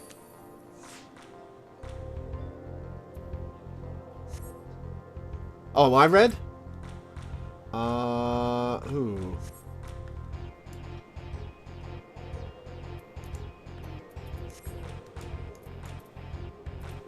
Oh, I'm blue, okay.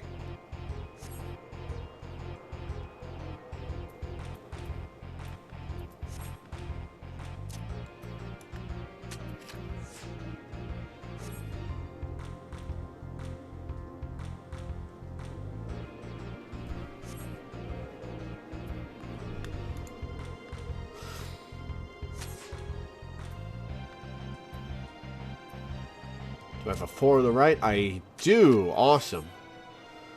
With a 5 on the left as well.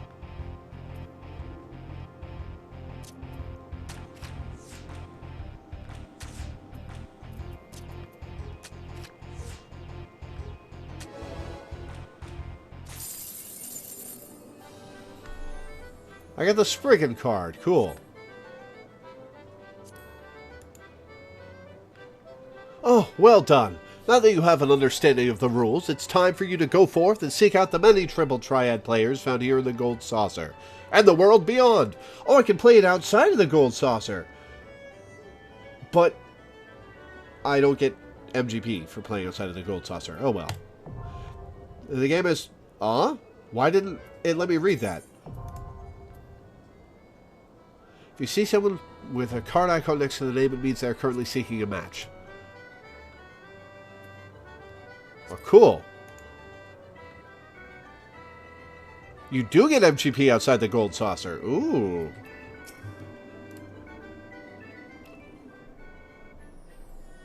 Well, aren't you just the sweetest thing? Come to Card Square, home of the Triple Triad tables. Are you wearing bunny ears?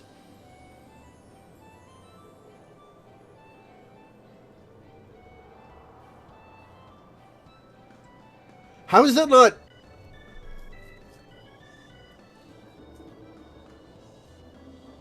That's... In a world with actual bunny people, that's uncomfy.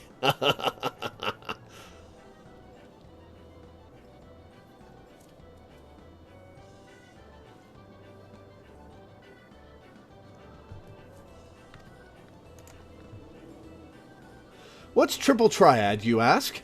Why, only the mind-bending, pulse-pounding, maddeningly Moorish card game that's taken the realm by storm. But don't take my word for it. Behold!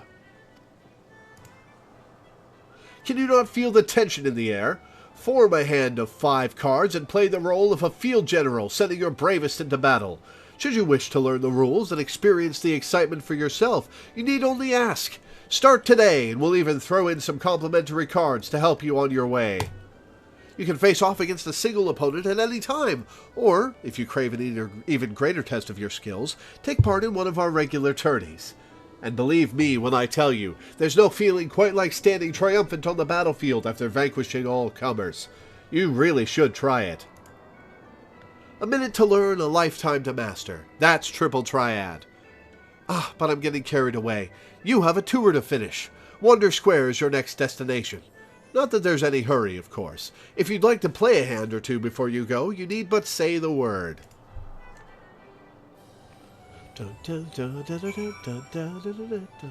I suppose this does predate the Viera being in the game.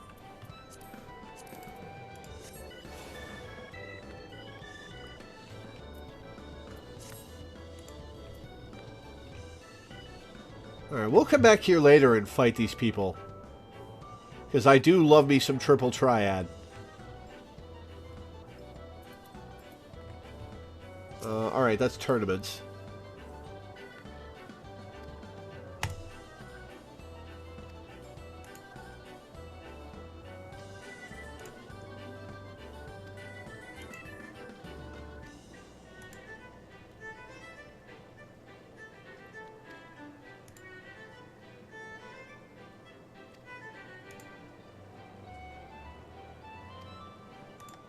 Okay, so you can have a tournament between your party. That's cool.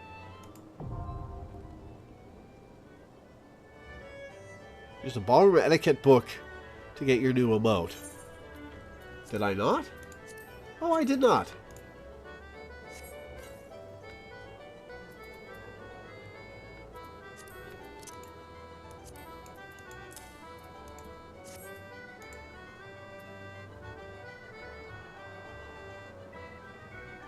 Go ahead and try the tournament. All right.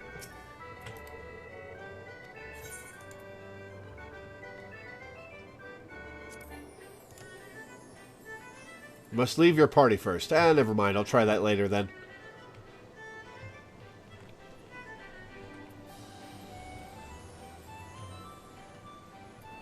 With the lift operator, I'll have to come back to talk to Sethrith.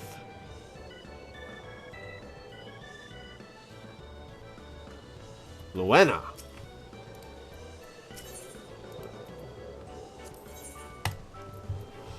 Luena is frustrated with a new challenge and needs to unburden herself. I dressed precisely as I was told to receive such a dreadful score, not to mention the humiliating criticism. Phew.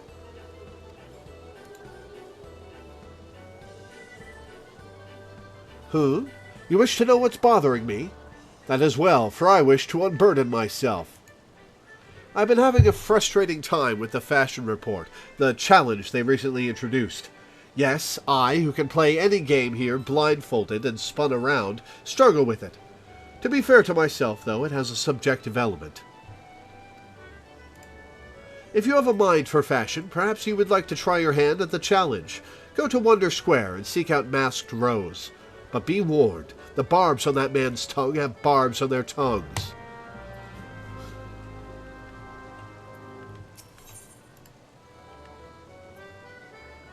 Oh, Mahjong. Ooh.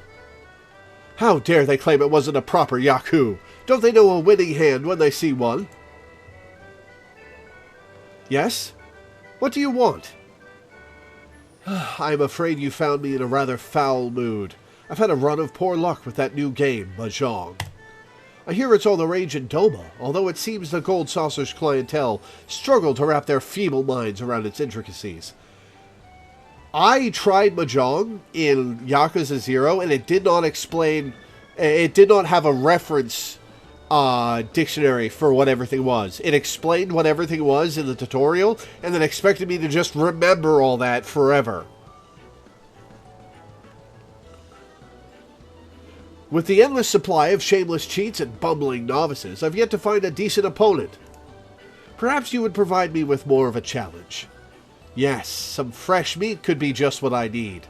Run along to the Manderville tables and get yourself acquainted with the basics, would you?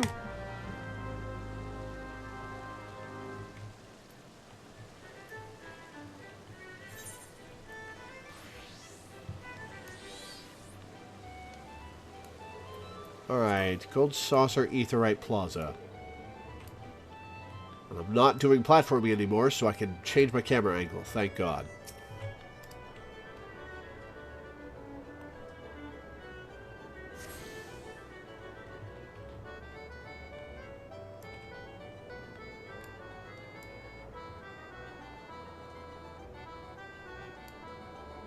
Is that a Dragon Quest slime on his head? Huh. Fair enough.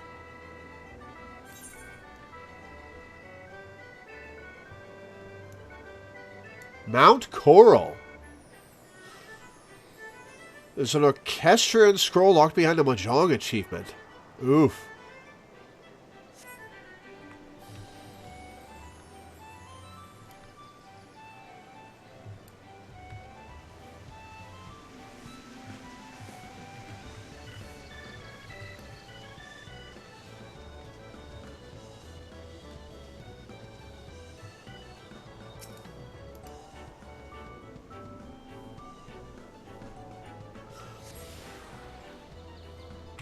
Okay, this I only saw the text box for this lady saying a cucumber, I think, and now I don't want to know what the rest of the conversation was. I want that to be my blessed interaction with this.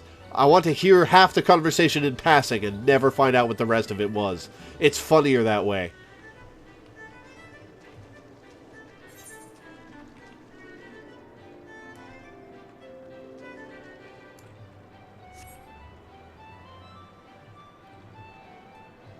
Why are there multiple aetheryte right next to each other?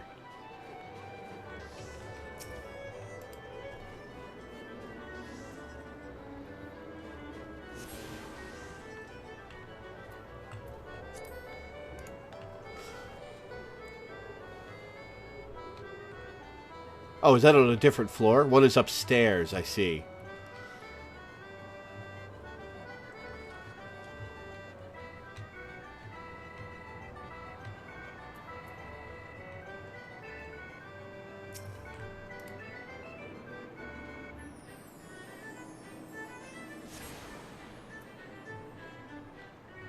Cactpot board.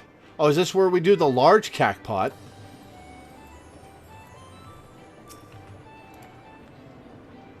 Welcome to the Jumbo Cactpot, where the Eorzea of your dreams is only 4 digits away. Oh, it's a 4x4 square, huh? Can I tempt you with a ticket, miss? Excellent. Let me enlighten you as to how it all works. First, you purchase a Jumbo Cactpot ticket from me. You then pick your 4 lucky numbers, any from 0 to 9 that tickle your fancy, and inscribe them upon your ticket. Oh, it's just a lottery, alright. After that, simply wait till we announce the winning number to see if you have any matches. Check your digits from last to first. The more matches you have, the more Manderville's Gold Saucer points you'll win.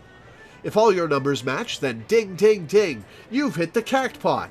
You'll receive an embarrassingly large number of MGP, and an extravagant prize besides. And with the Jumbo Cactpot, the more participants there are, the grander the prizes become.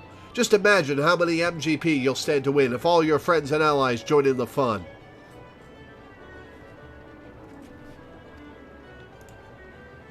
When the time comes to draw the winning number, look no further than the lovely Cactpot cashier. She will provide you with everything from first prize to consolation points. Last but not least, I will be here to assist you, day or night, if you are ever at a loss.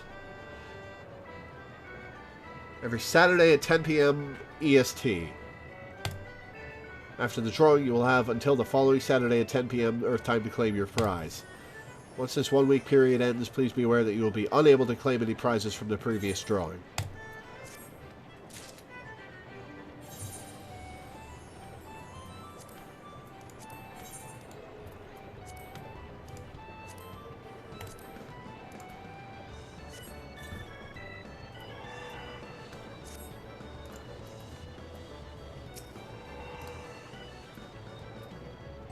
You! Hello, cutie. Come for the Cactpot, or for me? Either way, you're more than welcome to test your luck.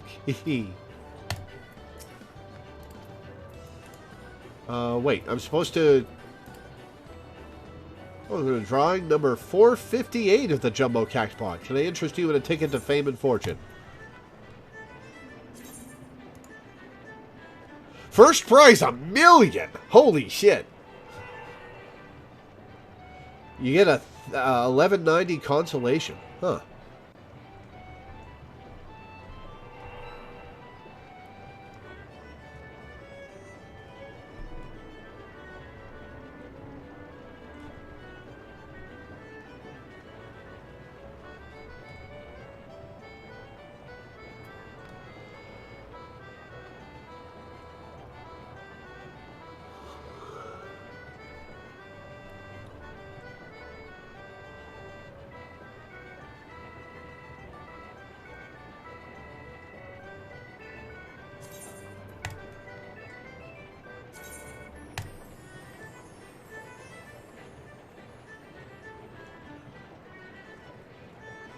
Alright, you guys said there was a bonus for checking it a certain amount of time after the drawing happens.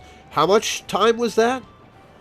I should just check it every Saturday at 10 p.m. anyway.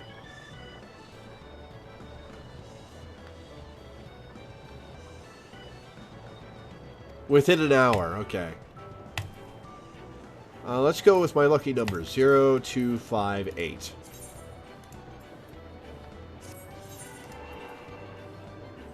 Buy another ticket?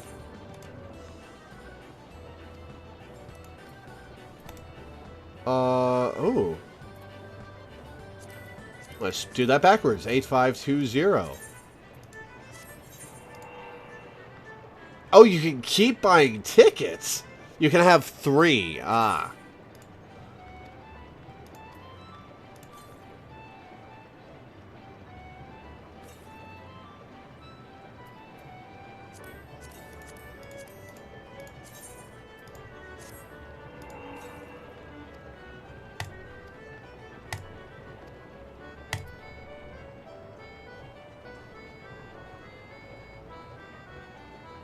Make sure the last number is different in all 3 to maximize chance of 4th prize.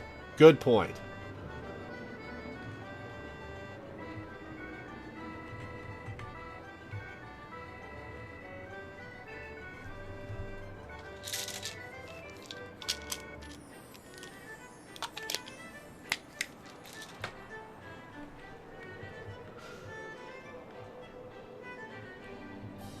Theory, you can buy 3 tickets with the same number and win 3 million MGP at once. I'm sure that's happened in the past.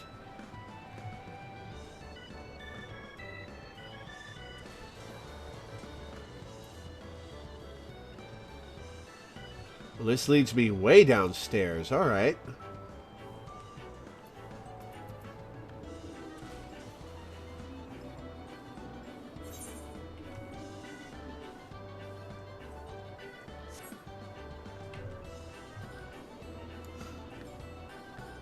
Or no, it just leads me to the same downstairs.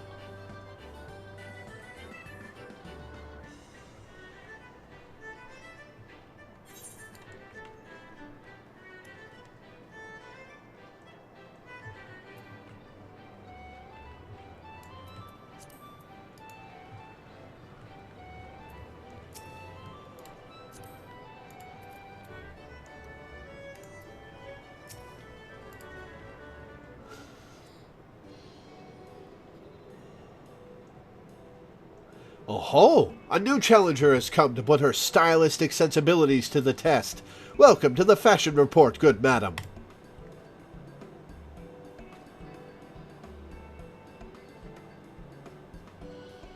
What? Is everything quite all right? Is that you, Redolent Rose? Have I met this guy before?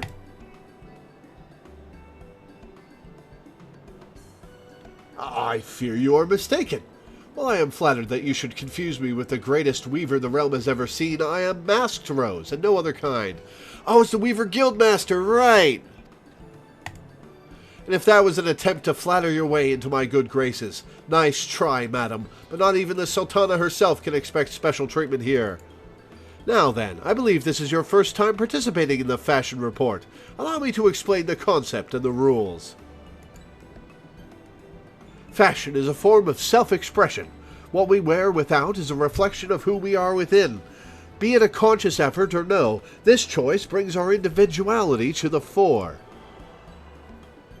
Some folk are drawn to vibrant colors, others may favor a loose fit for comfort. And well, 'tis well and good to dress to one's preferences. A man cannot prefer that which he does not know. The world of fashion is vast and, at times, daunting. But if we have the courage to take a step into the unknown, we may discover wonderful new ways of self-expression we had never considered. And 'tis for no other reason than to encourage folk to take that first step that I created this challenge, the Fashion Report. The rules are simple. I shall assign you a theme, based upon which you are to attire yourself to the best of your sensibilities. I shall then judge you and award you a score. Participating is free, and there is a host of fabulous prizes to be won, courtesy of Manderville and Manderville. If you wish to know the finer points of this game, my lovely assistant Kasumi shall attend you.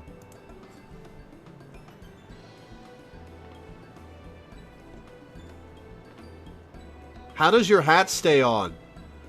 I look forward to giving you my unadulterated, brutally honest evaluation of your fashion sense. Steel yourself, and let me know when you are ready to undertake the challenge. Well, I don't have good clothes now, so I guess I'll do this later.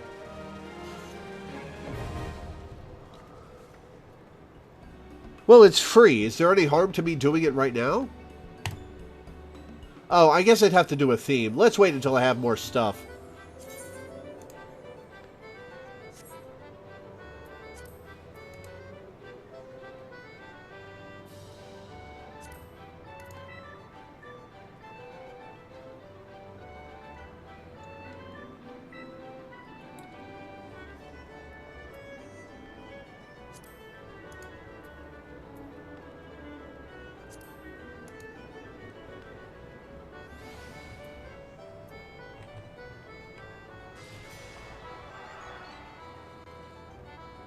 Crystal Tower Striker.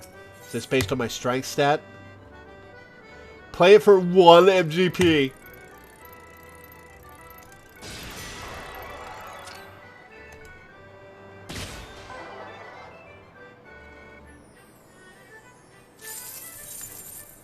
I got 23 for 1? Alright.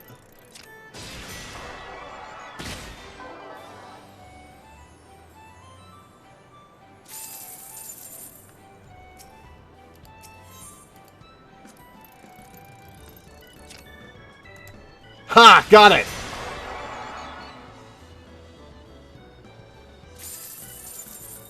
That gave me 38 MGP for getting the max. Basketball game is directly on the other side of this room.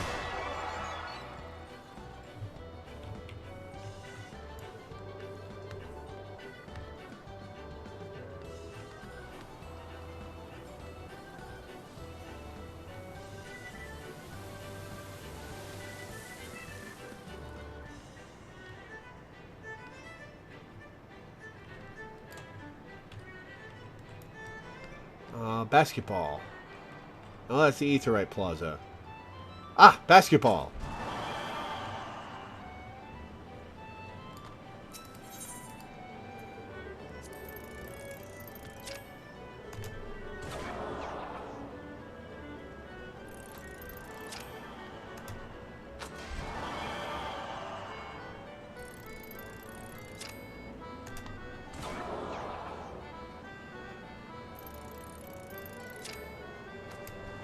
Oh, miss.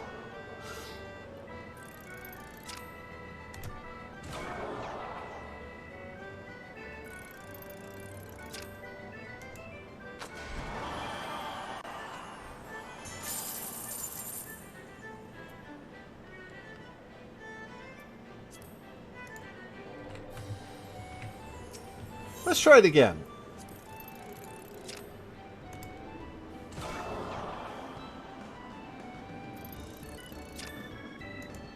Oh.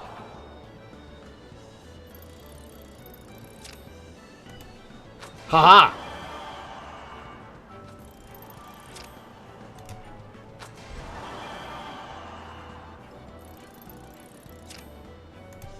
Oh. Got it.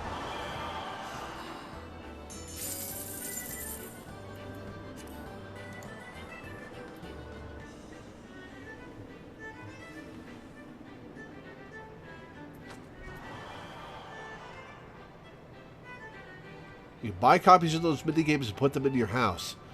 The stream is going fairly well. I'm just checking out the gold saucer and then we'll be finishing up.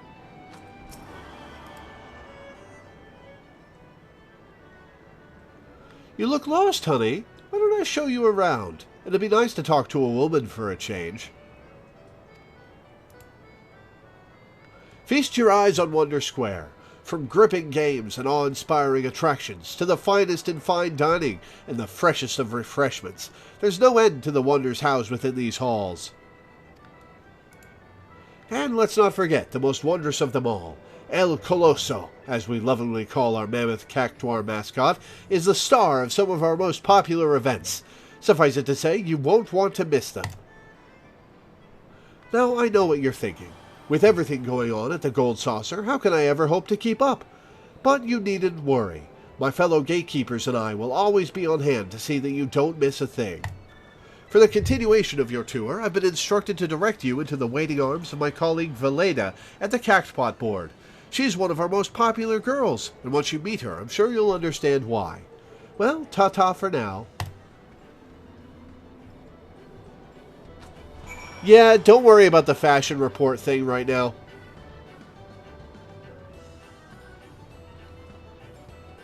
Oh yeah, I tried the platforming event and I sucked ass at it. Hi, Alana. Wait, where am I going?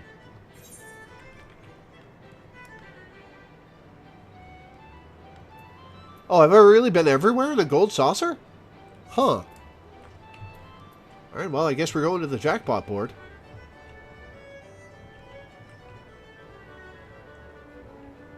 Should enter the report now anyway you can get the lower prize easily. Not yet, there's another floor. Oh, cool. Well, let's go do the fashion report, I guess. If I can remember where that is. That's Monster Toss. Ah, this way.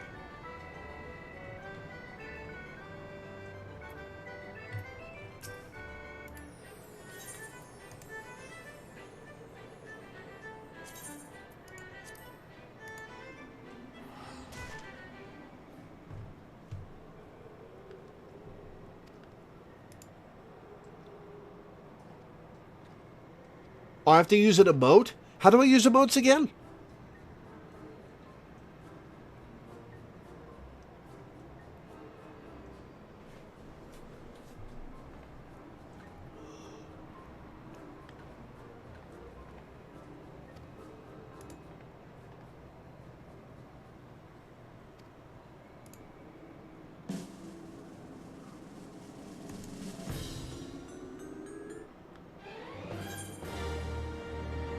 $58, huh?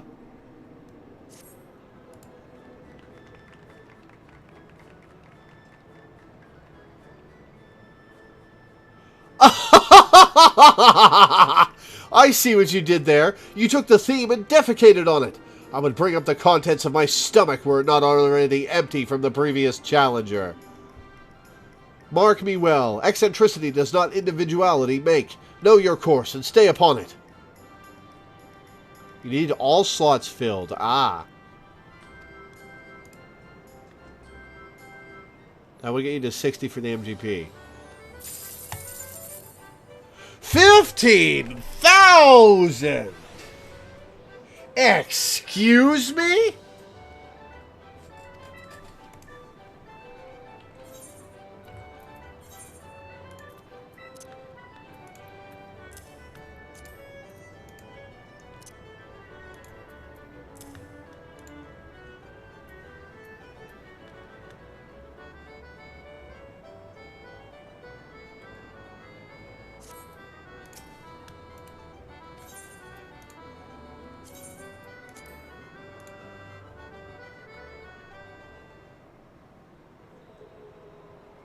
Oh, I got the prize. Okay. Well, too late to back out now.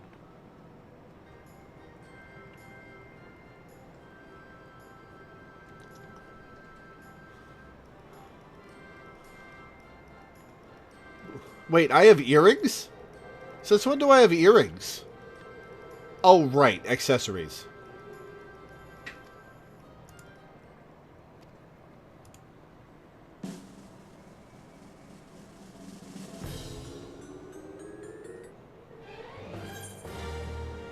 Eh, 68 that time.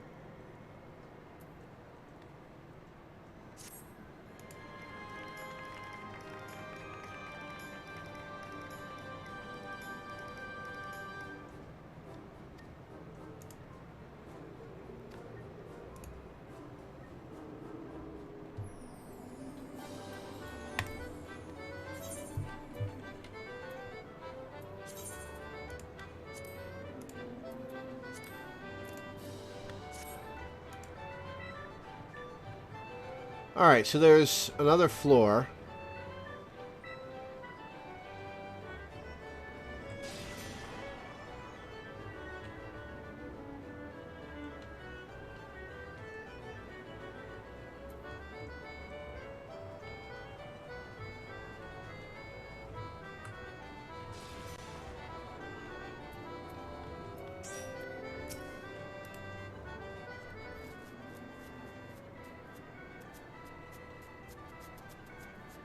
Listen, I'll have the money ready by next week, I swear.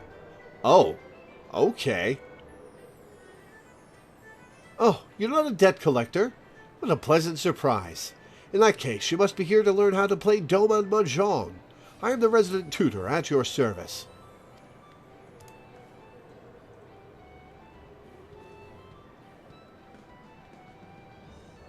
Are you by any chance familiar with the game? It's not the one where the loser drinks marble bile, is it?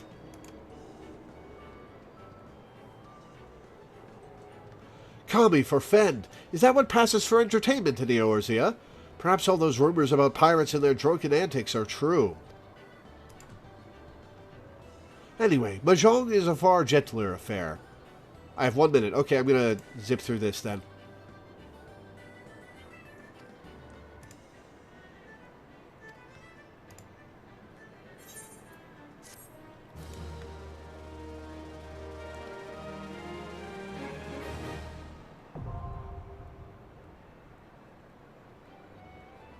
Okay, okay.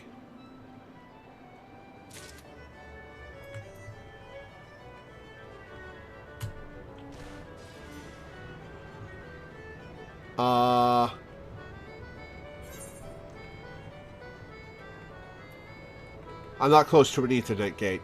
God damn it. Well, I guess I'm not getting in on that. Or...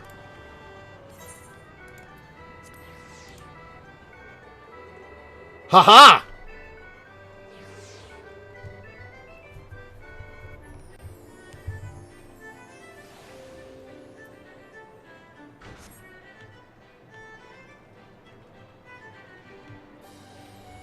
Oh, I didn't get in time. Did I? No. Damn it. Alright, well, I guess we're watching.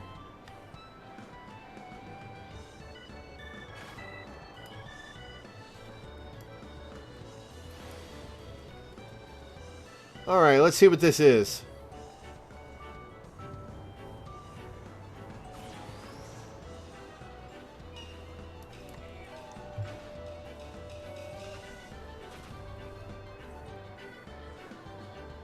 Oh, Yojimbo. I see Yojimbo over there.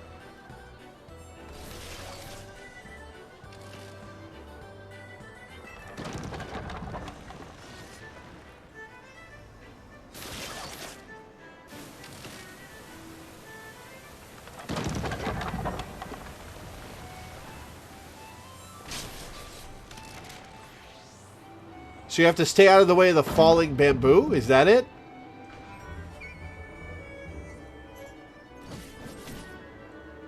And then out of the way of him.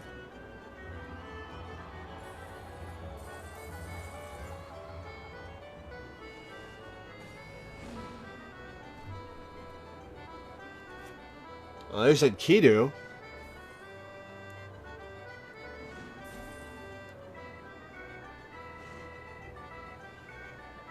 Oh, you have to interact with the golden lights, but he'll kill you if he lands on you.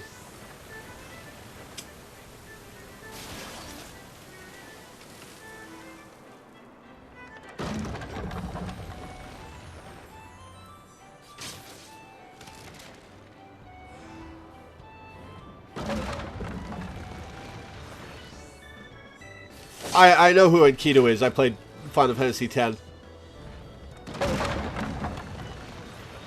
Oh, that guy got.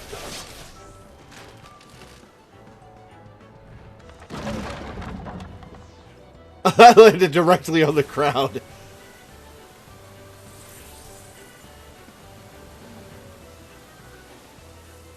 Alright, so Enkidu jumps at stuff. You have to...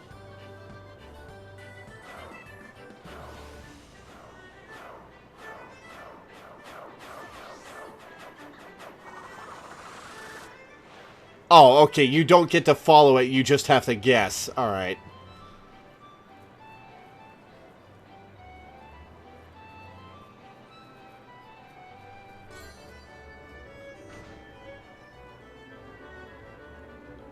Oh, and Kido is Gilgamesh's minion, not Yojimbo. Okay, sorry.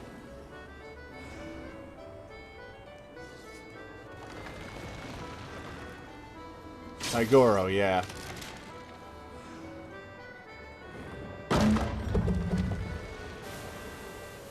Wow, there's almost nobody left. Damn, this goes on for a while.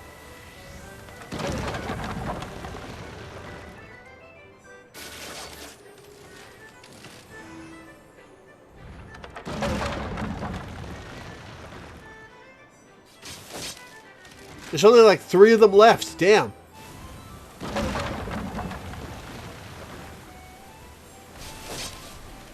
I see 2. I see 2. No, I see 3 people. Yep, there's only 3 of them left.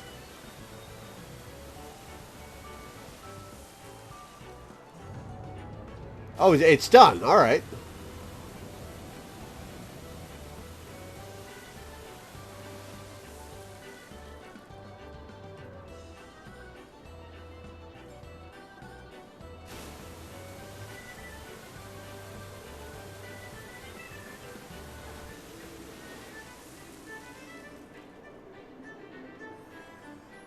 Well, that was cool.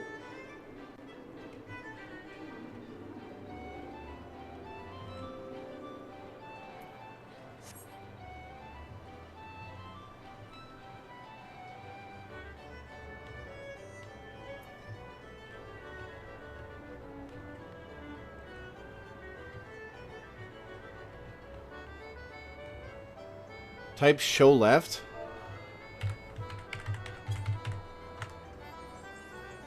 Ah, that's how you do it.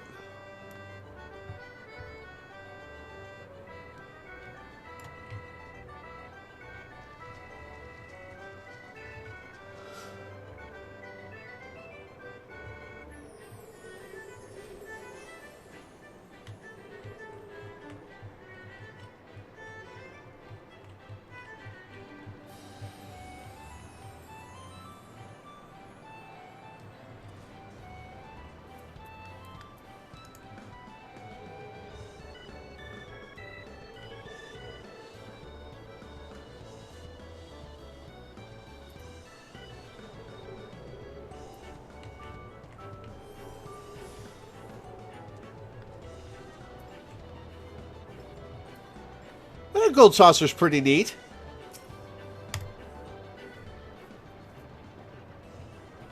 Ah, there you are, my darling. I've been waiting for you. I'm Veleda, and I'd like to personally welcome you to Event Square. The most spacious of all the areas of the Gold Saucer, Event Square is a veritable cornucopia of pleasure and delight. Doubtless the sizable stage in the middle of the square has caught your eye. That is the scene of some of our most sensational attractions, so don't be shy about taking center stage.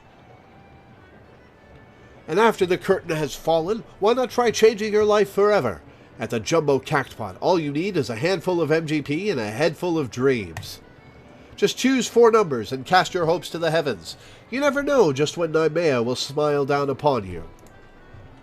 Now, as much as I've enjoyed getting to know you, I'm afraid it's time for us to part. The next and final leg of your tour takes you to Round Square. Don't think too hard about the name, my darling. Even I'm not sure it's supposed to make sense.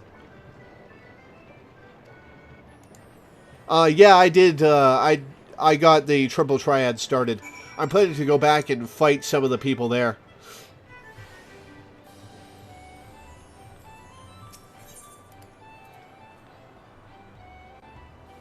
I haven't done Wonder Square. The Wonder Square ones.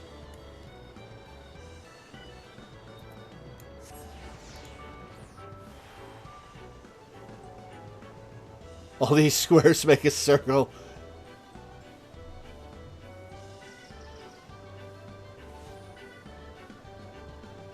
I've only seen that in Dragon Ball Z Abridged, and I'm sure it was a reference to something, but I have no idea what.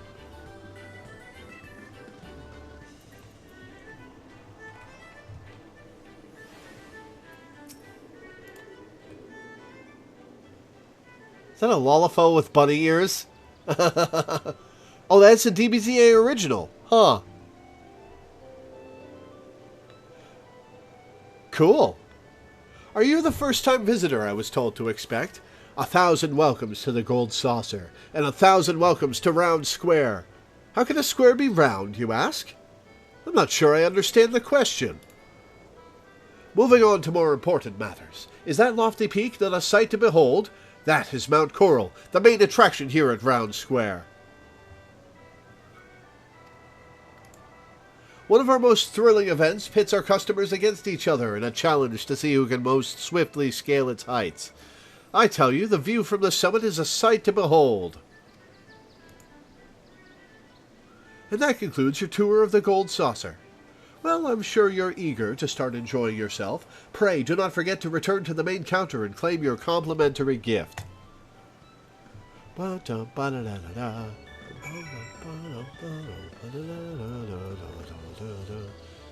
There's an actual DBZA reference in this game?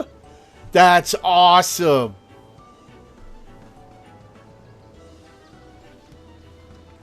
Alright, so what do we do to climb this?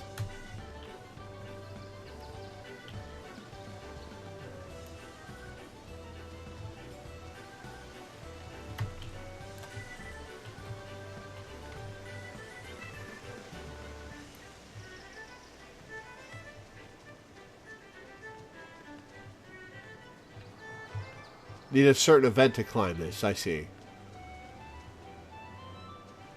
Alright, let's go get the round square... No, the Wonder Square, waypoints.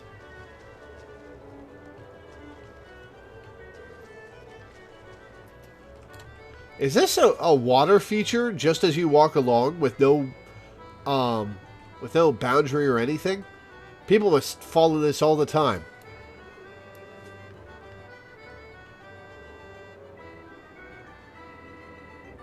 Kuffakur? Oh, this is the Punch Gilgamesh game.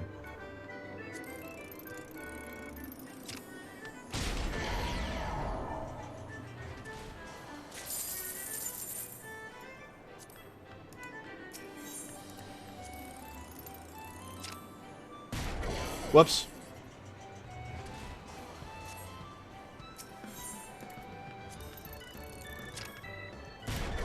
Oh, that was bad.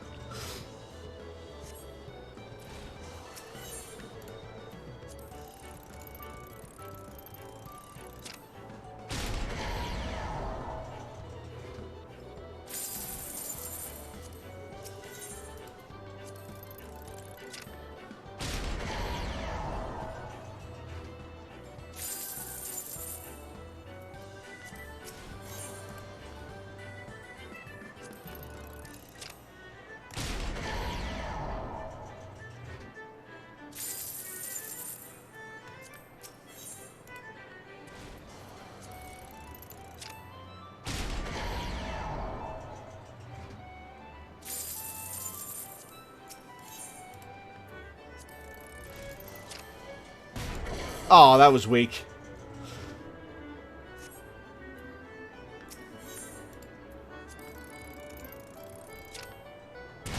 Haha! 38 whole points for that. Alright. Check the beautiful statue next to the Wonder Square Aetheryte when you can. Truly stunning, a work of art.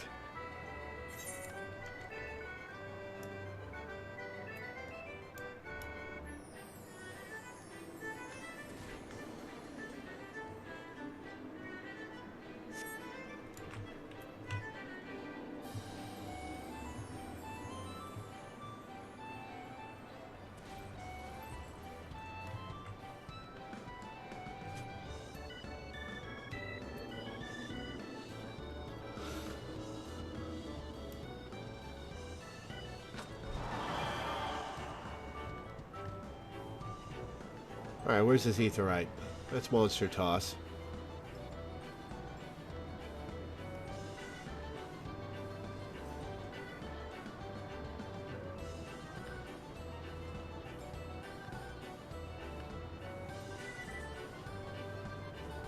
Oh, is all the Aetheryte upstairs? Alright. Upstairs, but try stepping on the fountains. Oh, is it gonna blast me up? That would be funny.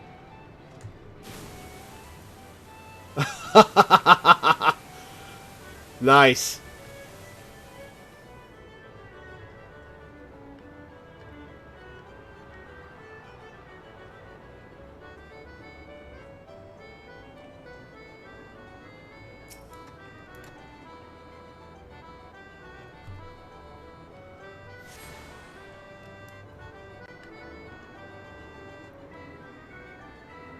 Let's grab the other Aetheryte.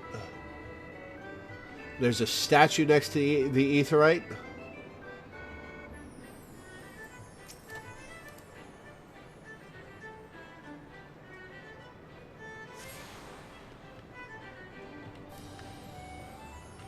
Oh, it's Hildebrand. In his underwear.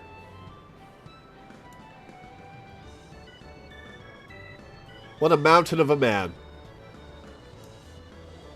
I wonder when I'll meet him for the first time.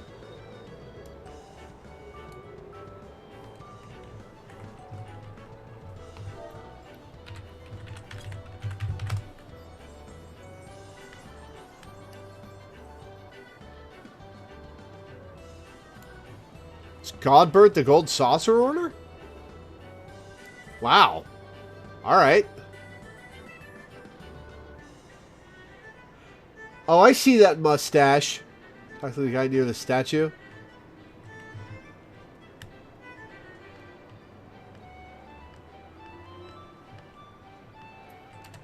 Raymond. Nah, I'll meet him when I meet him. Sometimes I think the owner stationed me here just so I'd be forced to ever gaze upon the Battle of the Bulge being waged beneath that shimmering statue's small clothes.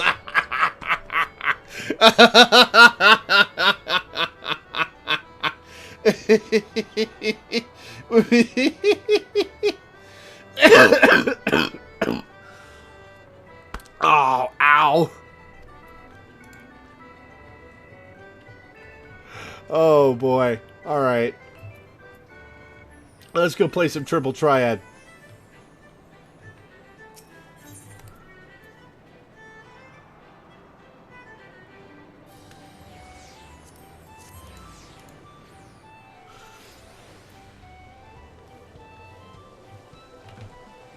Let's get our complimentary gift and then play some Triple Triad.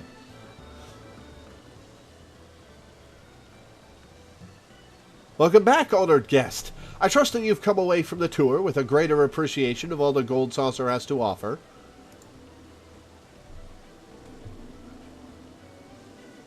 Oh yeah, there is an upstairs. There's a lift. Okay. As a token of our appreciation for your patronage, it is my great pleasure to offer you a complimentary gift from the personal vault of our esteemed proprietor.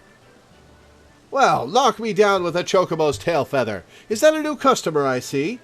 Ha ha! I could hardly have picked a better time to drop in for an impromptu inspection.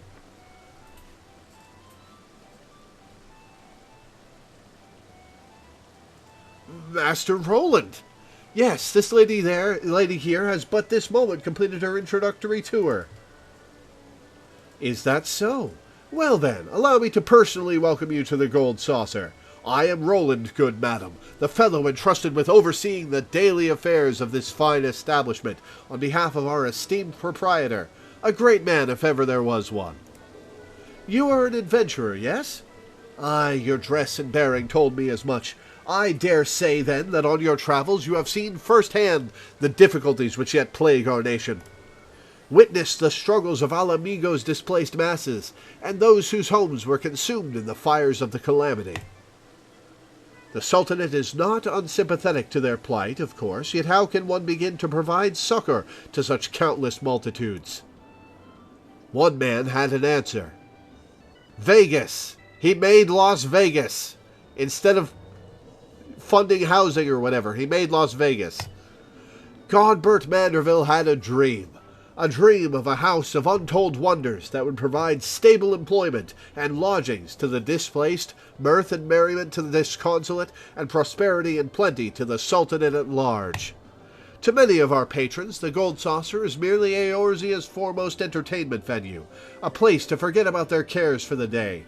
To me, it is one of the founding stones upon which our realm will be rebuilt, a miracle wrought by the hand of the greatest man I have ever known. Something tells me you understand that which I have told you, that you, perchance, share a similar dream. But I shall keep you no longer. The Gold Saucer and all its wonders await you, my friend. Pray enjoy them to your heart's content. Till we meet again, may the spinner's pull be ever kind. Yeah, but how many people can even be employed here?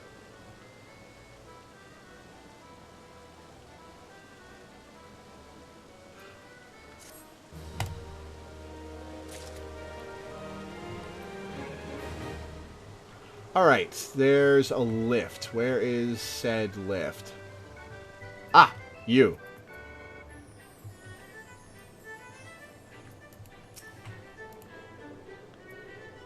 You just both came out of nowhere. Beyond this door lies Chocobo Square and Minion Square, homes to the heart-pounding, hair-raising spectacles that are Chocobo Racing and Lord of Verminion.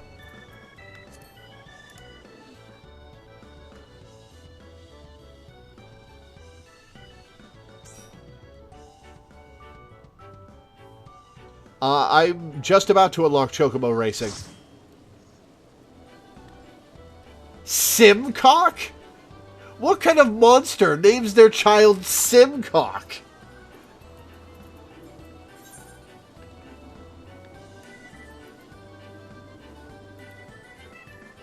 Alright, 2 more Aetherites.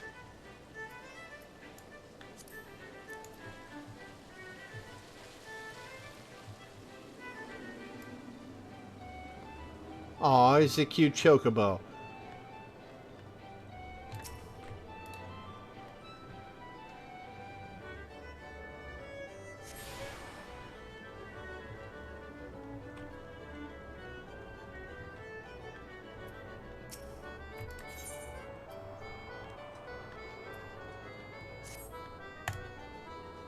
Are you content to merely amble through life, shuffling forward step by step at a snail's pace? Imagine the wind in your hair as you cross the finish line atop a Chocobo, the thrill of competition, and the joy of triumph. Would that not be far, far greater? Chocobo Racing is like 7 seconds, but with Mario Kart mechanics. What?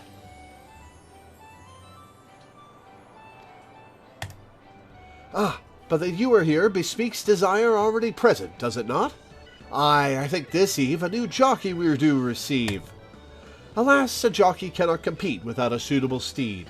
A race Chocobo, to be precise. Oh, FF7s. Ah. Mayhap you think to nominate your own personal Chocobo? If so, strike the thought from your mind at once, for only a Chocobo trained for the task will suffice. But fear not, my friend, for it so happens we have a surplus of fledglings in need of new companions. In fact, to any who wish to don the mantle of Chocobo Jockey, the Manderville Gold Saucer will generously gift a race Chocobo. You need only journey to Moogle's Gift Mounts in Bent Branch Meadows, where fledgling race Chocobos receive their initial training. Make your intentions known to the trainer named Kattering, and she will see you matched with a suitable steed. Alright, well, we'll get that later. Let's see what Verminion Square is about.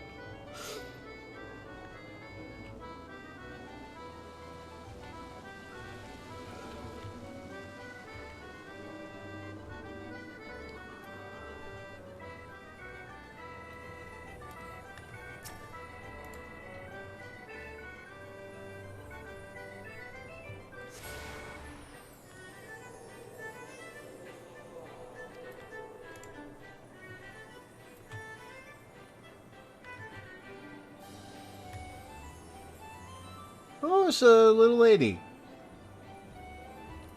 Juliet Shy, huh?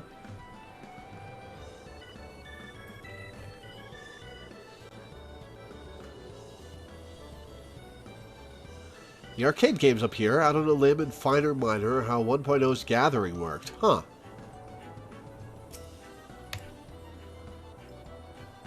Greetings, and welcome to Minion Square. If you've a stalwart stable of mighty minions, then Lord of Verminion is the game for you. Oh, is this pet combat? Feel free to test your tactical talents at any of the tables available. Every gaming station has a rulebook on hand, so newcomers can study up before they throw down. Should your forces feel feeble, our Minion Trader stands ready to provide fresh fodder for the field. And if the intensity of tournaments tickles your fancy, the record keeper to my left will sign you up with a swiftness. Minion Trader.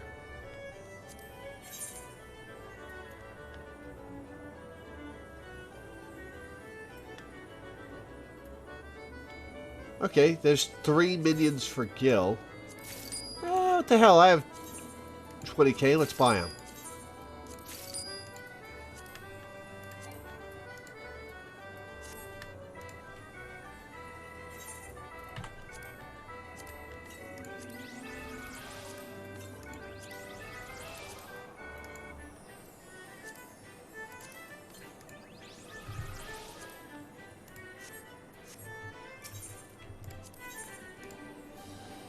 Oh, that's a lot of MGP.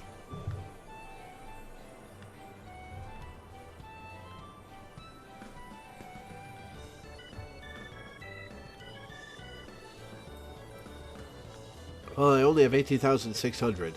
One of those minions is part of a crafting recipe?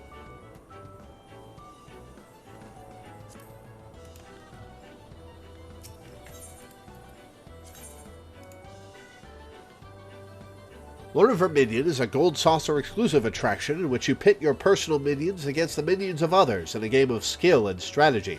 There are several different modes of play, from single-player challenges to realm-wide tournaments. The bomb can be used to make a kotatsu, huh? Gameplay is done through a special interface centered on your minion hotbar.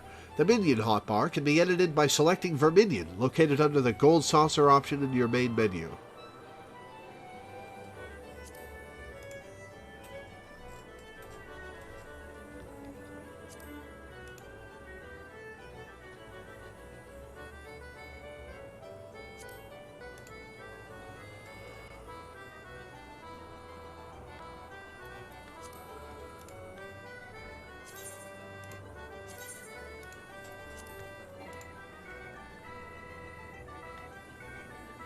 Oh, I have to leave the party, okay.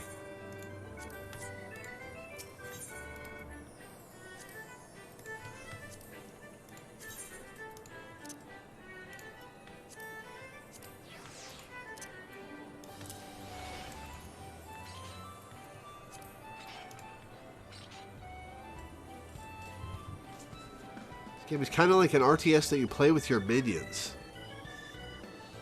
It's the least played Gold Saucer attraction for good reason. Huh. Well, let's try it.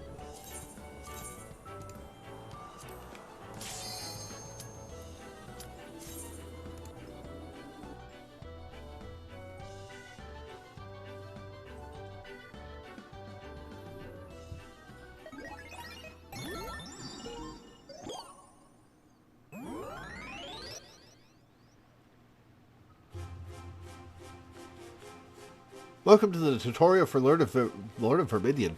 This music's rad.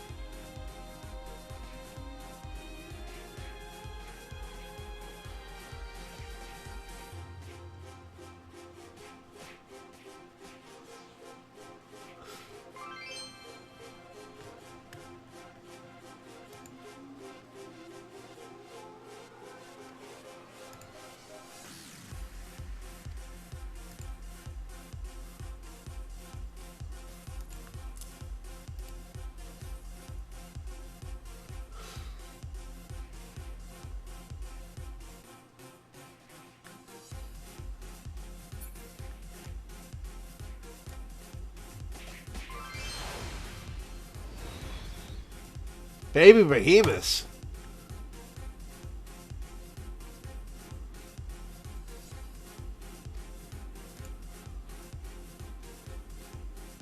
Monsters are strong against critters, which are strong against puppets, which are strong against monsters. I will forget that immediately.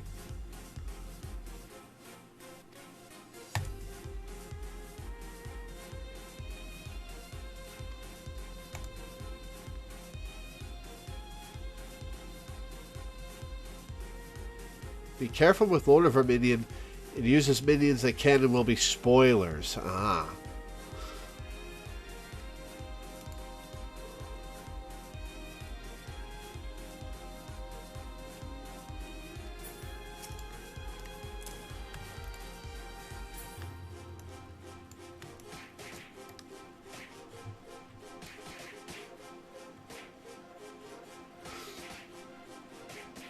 Minions are consumable, right?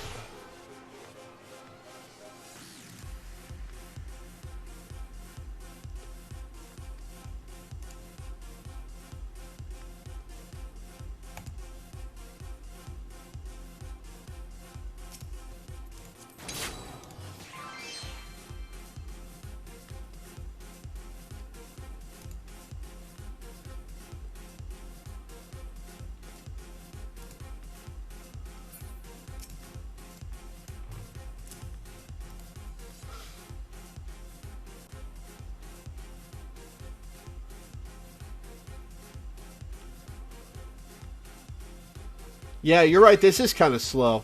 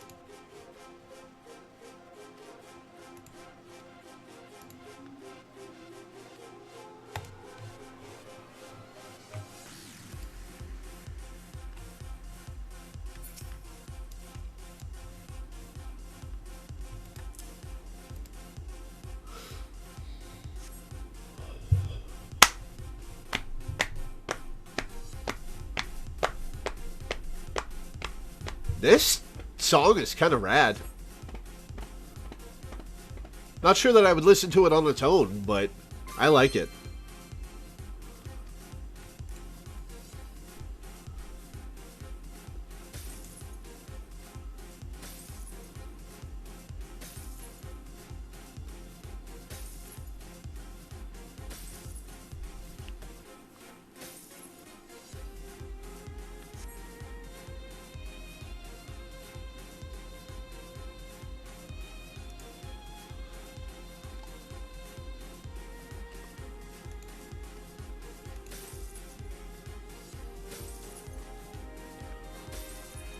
Yeah, this is pretty slow.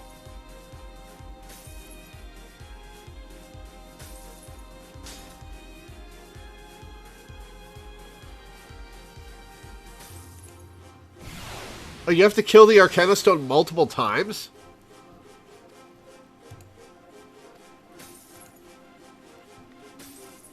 Oh, wow. That is doing a lot of damage. Holy shit.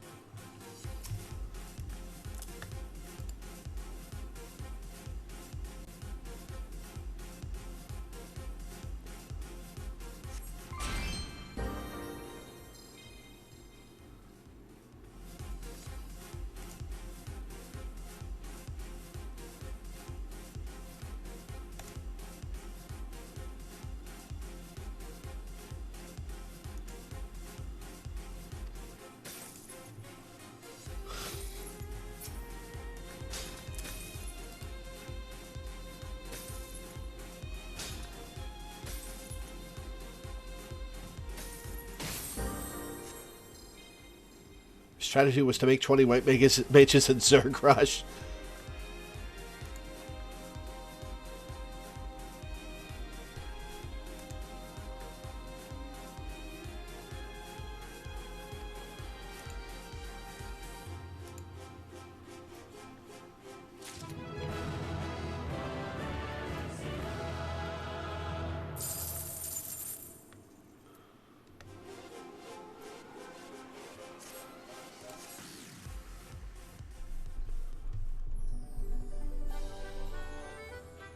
Well, that was neat.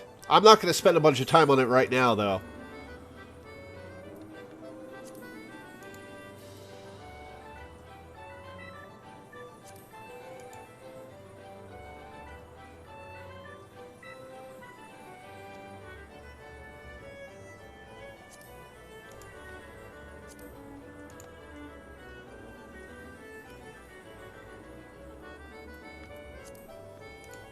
Interesting.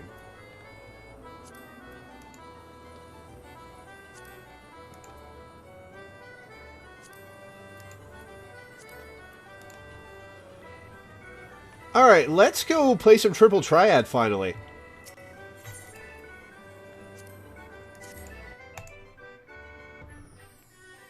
Okay, so you get cards from dungeons and victories. So if I beat each of these people, they'll give me a specific card.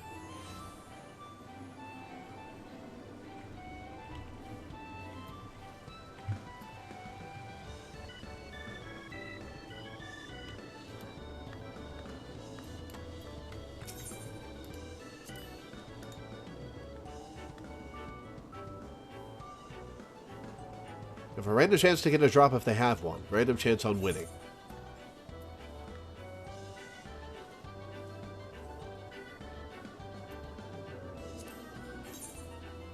Oh, can you get multiples of the same card?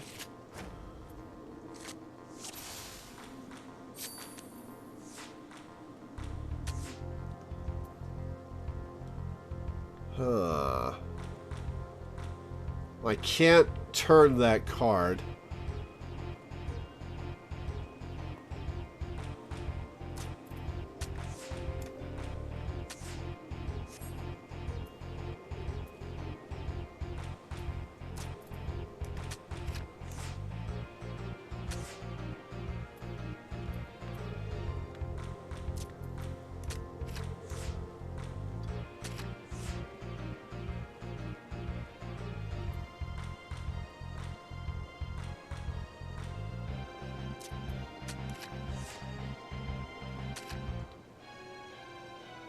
Draw. Oh, it's a draw if I still have a blue card in my hand. Ah. You get multiples of the same card and then sell them for MGP. You can also buy blind packed cards. Yeah, we'll play again.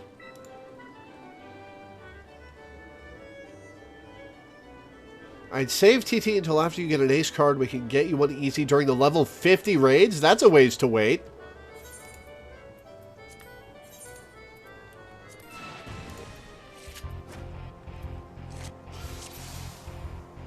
Oh, right. This guy has the same cards.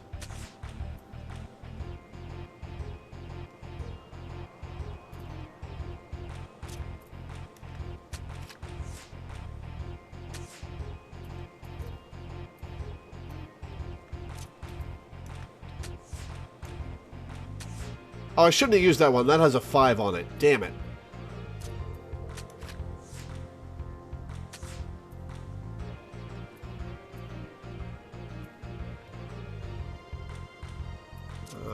Alright, I win.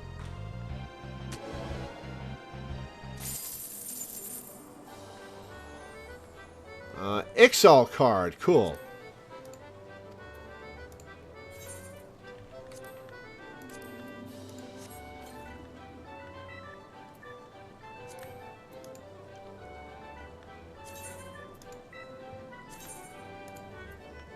Ixal card. Curl card.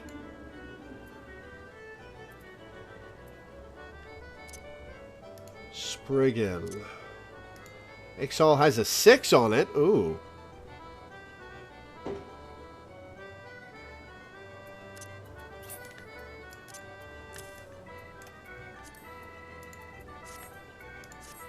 Alright, let's try this again.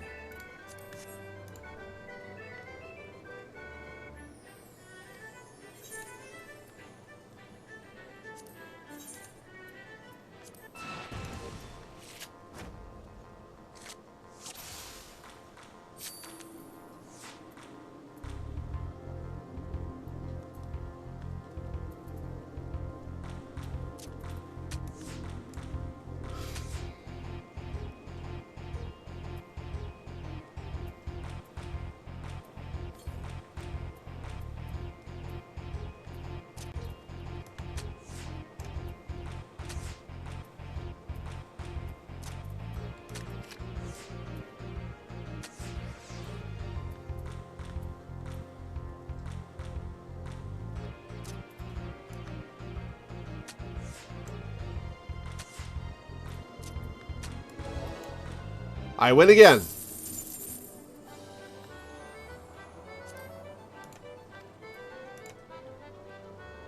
What do you mean you're winning streak? I just beat you twice in a row.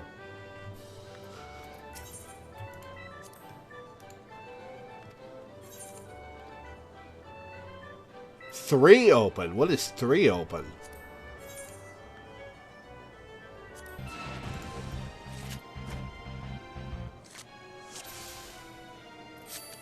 Oh, it only reveals 3 of his cards. I see. Oh, this guy's got stats I don't think I can beat.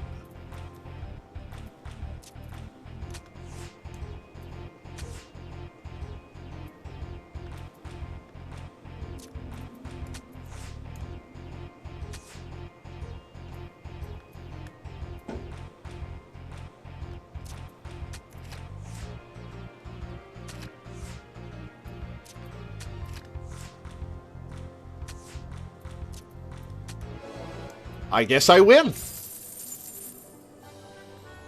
I got a Scarface Boogle Jaw.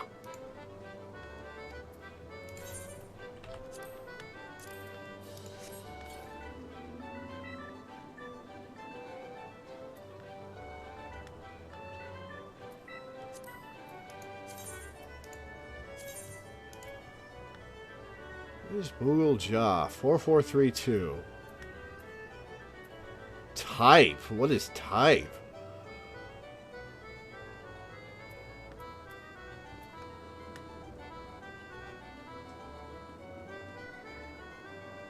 If not met the character in question, there are a shocking amount of fish that eat Lalafell.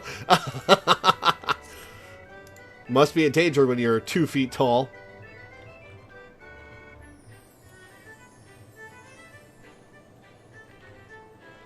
Alright. I think ending the Gold Saucer is a good place to leave it off on. Type is useful for one of the rule sets. That was fun.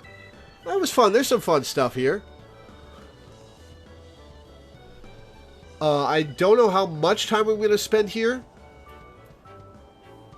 I will definitely log in every day to get the free MGP drawings.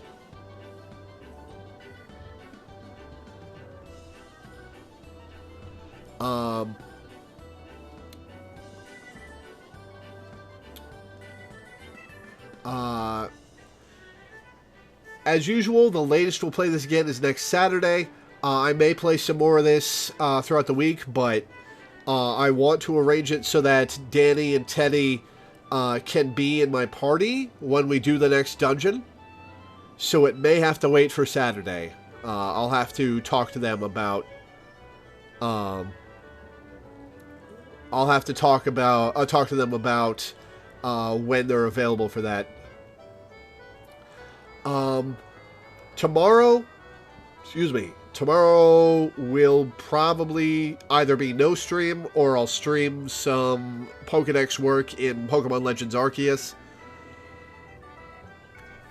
I'm not sure. I'm still having a great time with that game, grinding it out. Hell, I may stream some of that tonight. I'm not sure. But yeah, Gold Saucer's pretty neat. I'm glad I got that emote before, Monday is good for both of you? Maybe we'll do it Monday then. We'll see.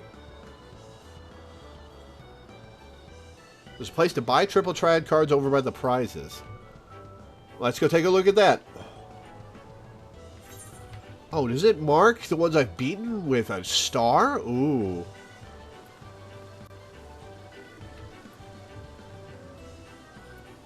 Ah, triple triad trader.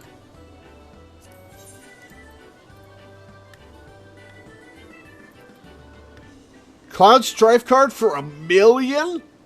Holy shit.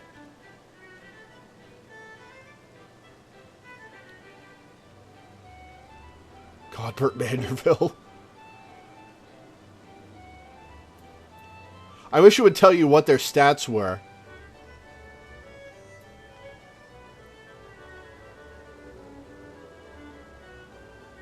They have a star, that means you've beaten them, but they still have a card to give you. Ah. Cool. Well, we're not going to spend points yet. I still have to accumulate a bunch. That Cloud card, Cloud has 2 aces. Damn.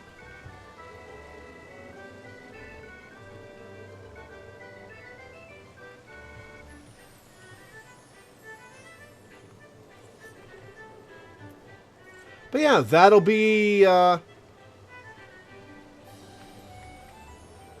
it for Final Fantasy XIV for today. I'm going to be, for fun, I'll be playing Pokemon Legends Arceus off stream, just grinding the Pokedex. I may decide to get on stream and do that on stream, or I may just put Ray Narvaez Jr.'s playthrough on in the background and listen to that while I play.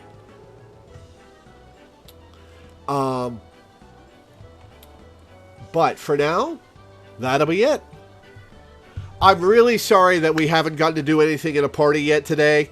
Or we didn't get to do anything in a party today. But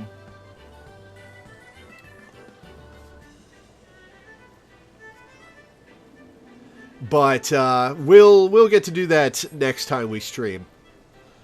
But for now, thank you guys for tuning in. Thanks for hanging out. Thanks for watching. Pledge to my Patreon. Check out my YouTube, or check out our Discord server if you want updates for when I go live, or a cool community to hang out with. Thanks for watching, guys. This will be on YouTube later, probably in the morning.